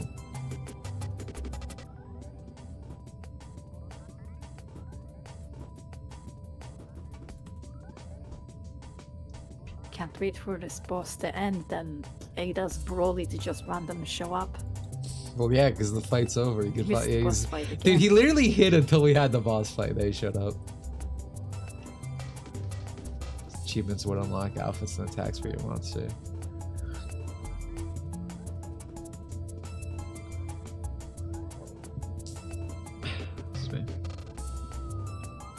They kept him evil. I thought they were going to make him good, though it was good to be like Eggman this time. So you're really glad I was wrong.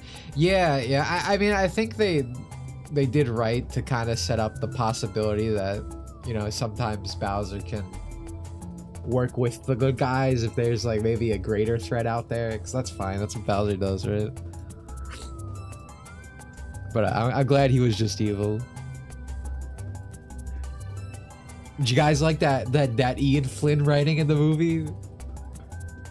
When Bowser is like, I am Bowser, you will take my fury. Yeah, and I was telling everyone how mad you are that I like this movie. And then Twerk was explaining that you were the worst defender of her points to ever exist. Nice to see Dry Bowser in the film. Dude, I fucking loved seeing The Thing I Know. I clapped, unironically. Dude, the Game & Watch cameo, I actually popped up. Like, what the hell is he doing here? And then he fucking hammered. Ada brought up, well, of course Ada brought up Puss in Boots too. Anyone who's always like, guys, kids entertainment can be more. They just always talk about the panic attack shit, bro. Dude, Art needs to say something. Shut up. Get the locker.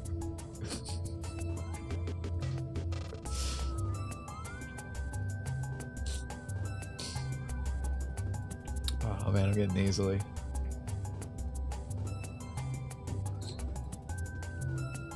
What did you think of Mario Galaxy, Hannah? I liked it. Not as much as you did, but I enjoyed the movie. Oh. I thought the music was real good. The music was really good. I don't dislike all the criticism people make, but I feel like people are just all blowing. Like, I don't want more. I don't expect Mario movie to have some deep story, coherent story. I just want Bing Bang Wahoo characters to just do Bing Bang Wahoo, and that's it. And I got that. Yeah, I mean, that's what I said earlier. I don't care if people don't like the movie or whatever. Like, that's fine. But it's like, people like, the hate on it feels really try hard. Like, mostly the teacher OP, all the power scaling, dude. Like, what? Who cares? The most basic thing I can say, it was fine. Like, I don't see the whole I see the reason to have a whole debate about it. It was fine. It's Mario. This is what I'm talking about. Did you come out of that movie thinking Rosalina and Peach are OP, and now the universe can't be power scaled properly because they have their moonblast powers when they play patty cake?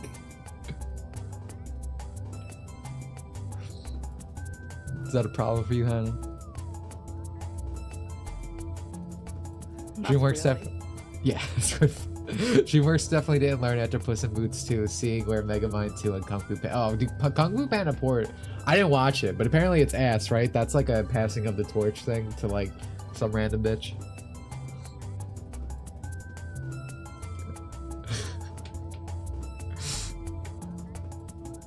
When are we watching it?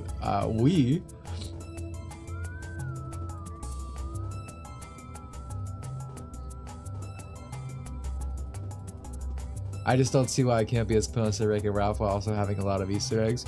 Yeah, no, I mean, I don't think these movies are amazing, but, and I agree with that. Like at the end of the day, it's like I would prefer like if I could mastercraft the perfect movie for like anything, just anything, it'd be like Incredibles, right?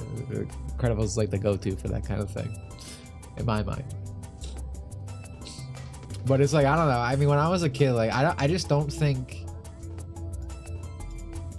everything needs to be like that. Like I've always liked things that are just pure entertainment, and I keep bringing this up. It's like when I play Mario, when I play the video game Mario, it's like it is just a fun little entertaining romp. It's like I've never come out like, dude, what was Mario 64 saying? What did it mean, bro? What messaging were they coming through? It was just fun. Just kind of just fell with it. Yeah, I think that's also the problem. The way people criticize the more, like if they said the way that Charu said, like if it was more like Wreck-It Ralph or something like that, I'm like, oh, okay, sure, that's fine. But they do this thing where, as he said, what was the themes? What was the messaging in this movie? It said nothing. It was not doing anything transformative. Like, what are you talking about, bro? It's Mario. Focus mustache. Oh my god, that was so funny. I just watched Ada just fall down. Fall out of his head, yeah. Fucking comical. Well, Looney Tunes, like, I think a little hard on the second one because the first one was overglazed. I felt lied to because people said it was good. I mean, I enjoyed it. I thought it was good, but I think the second movie is better than the first. One thing I really like about the second movie is like this. The soundtrack is so good. I wish I could play it, but I'd get sued. Like it's just literally like every like song, almost every song, is like a it's like a motif of like different like Mario themes, and then when Spock shows up, it's a mixture of Mario, Bowser themes, and Sonic, or excuse me, and Mario. I don't know why I said Sonic. Like I love the OST in it. There were too many fucking like pop songs in the first movie, and that shit was annoying, especially because I believe they made extra music for those scenes, but they just replaced it with pop songs. It's like that shit was ass. So I like that the second movie learned to not do that. Okay.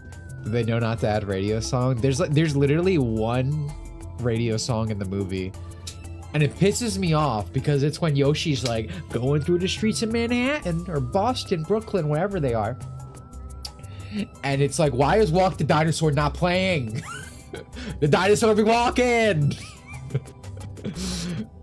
So they play some other song. I don't even remember what it was. Just went in and out my ear. Bad adaptation. Yeah, I mean, as you were saying yesterday, you prefer the Mario 93, right? Really good adaptation. It meant something to you. It had something to say.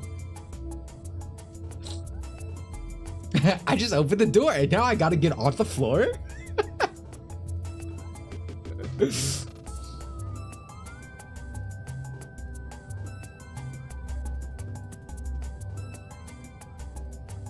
I don't know, dude. If people do this, I always feel like, I mean, it is fine if you actually unironically fully prefer 93. But when I see people post like, dude, 93 is such a better Mario movie, I'm like, what is Mario about that fucking movie, dude?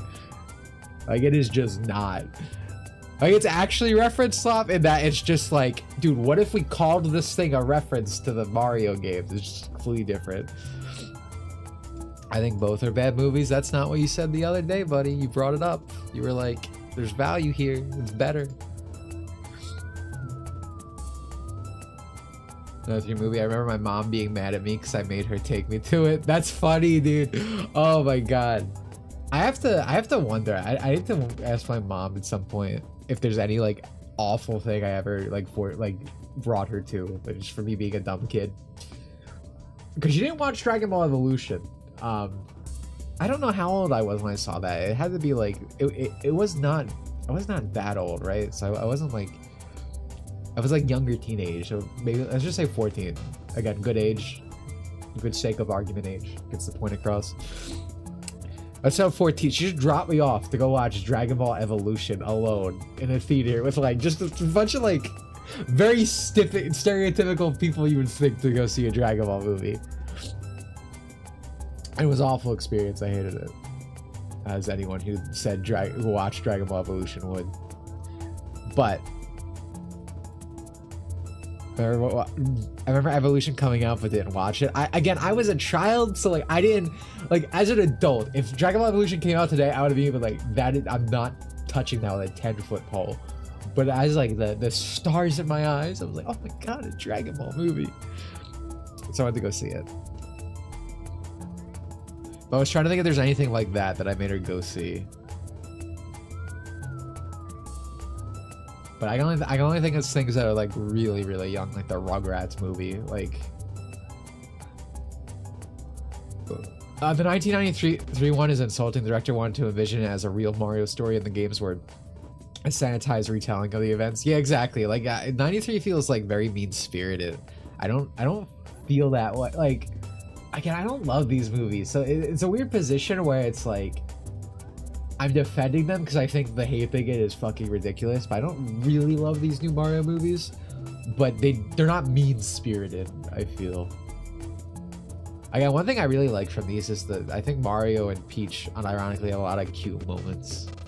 And as a literally him of Mario who loves Peach. Something I forgot to mention. Yeah. As someone who literally means Mario and loves Peach, I'm a fan of that. Hello, Kanoe. Dude, why are you guys... Dude, you guys just get out of, like, work or something? Why is everyone showing up? I also really like Bowser Jr., but I don't like his English voice. I feel like if I watch this in Japanese, I would say, like, oh, Bowser Jr. is so good in this. But I like his portrayal. Yeah, I could see that. I could see that. Just needs a better voice. If Evolution came out today, they'd make Goku black, probably. Did you guys see? They're making a iShow Speed anime now, like they did with Jaden Smith, like a decade ago. Dude, something needs to be done. I fucking hate seeing this guy's face. Seeing iShow Speed's face in like any post is like the equivalent of like the trans flag, in that you're about to hear the most insufferable opinion possible in any circumstance. Well, it's crazy. Can't wait to not watch it. Yeah, no, people are like, what? Huh? But yeah, no, it just got announced the other day. It's by the director of the One Piece live action. Another anime has hit the towers. Yep. Everything's anime now because these people have ruined cartoons, and because cartoons have been ruined, they basically use anime as a denoter to like say something's higher quality than it is, because cartoons are A, for children, and B, bad. Marketing, yeah, marketing. Making an iShow Speed filter GIF filter for browser add-on and charging 99 cents. You would be a millionaire. You would be rich, dude. Actually, this is a like what do speedrunners do? Bounty. If anyone does that, dude, I will pay you. If you could make an iShow Speed GIF filter for Zitter, I make you a rich man. Probably not that rich, kind of a lot of money, but you will have more money than you started with. I remember that safe edgy YouTuber animator making a comic and calling it a manga. Oh, dude, that pissed me off. People came into my chat and were like, dude, isn't this cool? I'm like, no. That guy, that's not a Japanese. He can't use that word. That's their word.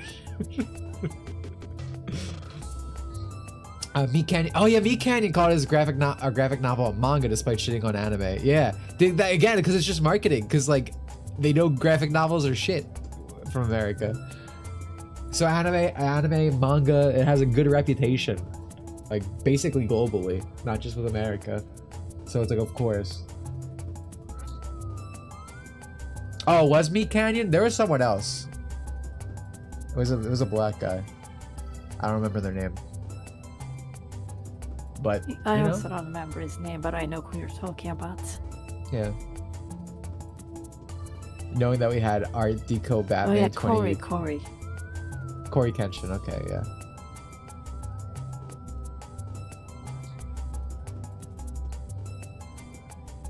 OP live action race swapped VV, so not surprising. Yeah, dude, I said this a few times recently because I was kind of mind blown by it, but like all these there's a few takeaways, but it is mind blowing to me that all these supposed like anti-woke guys are just like so actually just milquetoast.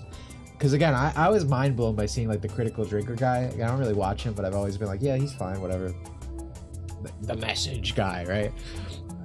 But he had like a very positive video on One Piece and the Netflix show. And it's like with all these people that are supposedly like anti-woke, it's like if you just move the meter like 1% less woke, they will immediately be like, oh, it's great.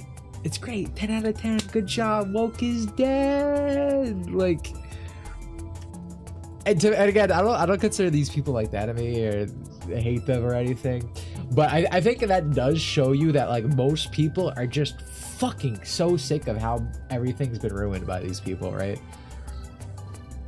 Because it's like in reality, these anti-woke people are so like middle of the road. I like don't actually care about any of these things, whatever. They just want to eat the slop. Yeah, boys, are we winning? But yeah, I think it just shows like how bad things are, that it's like even these people have been denoted as like the anti-woke like icon type people despite being so middling. And just that like because they are so middling, but they admittedly are talking against the general idea of this stuff, because it's like even the most like middle of the road people could see what the problem is. So anyone right of Stalin is alt-right now. Zach in Sleepy Cabin 2015 considered himself sort of left, but the psychos pushed him away. Yeah, I mean that's what always happens. Like again, someone at the very beginning of the stream, backtracking so far, asked me if I was a leftist before, and it's like I don't really think I was, but had you asked me like 5 years ago, I might have just said yeah, right? Maybe I would have agreed, because I definitely don't think I was so right-leaning in views. But the purpose of that is because like again, I was mostly just a very tolerable person, like very basic, love thy neighbor, we could all get along and find a middle, like very I'm a shonen protagonist. I believe everyone can be friends worldview of me when I was younger. But then you grow up and you're like, wow, these people are evil. It's like that post, like as a child you picture evil as like this like haunting figure, this like final boss in a JRPG, but then you grow up and you realize evil is a toothpaste flag. So then you end up where I am now. That's what happens when you just want to play video games. Someone posted a Gear 5 clip and someone else said there's someone even worse at imitating American cartoons than than Americans are at imitating anime. Yeah, it's pretty funny. It's been very humorous, because I remember like all the One Piecers be like, Gear 5's the new Super Saiyan. Goku's no longer the iconic transformation. It's Luffy's Gear 5. And anytime I see Gear 5 clips, it's like boring. Like he doesn't do anything cool. he does like wacky Looney Tunes jokes, but like, you know how Hannah, when she's explaining something, she just goes on and on for like 10 minutes to get to the point, like we're taking a little trek through the forest. Bro, I'm just sitting here. That's Gear 5. I'm getting straight. I'm just sitting here. Like that's Gear 5. Like they're like, I'll see like a Looney Tunes joke and I'm like, oh, that could be funny if it was 5 seconds instead of 75 seconds. Like it just goes on and drones. Watch, that's why. Hannah, I just could not get over earlier when I was telling a story and you wouldn't let me tell the story, and you had to explain for like 2 minutes the actual story from your perspective.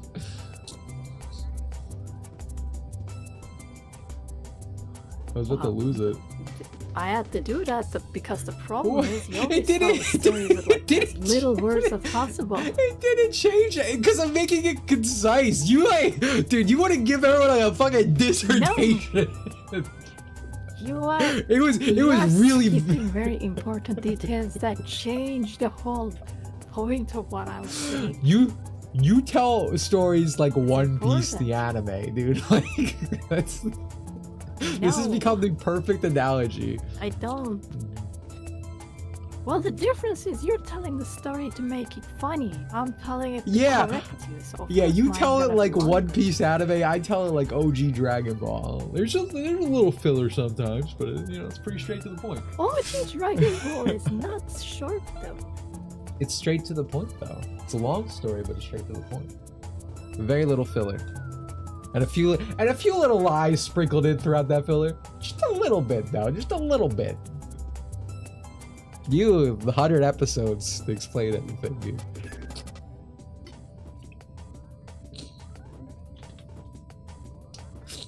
Oh, man. If you had to go through 1044 chapters to get a fraction of Bobo's power.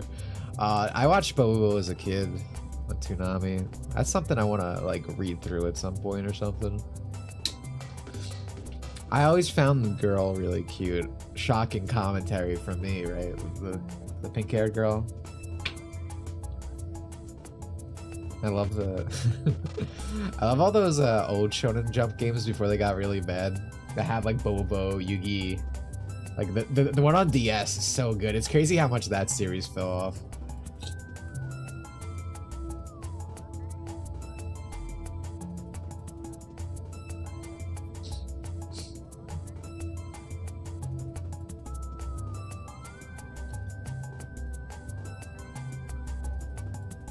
Yeah, like Jump All Stars, Jump Superstars. There we go.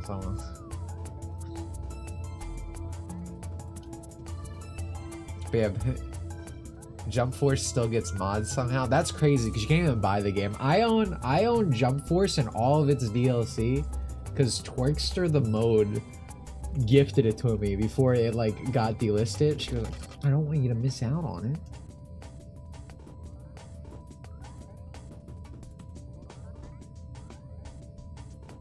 Is there a good Jump manga? Dragon Ball? I feel like there's a lot of good Jump manga. You mean something else? Bleach? Yeah, like... You like Bleach. Death Note? Hunter x Hunter? Yeah. Like... From Hunter. Oh, right now? Yeah, that's a different state. That's mine, that's bro. Dude, that's a different state. You do... Should say ongoing, you're... Chat user Ada does this thing. This has been a very chat user Ada-centric stream. I understand. But he says something without, like, the important part of the information, and he expects you to know it. Like, if this was a one-time thing, it'd be like, oh, he forgot to write that. But... all the time this happens. Like, that is a different statement. To Loveru, Rosario Vampire. I've seen her read a lot of these. Yeah. I remember being scared shitless of Bleach when I was a kid. What, because of like the transformations and stuff?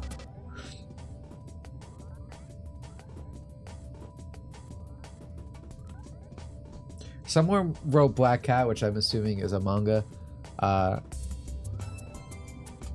Did you guys see the fucking I know no one should care about comics here, but did you guys see the pages from like I believe it's Black Cat number 5, where you see like an alternate universe where like Pete and her are married and Felicia's like basically a 1950s housewife. Oh my god, dude. Crazy.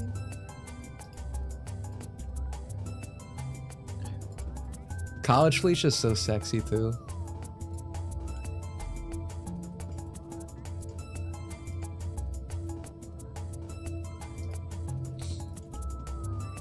I'm not reading this. God knows whatever fucking happens with the story. It's like, oh, and then Peter's life was awful and ruined and Paul showed up.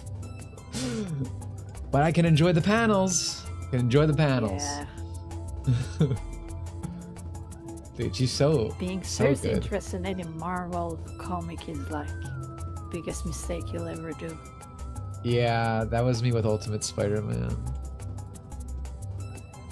You'll get invested that they will hit you with the cock chapter or something. I don't know what happens. And then Paul Every shows up, comic yeah. Or Hime's brother being turned into a hollow scared the hell out of me. Hollows are ghosts for essentially feminine is evil, true.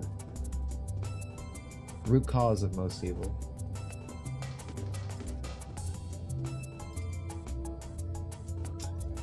Man, I really hope she's fun in Rivals, guys. I want a DPS. I like playing. I'm specifically not playing Magic right now because I want to invest in Black Cat stocks. My Odin's faded. Oh, you want to hear another fucking Ada chat user Ada story?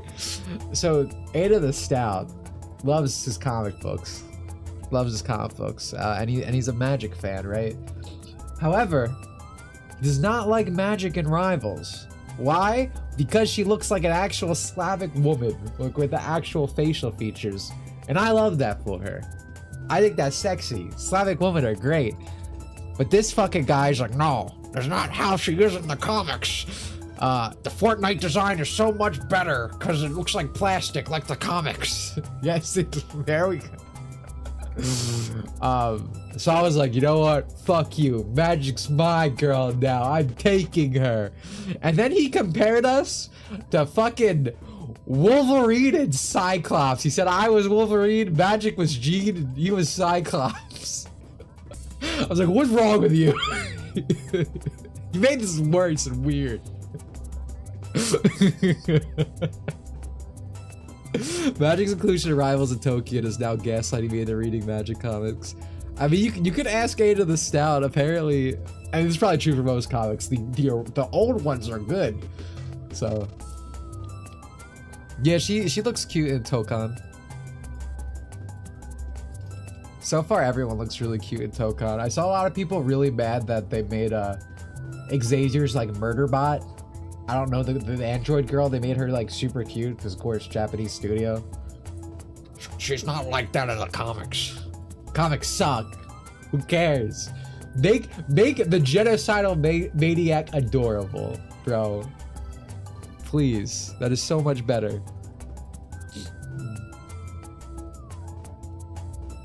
Like how Spider-Verse movies are gaslighting people into thinking Spider-Gwen comics are good. That's crazy, because she sucks in those movies.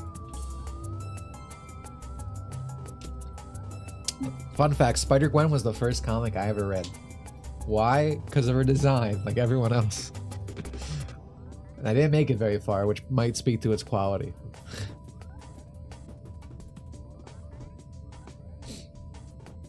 Should have given her a screen or blank face. That is a criticism I respect and honestly agree with. Honestly agree. Let me see. Oh, the robot girl? Let me, Marvel Token robot.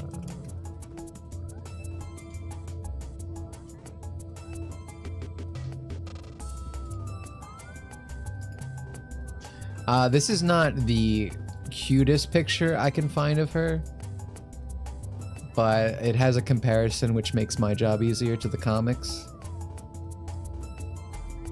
Look at that. If not just a beautiful comparison of east to west design. Hey, King. They specifically were complaining, so like her windscreen, like if she epically owns you, she goes, I believe this is the proper response, and then does the smiley face with her hands pushing the smile up. It's like really cutesy, and people are like, she would do that. She would do that. Comics suck. Yeah.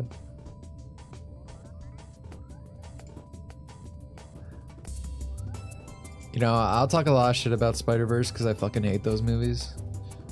But, hey, Penny Parker. So maybe it was all worth it. All thanks to My Chemical Romance guy. Oh yeah, dude, that's right. This is the original, yeah. Yeah. I didn't read her comic before the movies. I became, like most people, a Penny fan after the movie. But I always knew about it because as someone who likes Evangelion, you're like, oh my god, an Evangelion reference. Industry plant, by the way. Dude, I fucking, it's so insane. So for context for that comment, back when this was all happening, people were like, dude, where the fuck is Miles Morales? How dare they add Penny? They're like, she's an industry plant, this and that. And it's like, Miles Morales was literally designed to be an industry plant. During that with Kamala Khan and everything, they literally were just made to like diversify the cast for like the new hero titles, etc. And Miles is forced into fucking everything. We all see this all the time. And someone said the Odin Fade thing earlier. They give him 1 million comics of him being different heroes. They give him 1 million powers, video game, this and that. They just want Miles to be a thing so bad. Penny Parker gets fucking crumbs, and just ends up in things because people love the cute Japanese girl. Wow, crazy. And she also has like an interesting power set because, you know, she has a mech and she's psychically linked to the spider instead of just being Peter darker, just having Peter powers, but your darker skin. I do like her Eva mech more. Do you like her Marvel Rivals mech? I'm a big fan of her Marvel Rivals mech, but I prefer like original design, like the actual human design compared to Rivals. Although Rivals design is not bad. Yeah, I think Rivals, It's like, just you could. that I like the straight hair. Yeah, I don't really like, of all the designs we've seen for Penny, I think the Rivals one is unironically the worst, and I don't dislike it. But the comic one's really good, obviously, and then, you know, the Spider-Verse one is just supreme. And Token is basically just Spider-Verse again. Token mech looks over her style. Yeah, I mean, I like the Spider mechs from Spider-Verse and that. Penny Parker.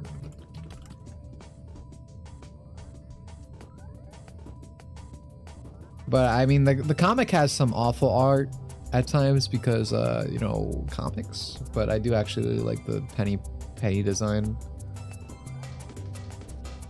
from it. Man, there's one picture I really like.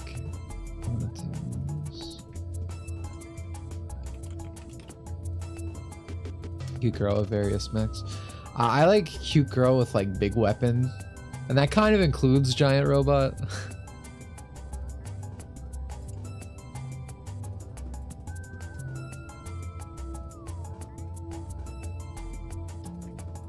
Oh, here's the panel I really like.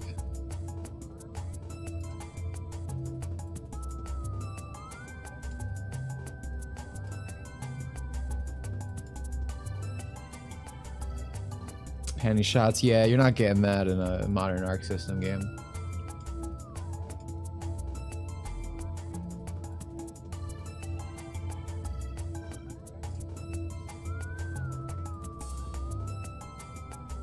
Hello? Where's this file, bro? Oh, there we go. Like the comic design is really good when locked in. Like top class. Cute girl with a giant weapon like XJ9. XJ9's cute. I'm not a crazy XJ9 head, but XJ9's cute. I recently resaw the clip of her speaking Japanese in that one episode. And I guess it didn't register as a kid, but this makes perfect sense hearing it. It's like they went with that because her Japanese voice, or excuse me, her English voice actress speaks perfect Japanese. So that's why they did that whole episode with her speaking Japanese. That was fun.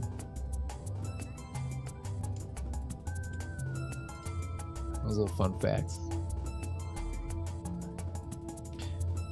Alice is indeed best girl with best weapon S+.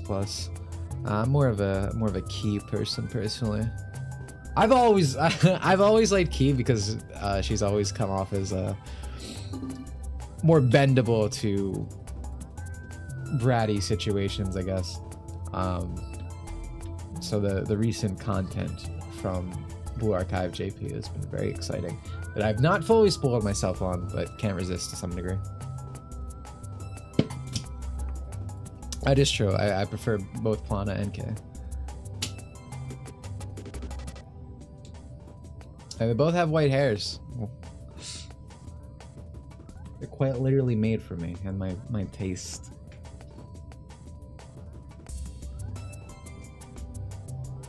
I don't think is the issue. They just don't know what industry plant means. Oh, for like when people call it miles. No, I think they know, but it's just kind of like these people misuse words all the time. It's like how they just throw things back. It's because it literally goes against their worldview. Like, of course, Miles isn't an industry plant because, like, that is something they agree with, right? As opposed to Penny, who is actually natural. It's like when Overwatch, when they always call Kiriko an industry plant for getting 1 million costumes, but Kiriko gets 1 million costumes because the cute Asian girl sells 1 million costume as opposed to the ugly fucking, like, Gargamel looking thing that is Venture. Did Miles quit, the crunchy PR guy? That is a very weird left turn, but yes, Miles quit. The Crunchyroll guy. No longer, yeah. Yes, that's true.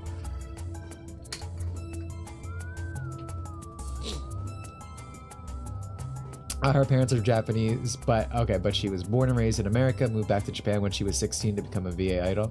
Oh, that's a cute backstory. I wonder how that worked out. I knew like nothing about her voice actor. She also voiced Ami and Puffy Ami Yumi. Oh, dude, I had such a crush on I guess it was Yumi, I think, right? The blue hair. When I was a kid, I was in love with that girl. I've never watched it though. Like, I don't know if that show holds up. I don't know if it's terrible or if I could actually get enjoyment out of it if I watched it now.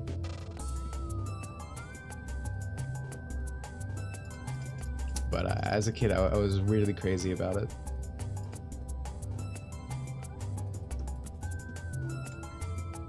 It's very meh.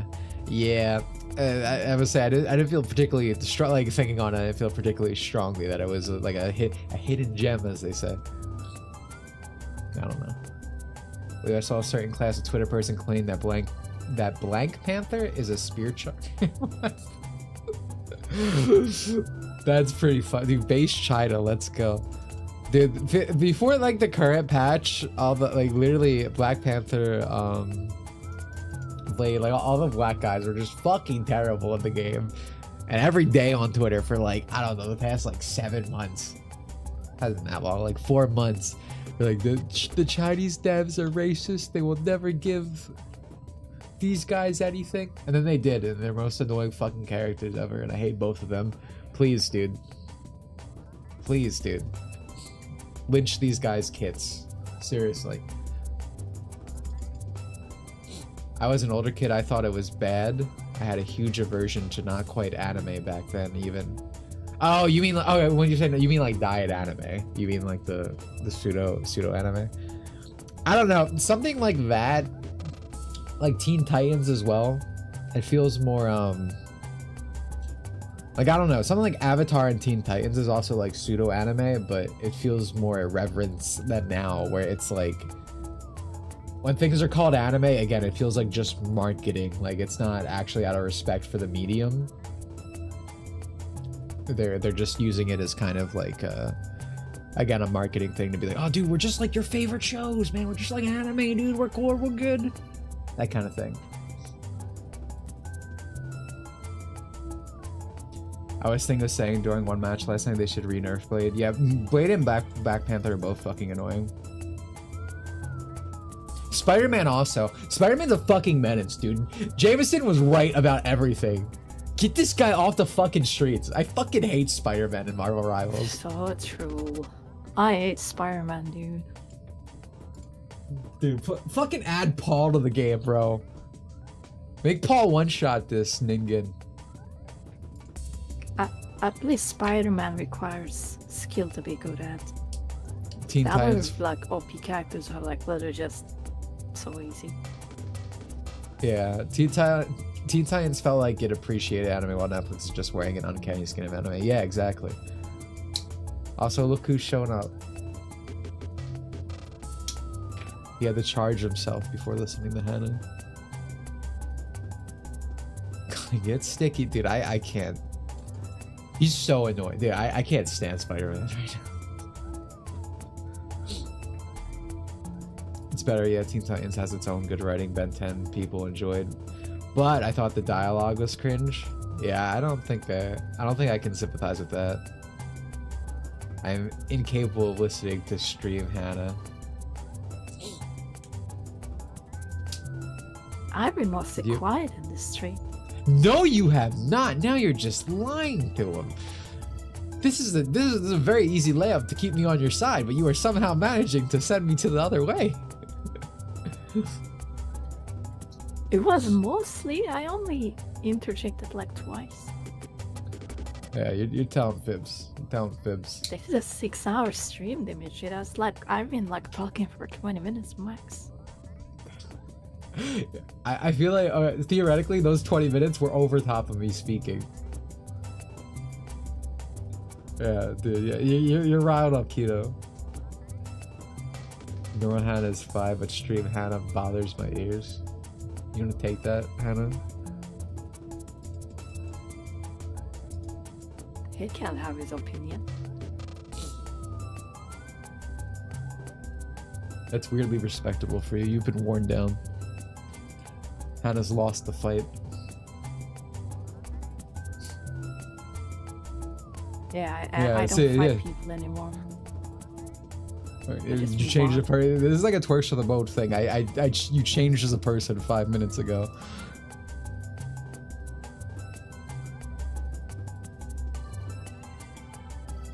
I prefer Zitter from Hana. Why? Because she just calls people stupid and black on Twitter. That's true. That's the Hana. That's the Hana card.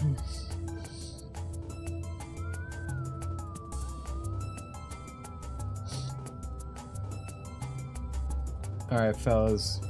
It is easier to be mean when I'm typing it. I am not usually the one to throw around insults when I'm speaking.